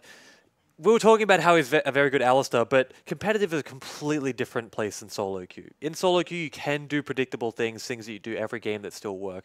In competitive, it's not going to work. You're going to get counterpicked. You leave up Rogue's best champion, which is also a counter to the champion you're blind picking. Why? Why do that? and then you let them get Zac as well. It doesn't matter if the person sucks at Zac, they're just going to dive you and camp you consistently. Well, let's play devil's advocate. Jish, why as a coach would you do that? Is that because you feel like your team has less options and therefore you have to pick the lesser of two evils? Is it, maybe a little bit of confidence in your new player? Like, why would you make a decision like that if you are vicarious? Yeah, no, good question. I think it definitely lends itself towards the fact that, you want to put your players on their best champions. There's probably a high likelihood they walked into this game and be like, all right, well, we know they're going to ban Alistar as the first ban or something like that. And then they're like, oh, okay, they didn't, so we'll take that. And I think that obviously he has to be very comfortable on that champion. He wouldn't blind pick it first rotation if he didn't think that he could come out ahead. But yeah, the 3-on-2 lane in bottom lane is just like sort of not a fair test, I guess. And it doesn't really matter. You can talk about whether or not Juves is a good Zac. He's not necessarily, but he is a good jungler. And it doesn't really matter what champion you're playing. If you're communicating really well, as Ejin was saying on the cast, they set up their ganks really well. They had their dives quite, nicely positioned and stuff and just communicated well. So I think that, yeah, he played a pretty good Zac game, and it was really hard for, Chen Chen to have had, a star breakout performance. Yeah, and Alistar there's a way to deal with Zac with Alistar. You can block his combo and whatnot, but the way that Chen Chen was playing around it, he was trying to combo the Zac instead of just removing him, led to Juves getting a lot of Qs and just slapping into things as well. So it makes me really question if he's ran into that matchup very often. And if I was to guess, I would say he just hasn't. Yeah, no one really gets to play against Zac at the moment. I mean, it's just pretty much banned away. However, all of this, what we're talking about, led to an absolutely devastating early game, which then led into a desperation play from Regicide trying to fight around a Yeah, so this Rift Tower is just set up very well by Sin. They've got the vision control, they get a great flank from Doppler and same from Ryoma too. So, the CC just changed really well from Thresh and Juves as well. And then FBI does a really good job of kiting out the top of this fight, and there's so little the Regicide can do. They do pick up a couple of scrappy kills and stuff, and they try to grab some gold, but it's a lost fight for sure, and Ryoma just comes out huge from it. Yeah, and I think that's where he just ended up starting to snowball, just grabbing. Solo kills in lane probably helped a bit too, though. Sure, but I think out of that fight, he went from 4 kills to 7, something like that, and then just 9, 13, whatever. Yeah. He ended up with a full Medjai. Just I don't know that if I was to pick a point where the game is completely over, just where I would look at Regicide and be like, well, that's where you stop analysis. That would be it. All right. Well, now that's what I actually want to talk about. A little bit of different, little bit of a change up. We've all been in games where you're getting smashed. I mean, it happens. You guys fill two very different roles, but you're both leaders in your organizations. What do you do now? You've gone back into the room. Do you actually get the belt out and start whipping your players and you're like, we must play better, Jish? Or is it, bringing spirits back up? How do you attack this kind of situation? I mean, T-Gun's pretty big. He might be able to whip people. But most of my team's bigger than me, and I'd lose the fight. I'm not going to get a belt out. But no, I think that there's... everyone obviously is really disappointed, and, their cut that they lost, especially if it's a really demoralizing loss like that, berating them is probably the last thing I do. I think it's more about, just finding some positives from the match. What did we do right? And hone in on that and work out, okay, we did this really well. We can do this again.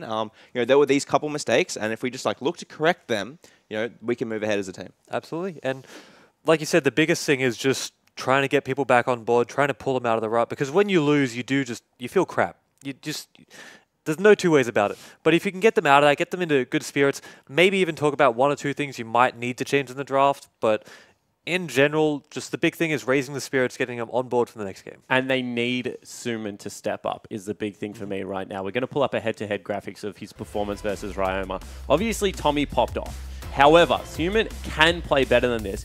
Do you have your go-to motivational speech, boys? Is there something that you do? Have you got the big rile up for that one player? You call him out a little bit, you make sure he lifts for that next performance? I mean, it depends on the player. Some players respond a little bit better to being pushed and prodded, and some of them, just need a reassuring pat on the back.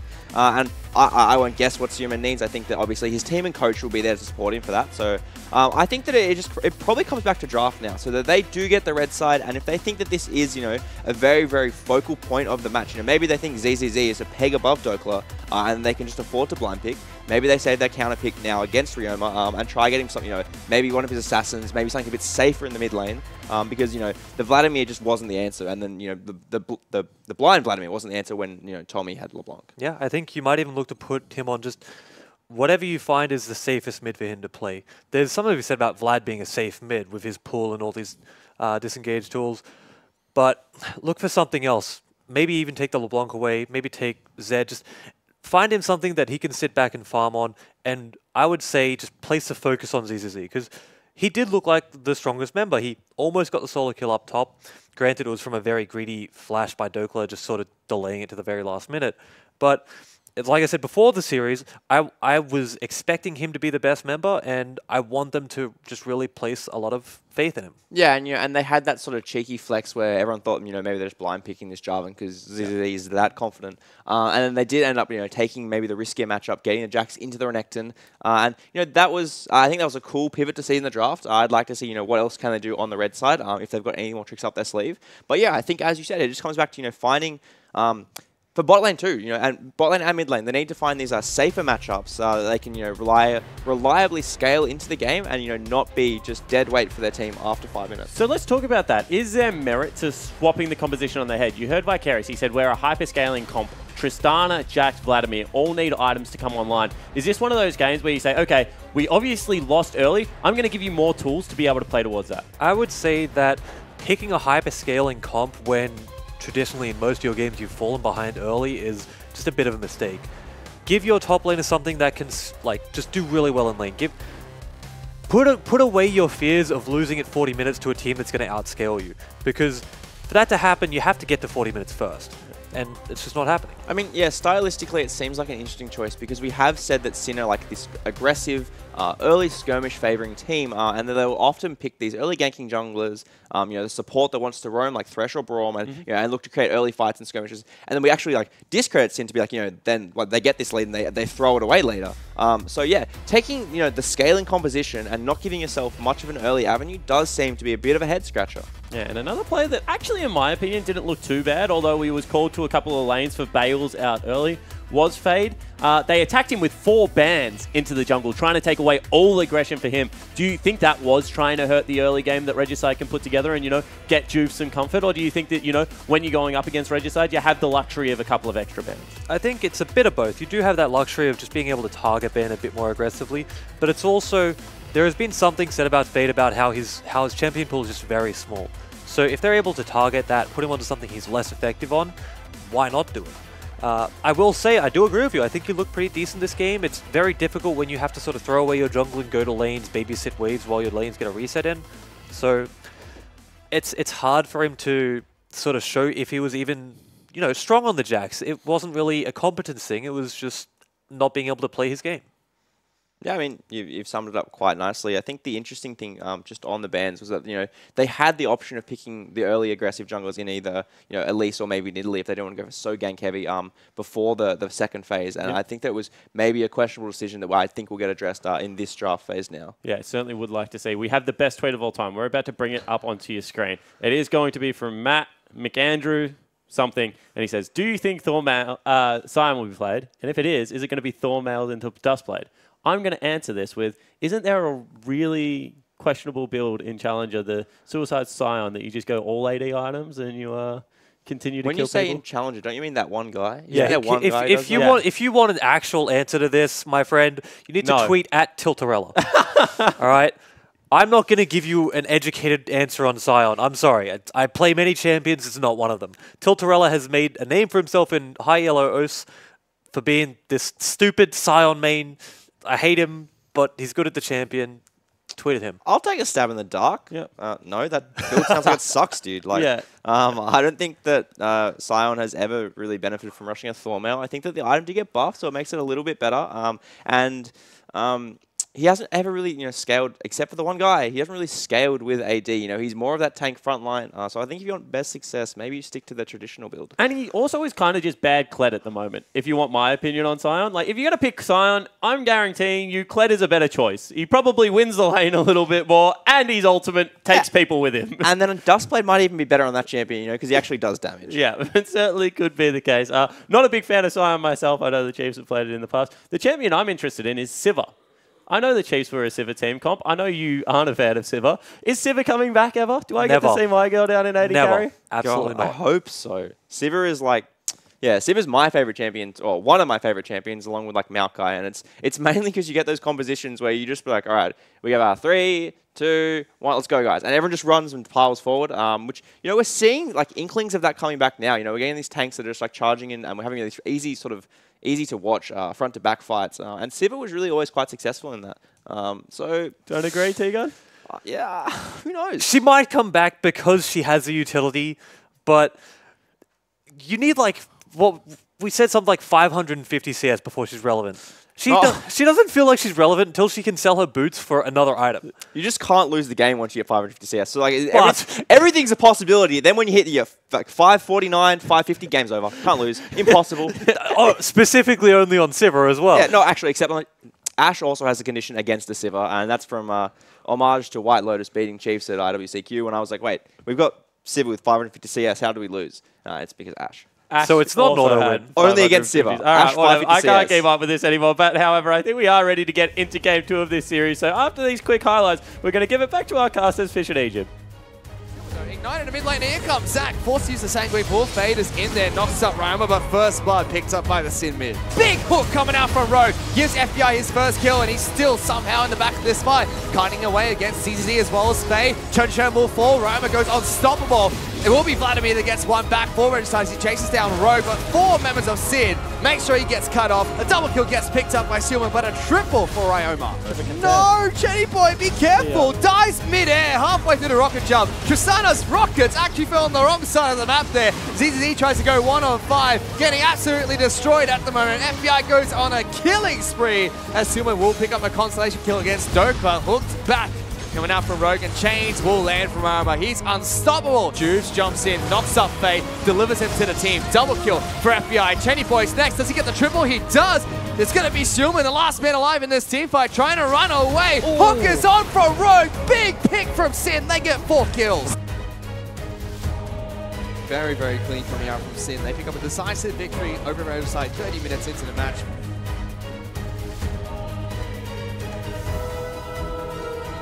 Welcome back, ladies and gentlemen. About to get into the second match between Regicide and Sin. The first game was a stomp. One-sided affair, we should say. Big stomp. Big stomping ground. It was a little bit unfortunate for Regicide, quite frankly, and now they have a chance to go into Game 2 and try and redeem themselves. Yeah, coming into Game 2 from Regicide, I just think they need to not have a disaster early. That bot lane was an absolute kerfuffle down there, and they just got mega punished. ZZZ in the top side of the map was playing well, was winning the 1v1. They need to draft him into a good situation again, I think, and then potentially get a safer matchup in the bot lane. Rogue's Thresh, obviously very good, and then they just first picked the alley, which is Thresh is a good matchup, and they just left it open. So they picked themselves into a hole, and then they just got blasted. Yeah, and I think they need to stop doing that. First picking the Alistar. Not the best of choices from Regicide, but we'll have to see what they change heading into pick some bans for game number 2. And they are on red side now, which means they have less flexibility in their first set of bans. So interesting to see how they navigate this one. As we're just Sin taking their time, like, you know what, we've got like 30 seconds. We're going to take forever. And, something went wrong, so we're going to go back here. They're going to try and go to Champion Select again and actually hit the buttons. They didn't like the Kha'Zix ban. Nah. Rogue. No, not Rogue. It would have been Dokler in the top lane, ban Kha'Zix. And everyone's like, nah, abort, get rid of it. I said, no, they banned 5 junglers last time. Yeah, you know, they don't want sticking to the trend. Yeah, they made Fade play Jarvan. I reckon they need to ban 5 top laners this time. Get rid of Jax, Camille, Aurelia. Get rid of all the ZZZs. Ban out ZZZ? Yeah. He was the one that was winning. Just get rid of him. So the gameplay for Sin was like, ZZ was the only one that looked competent enough to beat us. We banned him out and hoped that the rest of the map falls apart again. Yeah. With all the picks left open this time around. Yeah, absolutely. This is why I'm not a coach. I think Jish should be very proud of you. I just listen to Coach Jish, Papa Jish, standing behind us as we're in Champ Select. He has his little notebook and his sweater, and he just trots along behind us, sort of thing, and tells us what to pick. That's it. Just says you pick this, you pick that, go in the game. Unlike Drac, who says, Rosie, mate, rapid fire cannon, follow your dreams. You can do whatever you like. You can take 7 kills on the Bard and build a rapid fire cannon and go 7-0-49. That's fantastic. Why can't you do that? I don't have the freedom. I have to listen to Coach G. So it's a dictatorship, basically. It's not democracy in the Chiefs gaming house? Yeah, different styles of government in the Chiefs house. But, moving on back to this game, as we're unfortunately still not on Champ Select. Probably hello. Hey, Juves. Oh, we're back. No. He's playing hard to get. Oh, There was a slight glance there. It's breaking my heart tubes. Yeah. He knows. He knows what's up. Did you see that? That synergy out of Bensel. Jules has got a bit of fluff on his back. Bensel just picks it up right off the back, takes it off. Would Coach Dish help you out with that? I don't know. Collar's a little bit weird or something. Helps to adjust it. Does your tie up as well? He didn't take my undershirt off for me. Oh, no. I had to ask the ref. Yeah, I saw that. Yeah. Coach just always steals my sweaters. So, yeah. Oh, that's a spicy topic. We didn't need to bring that one up. Went missing for about 3 weeks, Jim. Was 3 not very weeks? happy. Have you got it back? Yeah, I got it back. Okay. It magically reappeared one day. Just swears that he didn't put back okay. As we get the CDIs from Spawn standing there over the chest, magically reappeared. Another person who likes to steal my sweater. He doesn't steal your vests, though. No, these are my vests. Okay. Got enough vests. You can't steal all of your vests. You physically can't carry. Impossible. You wear a vest every day, but there's too many. You can't carry them in your hands. Absolutely great. And we're still waiting to get back into the Champions Select. Regicide haven't had a great split so far. Only picking up a single map victory, and that was against a banless Abyss. And Sin in that game, honestly, just looked very good, very clean. Sin are kind of notorious in the OPL for playing really messy League of Legends and then potentially in the mid-game, in the late game, making some blunders and kind of throwing the game and causing disarray. But in that game, they played fairly well. They had the advantage from early on, and they transitioned it well across the map. Helped Dockler out in his losing matchup, and yeah, they didn't do the throw. They didn't do the big throw at Baron or anything like that. They played team fights well, played their macro well, and picked up a very clean victory. Yep, well, we're into Champions Select again between Sin as well as Regicide straight away. Kha'Zix as well as Lee Sin being banned out. So 2 jungle bans already thrown at Fade. Reckon there's going to be 5 this time again? Oh, potentially. No more Thresh available for Rogue here. So that's banned out by Regicide. First ban, target ban on red side, meaning some of the OPs and the Caitlyn as well. Some of the OPs are going to be available. Like this week, we have seen a lot of the Zac with the resurgence of these new tank junglers. Teams are letting it go through. Caitlyn does hit the bench, so potentially another Xayah-Tristana matchup if they do opt into that one. And they do ban away the Braum. They really want him to go on the Alistar again. Rogue probably has another counter pick up his sleeve. Sin really like to ban out Braum first draft rotation. They get Gragas as soon as they can. That was Regicide's target ban last game. Instead, Doklo's Jace gets banned out. So this should be a Gragas pick from Sin, you'd assume. Potentially. Other than that, I think they could probably just take away the Xayah. In my opinion, the next best. Monkey King, let's go. And they're just throwing so much shade to series right now. This is 2 games in a row. They do hover the... Oh, now they're throwing it at ZZZ. They hover the ribbon. Yeah, that's disrespect. ZZZ's about to stomp someone in the top lane. He's not happy about that. But Xayah is the first pick coming out from Sin. And now, as a red side team, this is a difficult situation because obviously you want to deny the Rakan away from... the Xayah Rakan combo. You don't want to give them that because it's just so potent at all stages of the game. But then, if you take away the Rakan that isn't necessarily very strong with whatever AD carry you can pick up, you immediately also get counterpicked by the blue side in their next rotation. So, curious to see if they do take it away or if they do think they have some sort of counterpick as they are looking at it. And as an Ali main, Rakan has a fairly similar playstyle. So, not straying too far from his main bay. And that was an Elise pickup for Fade as well, with Rakan being locked in for Chen Shen. Juves hovers. Very briefly. Very, very briefly. And they do lock it in? They do lock it in, so it's not a... Rogue! He's Bit of disrespect there coming out from him. Picks up the Alistar, gives him the Ejim thinking sign. And then he was just explaining, he was like, someone asked him, what did he do? What did you do to the camera? And he did it again. Now he's too embarrassed. But yeah, the Alistar matchup into the Rakan is actually fairly good. Rakan goes for the engage, the Alt W onto your AD carry sort of thing, and then you just headbutt away the Kalista, and there's no follow-up damage. They blow their combo, and you just headbutt them away. So the individual matchup is fairly good. And they do pick up the Kalista. Obviously, a lot of synergy with the Rakan. Allows him to get free engages off, not afraid of dying ever. And they do ban away the Talia. Yeah, Talia being banned out towards Ryoma, who has had a great split on the champion. A couple of teams like to target ban that out. Jax being banned by Sin, so throwing a couple of ZZZ's way. Are they looking for another Renekton pick, potentially? Regicide do have the first pick outside of this, so they are banning all away mid laners, so potentially going to be a mid blind pick here, and then getting the counter pick for ZZZ. In my opinion, that'd be their best option in terms of winning this matchup. They already have the Elise, who's a very good jungler for diving top lane. She clears pretty quickly and then, yeah, does a lot of damage, has the CC, can drop the turret aggro. So if ZZZ can bully around, they banned the Riven. If he can bully around Dokler again like he did last time, they do have dive pressure. That is a respect ban if I've ever seen one from Sin. And they Renekton. Yeah, locked in top lane for ZZZ. Should be happy with that pick. You would expect something like the Gnar to come out maybe. Potentially another range matchup, Lucian, Kennen. Oh, potentially the Galio. Yeah, that could be locked in. We've seen Ryoma play it before. Pretty interesting seeing Galio last patch went from like first pick ban worthy, if you leave Galio up, like what are you doing sort of thing, to now all these tanks have come back in and everyone's like, oh, second phase Galio? Nah, I don't want that one. Like let's grab a Rek'Sai. Instead Rek'Sai's picked up for Juice, so it would be Gragas top lane for Dokler. Ryoma's pick now being picked up by Rogue. And yeah, interesting to see what he picks up here. So counter pick for Seelman. Seelman has not had a great split. Last split when he was an XL5 for a brief period, he looked like a very strong mid laner, but moving on to Regicide, he has not looked good in the mid lane.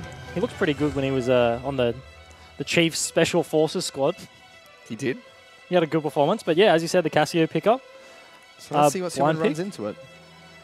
Yeah, so a very strong blind pick at the moment, especially with Cassidy and Talia being banned out. Potentially something like the Zed. Let's see, he could throw the gauntlet. Seelman was known as an assassin player. His Ahri is still up, he wants to pick it up. And Zed goes for the Syndra pick instead. Good matchup for the Syndra.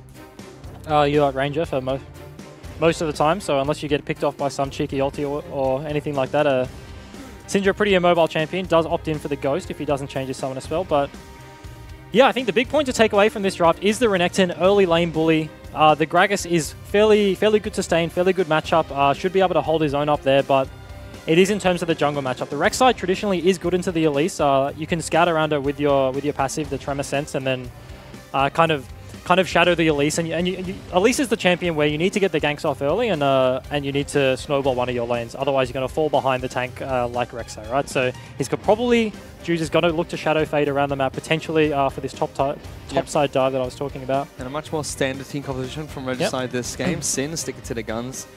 Very standard for them. Rogue picking up the Alistar here, trying to take it to Chen, who's gone for Rakan in this match. Rakan closer, we haven't seen too much of it in the OPL, but we know it's a very strong bottom lane duo. Yeah, internationally, it's very, very potent, very strong. It's very similar to the Kalista Ali that we have seen in the past. You just have a longer engage range. And yeah, it's just kind of actually an easier combo, because Ali, you can flash combo, but Rakan can flash W, like you just get more distance, so it's just so much easier. More potential for picks, but obviously a weaker lane phase. I think Rakan lane phase without Xayah is pretty rough. You do have a little bit of sustain in your queue, but without the ability to get the double size dash onto your AD carry, like when you're Wing forwards for a trade, if it doesn't connect, you do get punished pretty hard on the return. Yeah, we'll have to see how that bottom lane matchup goes. FBI had a really strong game #1 on Xayah. Was able to completely bully out Chenny as well as Chen Shen. So let's see if we can do the same thing here. But for now, let's check in with Spawn, who is standing by with Sin's coach, Bensel. Hey guys, I'm standing beside Bensel, coach of Sin Gaming. My first question is, how do you send you guys back onto Summoner's Rift after such a commanding performance? Is it just like more of that, guys? Get straight back out there? We didn't even talk about that game at all. So I just said, okay, so what are we going to do next game? You know, just think about what the draft's going to look like. Is it going to look any different? Do we want to do anything differently? I think the answer is no for that. But we've ended up with something a little bit different for this game. Yeah, I was going to ask you about that. 714, people thought it was going to be pretty rigid with, you know, Duskblade as well as the tank meta. You guys have found some flexibility that maybe other teams haven't. This is nearly a 7.13 draft coming out of you, Bensel.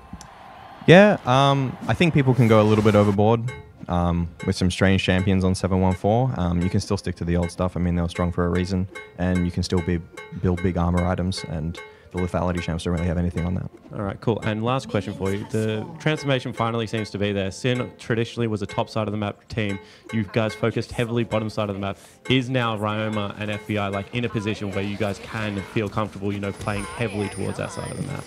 Yeah, I mean, the challenge for us is going to be that when we play against teams that have a stronger top side of the map, and when they focus on that, can we deal with that? I think is going to be the big question. When we challenge teams to bot side of the map play and they just try and match us, it always seems to go well. So, you know, that's a challenge to all the other teams, I guess. All right, well, fingers crossed it goes well this game. Thanks for speaking to us. Let's throw it back to you, the casters. Gary Bensel's thoughts on this match there. Didn't even talk about game 1. Straight away focused on game number 2. The Rogue, he's not a one-bell Mukau alley. Yeah. He likes to spam the sound. But he hasn't opted for a chroma pack. You know what he's done? He's bought the skin, but he didn't hit the next tab, you know? Where like you gotta go from skins to chromas in the new store. But isn't this the skin that synergizes with FBI's colors? No, blue alley. Oh boy. Blue alley for the cape. So he's doing the cowbell, but he doesn't have the right color. Come on, Rogue. Working like I'm disappointed. Meanwhile, good knockup coming up from Trench in the bottom lane. Gets some damage onto FBI's Ryoma. Absolutely style on Sealman to kick things off. 300 health left for the Syndra. But Ryoma is running low on mana at the moment. Yeah, and yeah, it does get a cheeky chunk in him there. Elise did start on the bot side, so potentially looking for this die that we were talking about, but Dokla is pushing in on the top side of the map. ZZZ started a Doran's blade. That's an aggressive choice. It certainly is. And we do see Juves is faster on the clear. His bot lane did leech the race. They got the alley combo and the damage from FBI onto the race. So he's faster on the clear. Going to be in the top side, potentially setting up vision for Dokla to keep pushing in this wave. As we mentioned, yeah, she wants to shadow the Elise, wants to preempt any sort of cheesy ganks on the top side that Fade can pull off. But is looking to go back towards the bottom.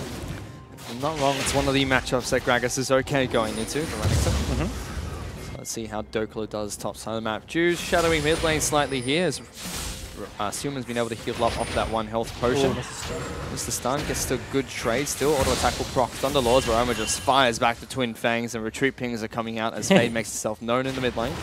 That was really quick. As soon as Ryoma stepped up, they just instantly pinged the bot side jungle. They knew Juves would have been hovering behind him.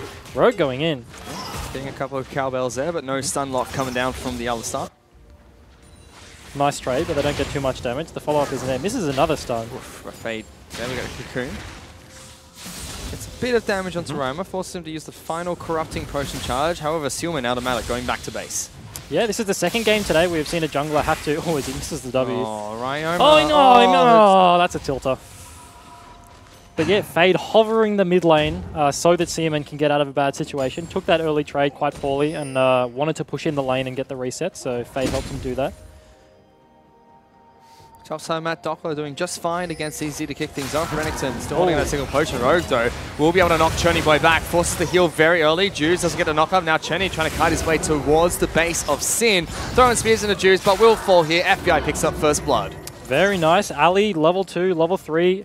Gank with the flash is obviously very strong. It's an ancient combo sort of thing. The early gank in the bot lane with the Alistar has now been nerfed because the knock-up doesn't actually stun on the second phase of the CC for Alistar anymore, but Rogue still gets it off and does well to actually preempt the flash. He was sitting in a range where he was still proccing his E, the bells were ticking, and then as soon as Cherny Boy went forwards, he knew he couldn't flash further. He couldn't flash towards his base, so that's why you saw him run towards the inside of the map. Also, Mazizi doing a good job with Fade here. The Fate's going back to base, so Doppler's got to be careful here. Should recall on this wave. Oh, that's in Cocoon range.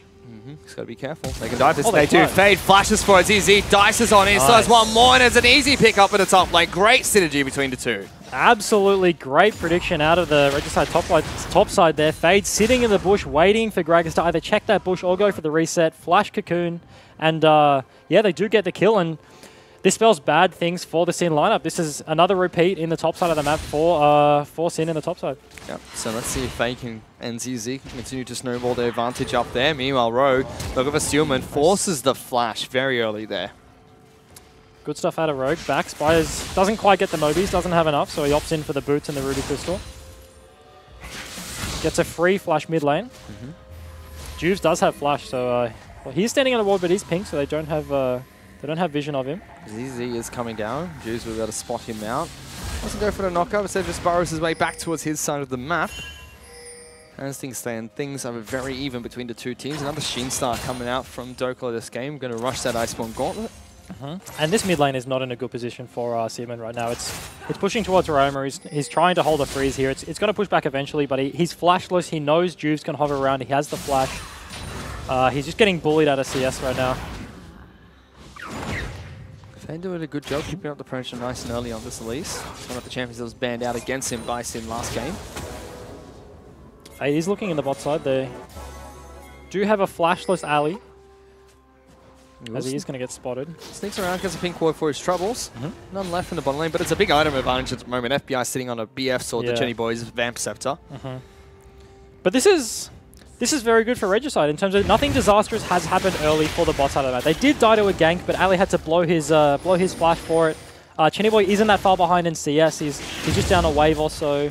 Does have the Vamp Scepter with the... He didn't actually go in for Warlord, so he actually went for Fervor for that lane sustain and the Doran's Blade, so just wants to farm up for a while, but they're not getting punished as hard as they were in the first game, and ZZZ still has the advantage in the top side of the map, so it's a decent position for them moving forward. That's the big thing. He gets ZZZ ahead. He still takes quite a bit of damage from that combo of Doppler. Has the Sheen available to trade quite well against the Renekton.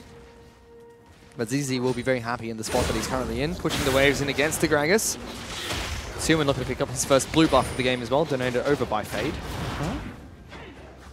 There's the Sin's bot laner potentially walking up the river. Just getting a cheeky ward over the wall. Hit the blasting plan, as a lot of bot lanes do, so that Fade can't get into that bush without them knowing about it. He doesn't have that free path. And Riot Benji has put blessings on us all, and we've got another Infernal Dragon as the starting dragon. Oh, that's Roma. Flash and Wall grounds him as well. Looking for this kill. Knockback comes out of Suman, but no stun. Easy 1-on-1 by Sin's mid laner. Great play out of Roma there. Places the ward and then sits in his pink bush. This pink ward has been sitting there for such a long time and hasn't been cleared by Fade or ZZZ roaming down. Suman can't do it himself, and then, yeah, as Suman was looking toward that bush, just flashes over, gets the solo kill. Great stuff out of Roma. Top side, now he told ZZ as well, trading aggressively against Dokla despite the wave pushing in against him. Renekton more than happy to take these trades with his Phage already picked up. And Roma shoving in this minion wave, stacking up his tier as fast as he possibly can, denying CS from Suman, who again, he's had a poor split so far, and it's not getting better for him in this match. Yeah, and the lead isn't too big right now. I guess like we do have the solo kill and the 15 CS deficit, but he's slowly growing this. He's slowly holding freezes where he can to deny a bit of CS, gets the solo kill there, and this is looking really good for Roma.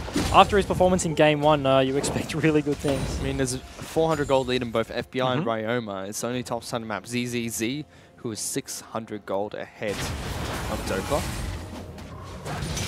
So that's where all the gold is sitting for Regicide, where it's evenly spread out for Ryoma and FBI. Let's see if they can continue to snowball this lead for themselves. It's now that transition, right? It happened in first game as well, where they had that lead in the top side, but they weren't able to transition it into anything meaningful, while Sin were just punishing the bot lane. Now, their bot lane is slightly behind this game, but well, actually, barely even. They're just down the kill from the gank early. He does get a cancel base there. Nice out of Rogue. Buys the Moby boots over the Sightstone so he can zoom around the map. Zooming. He's zooming. He's absolutely zooming. If he had a MS Quince, he'd be zooming even more, but unfortunately he doesn't. As he links up with Juves to clear a bunch of pink wards. They don't check either of those bushes. That's sloppy play out of Sin. They walk past 2 pink wards. They have 400. He has 450 movement speed. That's stupid. He's fast. But yeah, as they're looking for this play on the bot side of the map, ZZ and Fade are running down from the top side. They pushed in. They did walk over a wall, so Sin do know they're here, and Rogue is still hovering mid with Juve, expecting the counter gang. Rakan's there as well. So Chen Shen has done a good job of shadowing the Alistar, making sure he matches Alistar's roam. I mean, he'd be one person that would understand how Alistar does roam. Absolutely, and I think Rakan is probably the best mid lane hover support champion, if that makes sense. In terms of he has the flash available, his ulti and W, his counter gank potential is absolutely insane. If you ever mess up an engage onto a Rakan and he has the ability to just re-engage on you with his team collapsing, it is very punishing. As Juves is caught here. Charm comes out from Trench and doesn't connect. Chenny Boy still throws him on the wall, and everyone flashes for the jungler from Sin. Ultimate comes out, and Chenny Boy picks up the kill. And that's exactly what we were talking about. Rogue and Juves walked up the river, and they did not clear that pink wall. They checked the dot bush, but Rogue messes the combo. No one saw that. Unlucky. And yeah, as I was saying, that pink wall saw Juves walk into the bot side jungle. It's still just sitting there, and they get a nice collapse. Juves got his tunnel over the wall during the Rakan ulti, but with the Fate's Call, they still get the engage off. As Chenny Boy's in a bit of trouble. Ooh, he's going to get knocked into the wall, knocked up as well. The stun charge is picking up by Rogue. Chenny is going to use the heal very early there. Chen forced the flash away. Teleport does get cancelled, I believe, by Dokla. His ultimate is down. There's a 3-on-2. Rogue pops his ultimate, so does FBI. OPL comes out of Fade Exhaust though, but FBI, he gets a kill, turns it around. Chen next. flashes away for the kick this. He gets a double. Make that a triple kill for FBI. Absolutely amazing play out of Sin's bot lane there. They get the 2v3 outplay. Because of the early skirmish in the bot side jungle, Kalista nor not Varus, sorry, the Rakan didn't have ultis. And they just pick up the 2v3. The TP was coming in from ZZZ, but as you said, Dokla did cancel that with his ulti. I'm pretty sure that that middle bush, he was, as you saw on the map, ZZ was TPing in and gets it cancelled by the blind ulti. But here we see the engage. They get a lot of damage down onto the Rakan early, and they look for this re-engage with Fade coming. The TP gets cancelled right there, and it's at this moment where Ali tanks the Cocoon, and they can't get onto FBI, that they're in a lot of trouble there. The one, like, Ali is useless right now, and all their CC is going into him. That's a huge root from the ulti. Rakan is just way too low, and Chenibody just doesn't have enough stacks to kill him, so... FBI and Rogue played that perfectly. Absolutely great play out of the bottom lane there, and... Tommy's 4-0-0 again on the Isaiah. He's got his accessory picked up with boots too, looking for his first Zeal item. He's big, that's huge. And Chenny's still sitting on his components for Blade of the Ruin King. And after that engage, they did push in the bot side. They didn't bounce the wave, but they do opt for the switch. So not opting to stay bot side for the Infernal Drake. They do match Regicide in flipping their bot lane to the top side of the map. So potentially Rift Herald is the next objective as they push in this lane. Chonny and Chon Shun will continue pushing top side up. That guy's already here. He'll pick up this wave nice and easy. Dokla doing just fine against ZZ. He's a level down. But there's a gank coming topside. That's a flash combo from Rogue. He'll get the stun lock again. Fade is up here looking for the kill. Chenny, incredibly low, jumped off by Juice. That's the first kill picked up by Sin in this fight. Chen and Fade will get back to safety. And this is, it's kind of what we were talking about in the draft phase, where the Elise has to get these early ganks off, and it just seems like he didn't do enough in the early game, and in these skirmishes, he's just not providing anything. He's not ahead of Juice. Juice already completed the Cinder Hulk. Is just already there, counter-ganking these games, counter-ganking these ganks, sorry, and he's just having much more of an impact, and once again, Sin's bot lane are just popping off. They certainly are. FBI 4-0-1, 40 CS. Ahead of Chenny Boy. Sin take 2 outer turrets to the back of those plays, and they now move towards Rift Herald. And they're probably looking to make a play for the mid lane turret, as Regicide are actually potentially going to contest this. Kalista can't be there. They have no ulti on the Rakan. Let's see, they can spot out Chen Xuan. They pull the Rift Herald out of the pit. They don't have a sweeper available, and none of them have pink ward. So obviously they knew it was warded, and they didn't want to keep Rift Herald standing next to the wall where Faye can just smite it over the wall. They wanted him to either commit with a repel over the wall and potentially suicide for it, or just not even go for the contest. So really nice play out of Sin there as they do pick up the Rift Herald. And Dokla standing his ground against ZZZ. Still has his ultimate available. ZZ was threatening a dive with the Dominus up. Yeah, this Krager's doing fine, and Dokla's had a much better Super Week than he has at the start of the split. Playing very well. Yep, and an interesting deploy out of Sin here is they're deploying their bot side to match the 2v2. They are like so much further ahead than the Regicide lane. Is Elise floating down? He's just looking for the soul. Elise has started Dragon. Solid. Fade's like, screw that. I'm going to take an Infernal Dragon. You kill the Gragas. ZZ's popped Dominus already. Dokla trying to fight his way out. Very low mana. Pops the ultimate. Knocks ZZ back. Trying to cut him off. But here comes Shoshin. That's a bit of a Swiffer flash there as Dokla's now going to try and waddle his way out. Fade stops doing the Infernal Dragon. What the heck? Dokla's done a do-si-do. He might just get out there. Sin's coming in. Juve's looking for the smite. Fade. Can he get this one? No smite for either juggler. Fade's coming back up. Will eventually be able to take this one down. Juve gets out. Dokla's going to execute himself. Does he get the execute, or does ZZZ? Oh, he got it. Yeah, he does get the execute. That was so weird. Fade was just sitting on the dragon the entire time like, no, I don't want to come into the bot lane. Roma fancies a fight against Human, almost falls. Stands there for a quick second thinking he was dead, but Rogue and FBI is like, well, you guys do your thing across the other side of the map. We're going to take turrets. Yeah, and that's worked out really well for Sin. They didn't get the... as Juice called, he flashes for it. Hello? Chen Chen? What's he doing? Oh, he missed the charm like twice there. He flashed onto him, just missed, and then Juice gets the tunnels away and has to W for it. But that entire time, they do pick up the Infernal Drake on the bot side of the map, but they don't get the kill into Dokla. He does get the shutdown. Sorry, the suicide to the turret. But Sin pick up the top lane inner on the other side of the map. Dokla not taking a note out of Archie's playbook from Gigabyte Marines, letting that wave sit there for a while before trying to clear it, scouting out ZZZ, but still escapes the one-on-one. And again, doing just fine on the Gragas. He is 700 gold behind. Jungle, big advantage for Jews, as well as, my goodness. It's a 3,000 Yeah. gold lead for FBI. What the heck? And that lead is only getting bigger. It's now like a 50 CS lead. He just based before and he's already on 2 items, and Chenny Boy's barely finishing his Bork. That's dumb. Yep. How?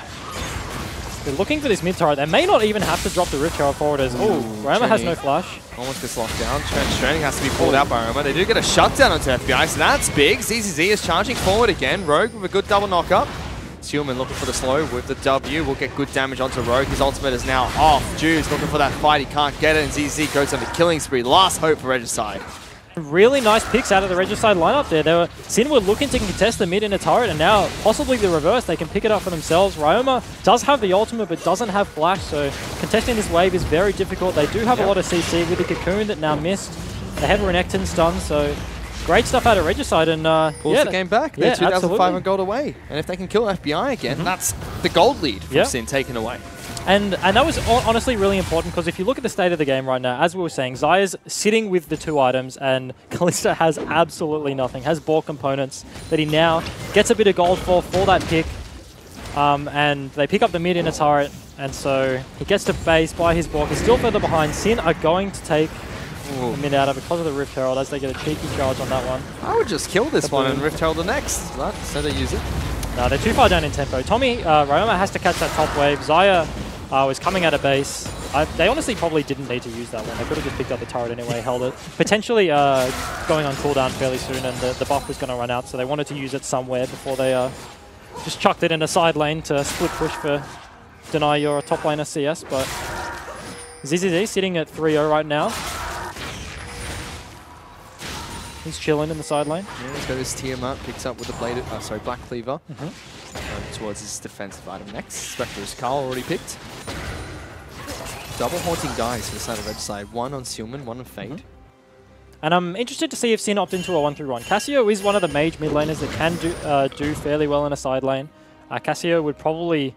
Moo. Ooh. There he goes. Moo! Oh. Doesn't get the knock up though. Forces a flash out of ZZZ. That headbutt was very close to not hitting there. ZZZ did great to almost dodge that one away, but Cassio is one of the mage mid laners that can actually side lane very well, especially as their setup is right now. This deploy is great from Sin, because this long lane, Cassio will chase down anyone in the side lane. Oh, they missed the knockup. Trying to get Dokla here. He's caught. Picks up a kill against the flow again. Dokla shouldn't be that far up. Absolutely. Cassio's on the other side of the map. In this long lane, Roma will run anyone down, but in the 4v5 on the other side of the map, they need to respect that they will lose the team fight. No TP, no ability to get there. And he's one of their main damage threats. They do have FBI, who's really, really big right now, but he can't do all the heavy lifting. As, Dokla just finds himself in a sticky situation, now sitting at 0-3-0. They will get some chip damage in this mid lane inner. Top lane inner was already destroyed by the duo previously. And Sin actually have... Oh, that's an engagement, bro. Flashes straight on top of Chen. He's forced to flash out. Tanking up the turret for now. Good double charm from Chen Shen. Fade's going to come in the back lines. Does lock down Alistar, who has his ultimate up. They throw Chen Shen back in as well, but Dokla is here too. Going to stop the engage. Body pops it back. ZZ taking a lot of damage. Feathers being thrown. No root coming out of FBI just yet. He throws out his ultimate as well. Nice engage. Disengage. Yeah, nice engage at a rogue there, but they don't get the follow-up route. So Chenny Boy gets to leave. He flashes away. Nice re-engage by Shen Xuan on the Rakan, but doesn't amount to a whole lot of anything. Both top laners TP into the fight, but nobody actually falls down at the end of that. A lot of summoners blown and ultimates blown, but not too much as a result. They're pinging around the Baron. Sin actually do have a very quick Baron. Rek'Sai and Cassio, especially Cassio with a blue buff, could actually just two-man this Baron. So Regicide pinging, respecting that. They do get the wards before they look to reset, and they need to catch their side waves, as Chenny Boy's doing in the top side of the map right now, pushing out that wave. This game a lot closer for Regicide. 3,500 gold behind. That's not a margin that they can't fight back from.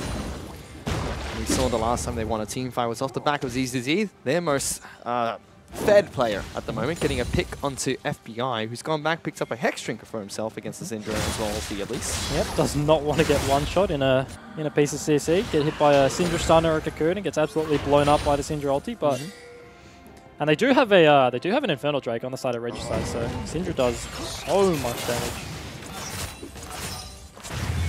And again, neither team really fighting at the moment. Both waiting for the next objective for them to take. Dokla going for a fight against ZZ bottom lane. ZZ still a couple of items ahead as well as a level. And this is kind of just like the standard ebb and flow of a 1-3-1 versus a 1-4 comp. You see Seaman got the reset and was looking to catch the top wave. Oh, Ow. He didn't auto him again. He cast one of his abilities. Come on, Baron. What are you doing? Press this W. He's you know what Baron is? He's the Caitlyn that stands in your face and charges ulti instead of just right-clicking you. And then you're sitting there as a support, you're just like, what are you doing? But as Sinner actually looking for the engage here. Trying to collapse with the turn Shun and Faye, they don't get it. Meanwhile, Dokla in trouble. He's underneath the turret being dove by ZZ. Defends it for the first time. He's got it back to base though. Neither of them have TP, so they can't really influence the rest of the map. But yeah, as you see, Cassio just cheating into the top side as there's no mid turrets up for either of them, and the Dragon is an air Drake, so neither team really willing to put much resources into it. So as I was saying, this is the ebb and flow of a 1-3-1 versus a 1-4, where the 1-4 has these windows where they want to pick a fight whilst Cassio is in the side lane, or as they look for it on Faye flash cocoons and misses. He's got a repel, low on health. Chen Shen with a double charm, knock up onto FPI, avoided with his own ultimate. Meanwhile, Juice gets that kill to Faye. Big body block coming out from Dokla. Chenny in trouble, trying to cut out of this fight. But Chen Shen's the first to fall. FBI gets that kill, and another body block from Dokla will slow them down. He still wants to chase Schumann. He's going to back out. ZZ is on turrets, but Sin of their eyes set on Baron. And they had that window, but they just botched the engage. Fade flashes in, misses the cocoon, and then ZZZ stayed in the bot lane to push it in, whereas Dokla got the rotate, gets the flash belly bop to re-engage the fight. Great pickup by Sin, and as you said, yeah, just looking to pick up the Baron. Uncontestable, there's no jungler, no smite on the side of Regicide, so... And this is the point where it becomes really hard to hold for Regicide. When you can't match the team in a split push, and they have Baron, it just becomes overwhelming. And these inners in the bot and the mid lane are going to drop, like, basically immediately. They're going to have to sack them as Sin can push up all three waves and rotate between them. The Ali's flash is coming up fairly soon, so they can pick any engage they want. No flashes on the carries of Regicide. Kaliss is coming up fairly soon, but for the likes of the Syndra, for the likes of the Elise, they will both get one shot in an Ali combo. Let's see if they can get this off again, because Regicide now 5,000 gold behind. Sin with a Baron buff, they're going to push into them. Almost feels like Regicide need to make a big play here. If not, it could be lights out for them against this. Fade is looking for a flank. Oh no, he's just doing this. I thought he was going to walk around, look for a wrap around potential cocoon onto the likes of FBI. Doesn't have a QSS, so couldn't get out of that one. Dokla is still split pushing at the moment. And this mid lane in the turret is very low. One more push from Sin will take this down. They're being very patient with it. Yeah, they just need to play it slow. While Dokla pushes in that bot side, just let the minions walk up to the turret. Eventually, Regicide concede it. They're going to do the same in the bot lane. The top lane is pushing towards them, so if they don't commit to a dive straight away on the inhib, someone potentially may have to go and catch that one. Dokla does have TP, but he's opting to just group right now, even though he doesn't have flash. Okay, so bottom lane in the turret is going to be the next one to fall. Sin, they could push through here with the Baron buff, but it seems like they're going to do just that. Cassio mid though, so potentially a window here for them to look for an engage. They get the cocoon. And lands onto Dokla though, one of the tankier members of Sin. Rakan. That rapid fire cannon from FBI. Yeah. Shifts away at Chenny. Looking to get some auto attacks on towards this turret. They have the cannon minion here being buffed up. Just getting a couple auto attacks in, chipping away at this turret. Rakan no flash though, so it's actually fairly hard for Regicide to get access to the backline, and you don't really want to be engaging onto the likes of a Gragas, onto an Alistar, and even the Rex side. Neither of those things are very good threats that you want to go on. You see, he's looking for the engage, Trenchon, but he's just not pulling the trigger because he doesn't see the window onto FBI. Sin breaking apart this team quite well. They've already chipped away so heavily at bottom lane inhibitor turret as well as mid lane inhibitor turret, and Regicide have not pulled the trigger. They lose one inhibitor turret. The bottom one's going to fall too. They need to make a choice. They need to just pick one side and they need to go for it, or they're going to lose both. They're just hesitating right now. Nice stun onto Roma. There's a Juice, so just flashes straight on top of Suman. Wants that kill, but ZZ's popped Dominus. He's going for a good grounder. Stops the dice coming out from ZZ. Flash as well as the Petrify. This buys so much time for Sin to take down bottom lane inhibitor turret. Really well played by Roma. They're predicting that as soon as he got off the miasma, Shenchuan would just go straight for the combo, but predicts it with the ulti, flashes over the wall, gets the stun, but a bit of miscommunication from Juves and Roma there. Juves flashes onto the Syndra, probably expecting a flash miasma follow-up to get the pick, but Roma doesn't commit, so they do find themselves in that little bit of a hole that Roma manages to outplay. Let's see what Sin do next. Juves is a half elf, but he should be comfortable in the current position for his team. This Inhibitor turret is below half health. ZZ is posturing quite aggressively, but I can't really see a window where you can jump in for this fight. Ryoma's standing as level reward, so they know where he is. No stun. Syndra stun down. That's going to be an inhib. Rogue still has ulti. Yeah, they just walked up. There's the miasma. Zed's Sin back off for now. Rakan's flash is coming up very soon. They potentially do actually hold this inhibitor. No way for Sin. The entire time that happened, nobody caught the top wave, so it did bounce off the turret. There is a big wave building on the top side of the map, but Sin opt into a reset. They Baron's down. Yeah, their Baron falls off. They don't have the likes of Cassio ulti. FBI still doesn't have flash, so they weren't comfortable fighting in that choke. In terms of the engage from Regicide, the choke in the mid lane is actually really easy to get a fight off. You can get a flank from either side, and then with the flash you can come from the side and basically they'll all be standing in the line and hitting the inhib. You can get a 5-man engage, so they didn't want to opt into that. So smart, safe play by Sin, which is something they're not really known for in the OPL. So not just running down mid, forcing an A-range. Well, they were running it down mid, but they were doing it slowly. So although it was the right choice, they were pressuring the inhib. Yep, Gargoyle's own play has been picked up by Doklo as well. Ryoma's gone for the Saracen Embrace. That's fully stacked up with Vola Mages. So he's going to be a happy camper in the mid lane. But FBI, 3 items already more. Mount Mortius again in this match, despite ZZZ's presence. He's okay with picking up the defensive item. Yep. Callista does reach the 2-item spike, so potentially does actually do damage now. As Fade was looking for a cheeky flank, Rek'Sai probably saw him with the passive there. As Sinner just looking to pressure the top side of the map again. They don't have Baron this time, so it won't be as easy, but they've got a shop in though. Yeah, they've got to buy. They're up so much gold, almost a 10k gold lead here. Just a bit over 9, so they're just going to look to pressure in between these waves, basically until Baron spawns again. The Air Drake has been standing for so long. Neither team has really opted into fighting for that one now. Regicide have just been answering what Sin are doing, and they have put no priority on it right now. So Baron spawning in a minute 50. They do get this inhib. Yeah, that force nice and easy there. No response coming out from Regicide. And they move straight towards top side of the map. They have a small wave pushing there, but no Baron buff, so it'll be hard to push in for this, and it's the final inhibitor for Regicide. Super Minions crashing towards the Nexus though. They have to go now if they want to do something. Gragas has flash, Ali have flash. They do have the potential for an engage here, so does Rakan though, so... See, Regicide have to force because... Who pulls the trigger? Super Minion's already on the base. There we go. There's the flash coming from Chonchon. We'll lock down a couple, pulled back by Chenny Boy and snap back out. They're diving into FBI, but he's perfectly healthy, and Ryoma keeps him alive. ZZZ in the back lines, they can't do much. Shutdown coming out for Ryoma. Only 3 members of Regicide left up. And FBI plays that fight so well. He gets caught in the Rakan engage. Immediate QSS as they continue to fight. They're going for more. Suman forced the flash. Chenny going to be the next target as Ryoma and FBI taking them down one by one. Only Suman left up. Sin march towards the Nexus. They want to take a 2-0 here over Regicide. Suman trying not to die inside of his own fountain. Wants to heal back up. FBI's got other ideas. Chucks some feathers into his face. Doklo positioning for the dive. I don't think Sin will go for it just yet. Instead, they focus on the Nexus and they go 2-0 here over Regicide. And FBI just played that last team fight so well. Gets caught in the Rakan engage, immediate QSS ulti. They get no picks from it. With the Cassio, just diving into a Cassio face first, lands a nice stun with the ulti, and then yeah, Sin just wiped the floor with Regicide at the end there, and that's a 10k gold lead team fight right there. Like, even if they get a decent engage, you just lose it anyway, and yeah, Sin smiles on their faces. FBI looking happy with his performance today. It certainly does. I mean, a lot of people expected this to be a 2-0 going to Sin. And they are a middle-of-the-pack team pushing to try and get into the playoff run again. Regicide, unfortunately, have not had a good split so far. Only pick up a single map victory. Still smiles. Not on ZZZ. He's not happy. But this is one of the first weeks, so I believe it's safe to say that we haven't seen improvement from Regicide. Normally, week in, week out, even when they lose 2-0, we say, you know, there was something about their play today that we could see improvement from.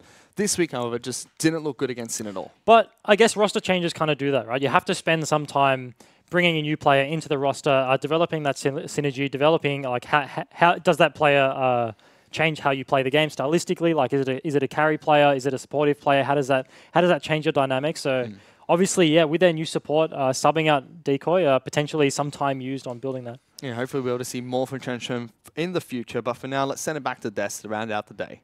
Thanks so much, Fish and Ejim. Great cast on the night. However, we asked a question at the start of this block, you know, how were Sin going to be able to close out this game? We thought that they were going to be able to 2-0. That was a foregone conclusion. But we called for clean League of Legends. And I think that in back-to-back games, they did a pretty decent job of delivering on that. Yeah, 100%. I think that, you know, we've questioned, you know, how consistent can they be? You know, they have a lot of playmakers and they have some players who, you know, aren't the most consistent and have shaky performances here and there. But the roster performed really well tonight, I think, Tegan. Yeah. The only thing I could criticize them for is the sort of early to mid game in game 2. They did give away a couple silly kills, silly deaths around the map, but that's being really nitpicky. They just performed well today. There's not a lot I can take away from them. Yeah, it certainly isn't. One player I want to highlight in particular is going to be FBI down there in the bottom lane. This guy was turning ganks left, right, and center. We've got one of them for you to bring up onto the screen. But T-Gun, how hard is it to call the 2v3, counter engage? And I mean, walk us through, exactly how, like, what kind of happens here as well, they're going to be ganked in. Whenever it comes up, generally before 2v3 even happens, you know it's coming. You know you're setting up for it. You're preparing for it, especially mentally. Here we go. The biggest thing I want to highlight at the very start of it is Chen Xuan comes into the Rogue knockup for no reason. You don't need to be in there. Now they're cutting back. The TPs are interrupted. Regicide have to hit Rogue here, and that doesn't matter. Rogue's basically invisible until his cooldowns are up, and he was in his ultimate. So FBI's just doing free damage, free damage, free damage. The spears aren't being put into him. They're being put into the cow, which is irrelevant. You don't need to hit him anymore, but they couldn't get around him, and they just kite him back nice and well, and FBI comes out 3-0, and from that point on, you just feel horrible in that 2v2 anytime you put there. Yeah, I mean, it looked like a pretty nice setup from Sin initially, just that they come in from the river and they have like a pretty good angle to get onto the Regicide bot lane. And then, I think whether they actually see it or not, they start like slowly retreating back just based on the TP, and then they have the faith and confidence in Dockler to run up and just, lob his like casket or whatever to cancel the TP, which was really good that they communicate that and they stay confident in their fight. And then, as we saw, Rogue just body blocks that entire team fight, FBI cleaned up. Yeah, it certainly was a great start to the game. However, we do have Fish standing alongside with Sin's captain's Juice for a quick interview. Thank you very much, guys. I'm standing by here with the jungler and captain of Sin Gaming after an impressive victory over Regicide. It was completely one-sided. How did you guys feel after that win? It was pretty clean. We got picked a few times, which was not ideal, but I guess what happened is kind of what was expected. I do think they have like really good individual players, but they just need to like work together better as a team. Yeah, hopefully we'll be able to see more from Regicide, but congratulations on your victory today. However, yesterday you guys did fall 2-1 to the Direwolves, and you did pick up a really impressive game against them in Game 1. But what kind of happened after that? Oh, well, I think Game 1 is like the level we can play at.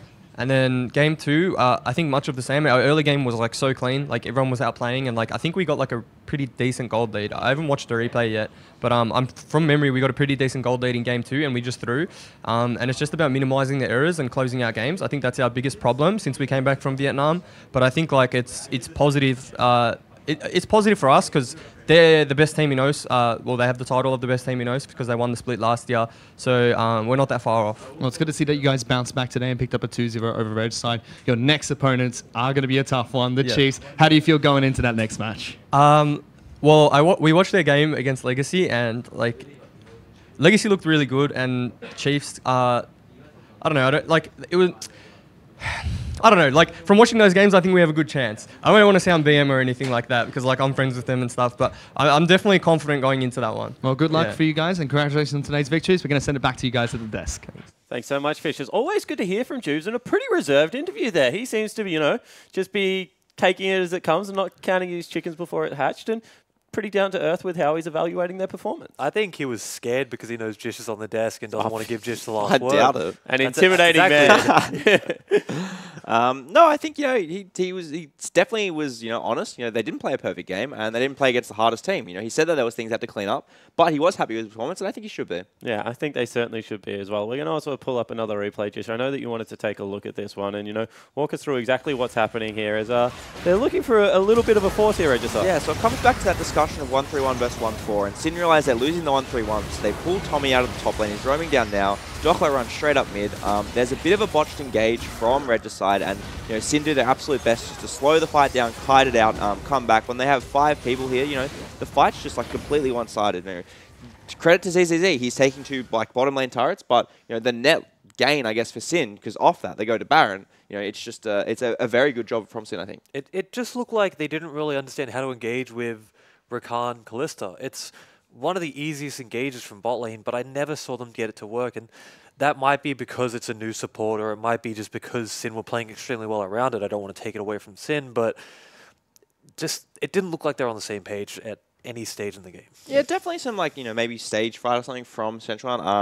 Obviously it's his first. We know he played in the OCS, but this is his first like live performance. So maybe he's just a little bit nervous. And I can't fault him too much for that. The other thing I will say is I played in Melbourne. You guys were lucky enough to be Sydney players when we had the servers. But coming from like, I don't know where he's from, but if he is a Melbourne player or something like that, going from 40 ping to 6 ping or whatever the heck you play on in the studio, Tegan, it's weird. Privileged I players. played on the US servers, all right? I went from 200 ping to 6 ping. I feel like they're two extremes, mate. It's the little tweaks that come with the lessening of pings on a TR. Yeah, you are right. There is a big difference. Even famously Counter-Strike players say the same thing. They go from playing online to playing on LAN, and there's big differences. Same thing happens in League, and that might be it as well. It might be nerves. It might just be little things, but hopefully they can work on that and sort of come into the team that they want to be. All right, cool. I want to, as we take a look at the damage graph, just talk about quickly what's next for these teams. Because Regicide, they have to pick themselves up tomorrow, drag themselves up by their shoestring, and they have to play against TM Gaming. Whereas Sin now, I mean, their job's done this weekend. They get to put all their effort into their next week's matches. So, I mean, let's start with Regicide. I mean, what do you take away from this game, and what adjustments are you making overnight? Tegan, help a brother out. Hopefully none. I'm not going to help them. I need the win. I need wins, all right? I think that, sorry to say it, Tegan, but I believe that this was definitely the harder match they had of the two, and I think that, they know that. There were some positive signs, their draft, they seemed to correct from game 1 to 2, and they got better matchups, I think. They had aggressive options and they had some early game, competency with, especially through that top jungler. At least Renekton, they dove early, and they got like the lead there. So I think that they don't. Maybe Praetors only have their number, but they've definitely got things they can work around. And I think against maybe a slightly weaker team, they have a chance. All right, flip side at Tegan, because you get to give Sin some advice now going up against the Chiefs. Apparently, I'm sorry. This is why I complimented Vicarious earlier. Yeah, horrible. Sin against the Chiefs, they have a really good VODs review with the Legacy series. I don't want to sit here and crap on the Chiefs, all right? They're a good team. I'm not going to do that. I'm not in a position to do that. If I was, maybe, but not right now. But they have some good VODs to review. They can look at the Legacy series and take away a lot, because Chiefs, they were winning the early game. They were coming into it strong. I feel like those series, not taking it away from Legacy, but there were some silly deaths that sort of let the thing sway away from them. So if Sin can look at the VODs, pick some things up, they have a very good chance, but they need to do their homework. They can't just sit back and go into it sort of... It seemed like Juice was like, well, they're not as strong as they used to be, but he needs to give them the respect that they deserve. Yeah, I certainly think there is something in the 5v5 team fight if you have a little bit of a scratch at the moment for the Chiefs. However, let's bring up today's results as we round out the night. It was going to be... it was Abyss Esports taking the 2-1 victory over Avant Gaming before Sin were able to pick up the quick 2-0 over Team Regicide. Of course, tomorrow at 3 PM Australian Eastern Standard Time, it is going to be Team Regicide taking back to Summoner's Rift against TM Gaming. Wow, that is a short turnaround before Legacy Esports take on Abyss Esports, in which is now a very interesting match as the teams are both coming in with some hot form. Of course, that is going to be 3 PM tomorrow. However, guys, that is all the time we have for tonight. Thank you so much for tuning in. Thank you to Jish, Tegan, of course, Aegean Fish, and the entire production crew. And we'll catch you at the same time, 3 PM tomorrow. Careful. Ultimate thrown out by Raid. He doesn't get Jake, but Maokai comes in as well. Knocks back Blinky, picks up first blood, throws out the root. Can't catch him though. No, Seb throws out the elbow. That's going to lock everyone from AV down. The root's too strong. Temper Fate getting 3 as well. Series has joined that fight. He's going to take it down really low. It will be Rosie that falls first, but Jake will fall slightly up. The double kill picked up by Rosie. And Habu joins this fight. Will lock down a Sejuani. Eats him alive. Luch gets that kill. He wants to go on cleanup duty here. Blinky will be able to help Triple out, getting a kill for himself, and now there's a Cassidy on his face, getting ripped, walked all over, double kill, picked up by Luch. Sonya's loose by Luch, they catch Blinky, he's dead. Big pick from Rosie, still looking forward to the magical journey. Clean up crew, incoming, double knocker. Series gonna fall as well. That's a double for Cassidy and a double for the Zarya as well. Rosie trying to go at the start, but Blinky almost dead already. Heals back up to half health, jumps off by the Cassidy. Now he's got his eyes set toward Triple, but the front liner maybe already destroyed. Series goes for another flank, he can't get anything out of it. Double kill picked up by the Cassidy. The Nexus is gonna fall with that Abyss. Pick up game number 1 over AV, stunning quite a few people back at home. They're looking to try and pick up this series here as well. It Oh, that's a gank mid lane. Sybil locks down Diana. Luch does have flash, but there's way too much damage coming out. Why would you flash that? And first blood's picked up by Sybil. Pabu wants to go for the fight. A lockdown series. He can't get out of this pit. Will fall. Luch at half health, getting jumped on by Triple. Tries to get away from this. Sybil is taking quite a bit of damage. Has to be careful. Pabu thinks he can fight this one out. May be able to if he gets some cooldowns back up, but Triple has got so much mana off the back of this. Sybil gonna dodge out the kick, still gets taken down. Pabu has to fight his way out of this one. Has to dodge everything. One more, no, he can't do it. Big outplay by Pabu. He gets the double kill. Pabu will lock down Blinky, looking for that kill, but immediately gets turned on by the rest of AV. Raid has rejoined the fight. Diana gets one kill onto the Caitlyn. The rest of AV want to kick this off. Green Man will be split into little bloblets, but AV turn around and kill him off. So now it's a 3-on-4. Blinky gets that first kill. Raid is trying to do something about it. Good delivery system from Seb, but it's not enough. Raid trying to kite for his life, does no damage whatsoever. Double kill for Blinky. Seb's gonna fall as well. Triple kill picked up by the Caitlyn Sheriff, and now the Nexus is gonna fall as well.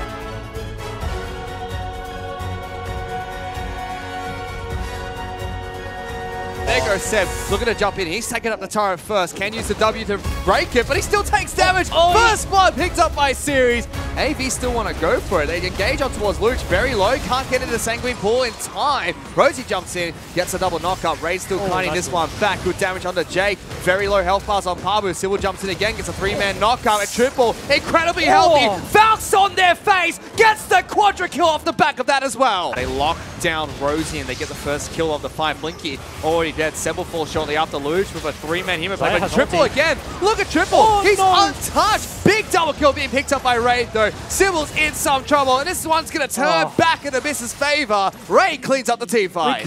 Triple's forced to flash away from the fight. Rosie will fall due to turret arrow, and Luch is taking up the turret now. Pabu deep in the back lines will get a kill onto Triple. The star AP carry at the moment for Avant. Sybil's going to get knocked back. Blinky's trying to run away from a Vladimir, but that's a Hemo playing on top of him. And Ray chucks a feather in his face, and that's all she wrote. Abyss pick up an ace over Avant Gaming. First game was such a one-sided affair. Same for game 2, went in AV's favor. This match, a little bit of a back and forth, but Abyss pick up the victory. They go 2-1 over AV.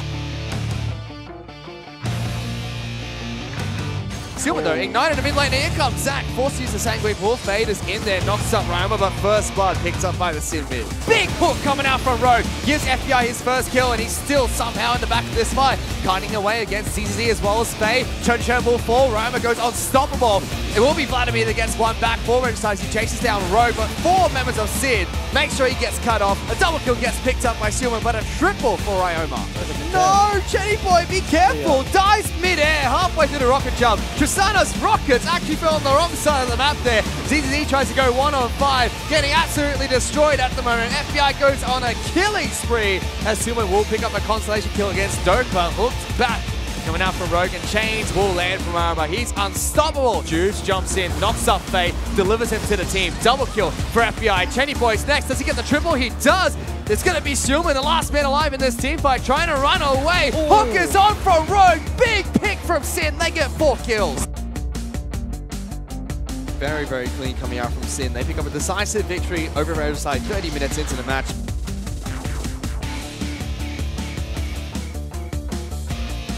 Now Chenny trying to kite his way towards the base of Sin. Throwing spears into Juice, but will fall here. FBI picks up first blood. Fade flashes for it. ZZ dices on in. Nice. So one more, and it's an easy pick up at the top lane. Great synergy between the two. Looking for this kill. Knockback comes out of Silman, but no stun. Easy 1-on-1 by Sin's mid laner. Rogue pops his ultimate, so does FBI. Propel comes out of Fade Exhaust though, but FBI, he gets a kill, turns it around. Choncho's next, flashes away for the kickless. He gets a double. Make that a triple kill for FBI. Fade flash cocoons and misses. He's going to repel low on health. Choncho with a double charm, knock up onto FBI, avoided with his own ultimate. Meanwhile, Juice gets that kill on the Faye. Big body block coming out from Dokla. Chenny in trouble, trying to cut out of this fight, but Chencho's the first to fall. FBI gets that kill, and another body block from Dokla will slow them down. There we go. There's the flash coming from Chencho. We'll lock down a couple, pulled back by Chenny Boy and snap back out. They're diving into FBI, but he's perfectly healthy, and Ryoma keeps him alive. ZZZ in the back lines, but he can't do much. Shutdown coming out for Ryoma. Only 3 members of Regicide left up. Sin march towards the Nexus. They want to take a 2-0 here over Regicide. Silman trying not to die inside of his own fountain. Wants to heal back up. FBI's got other ideas. Chucks some feathers into his face. Dokla positioning for the dive. I don't think Sim will go for it just yet. Instead, they focus on the Nexus and they go 2-0 here over Regicide.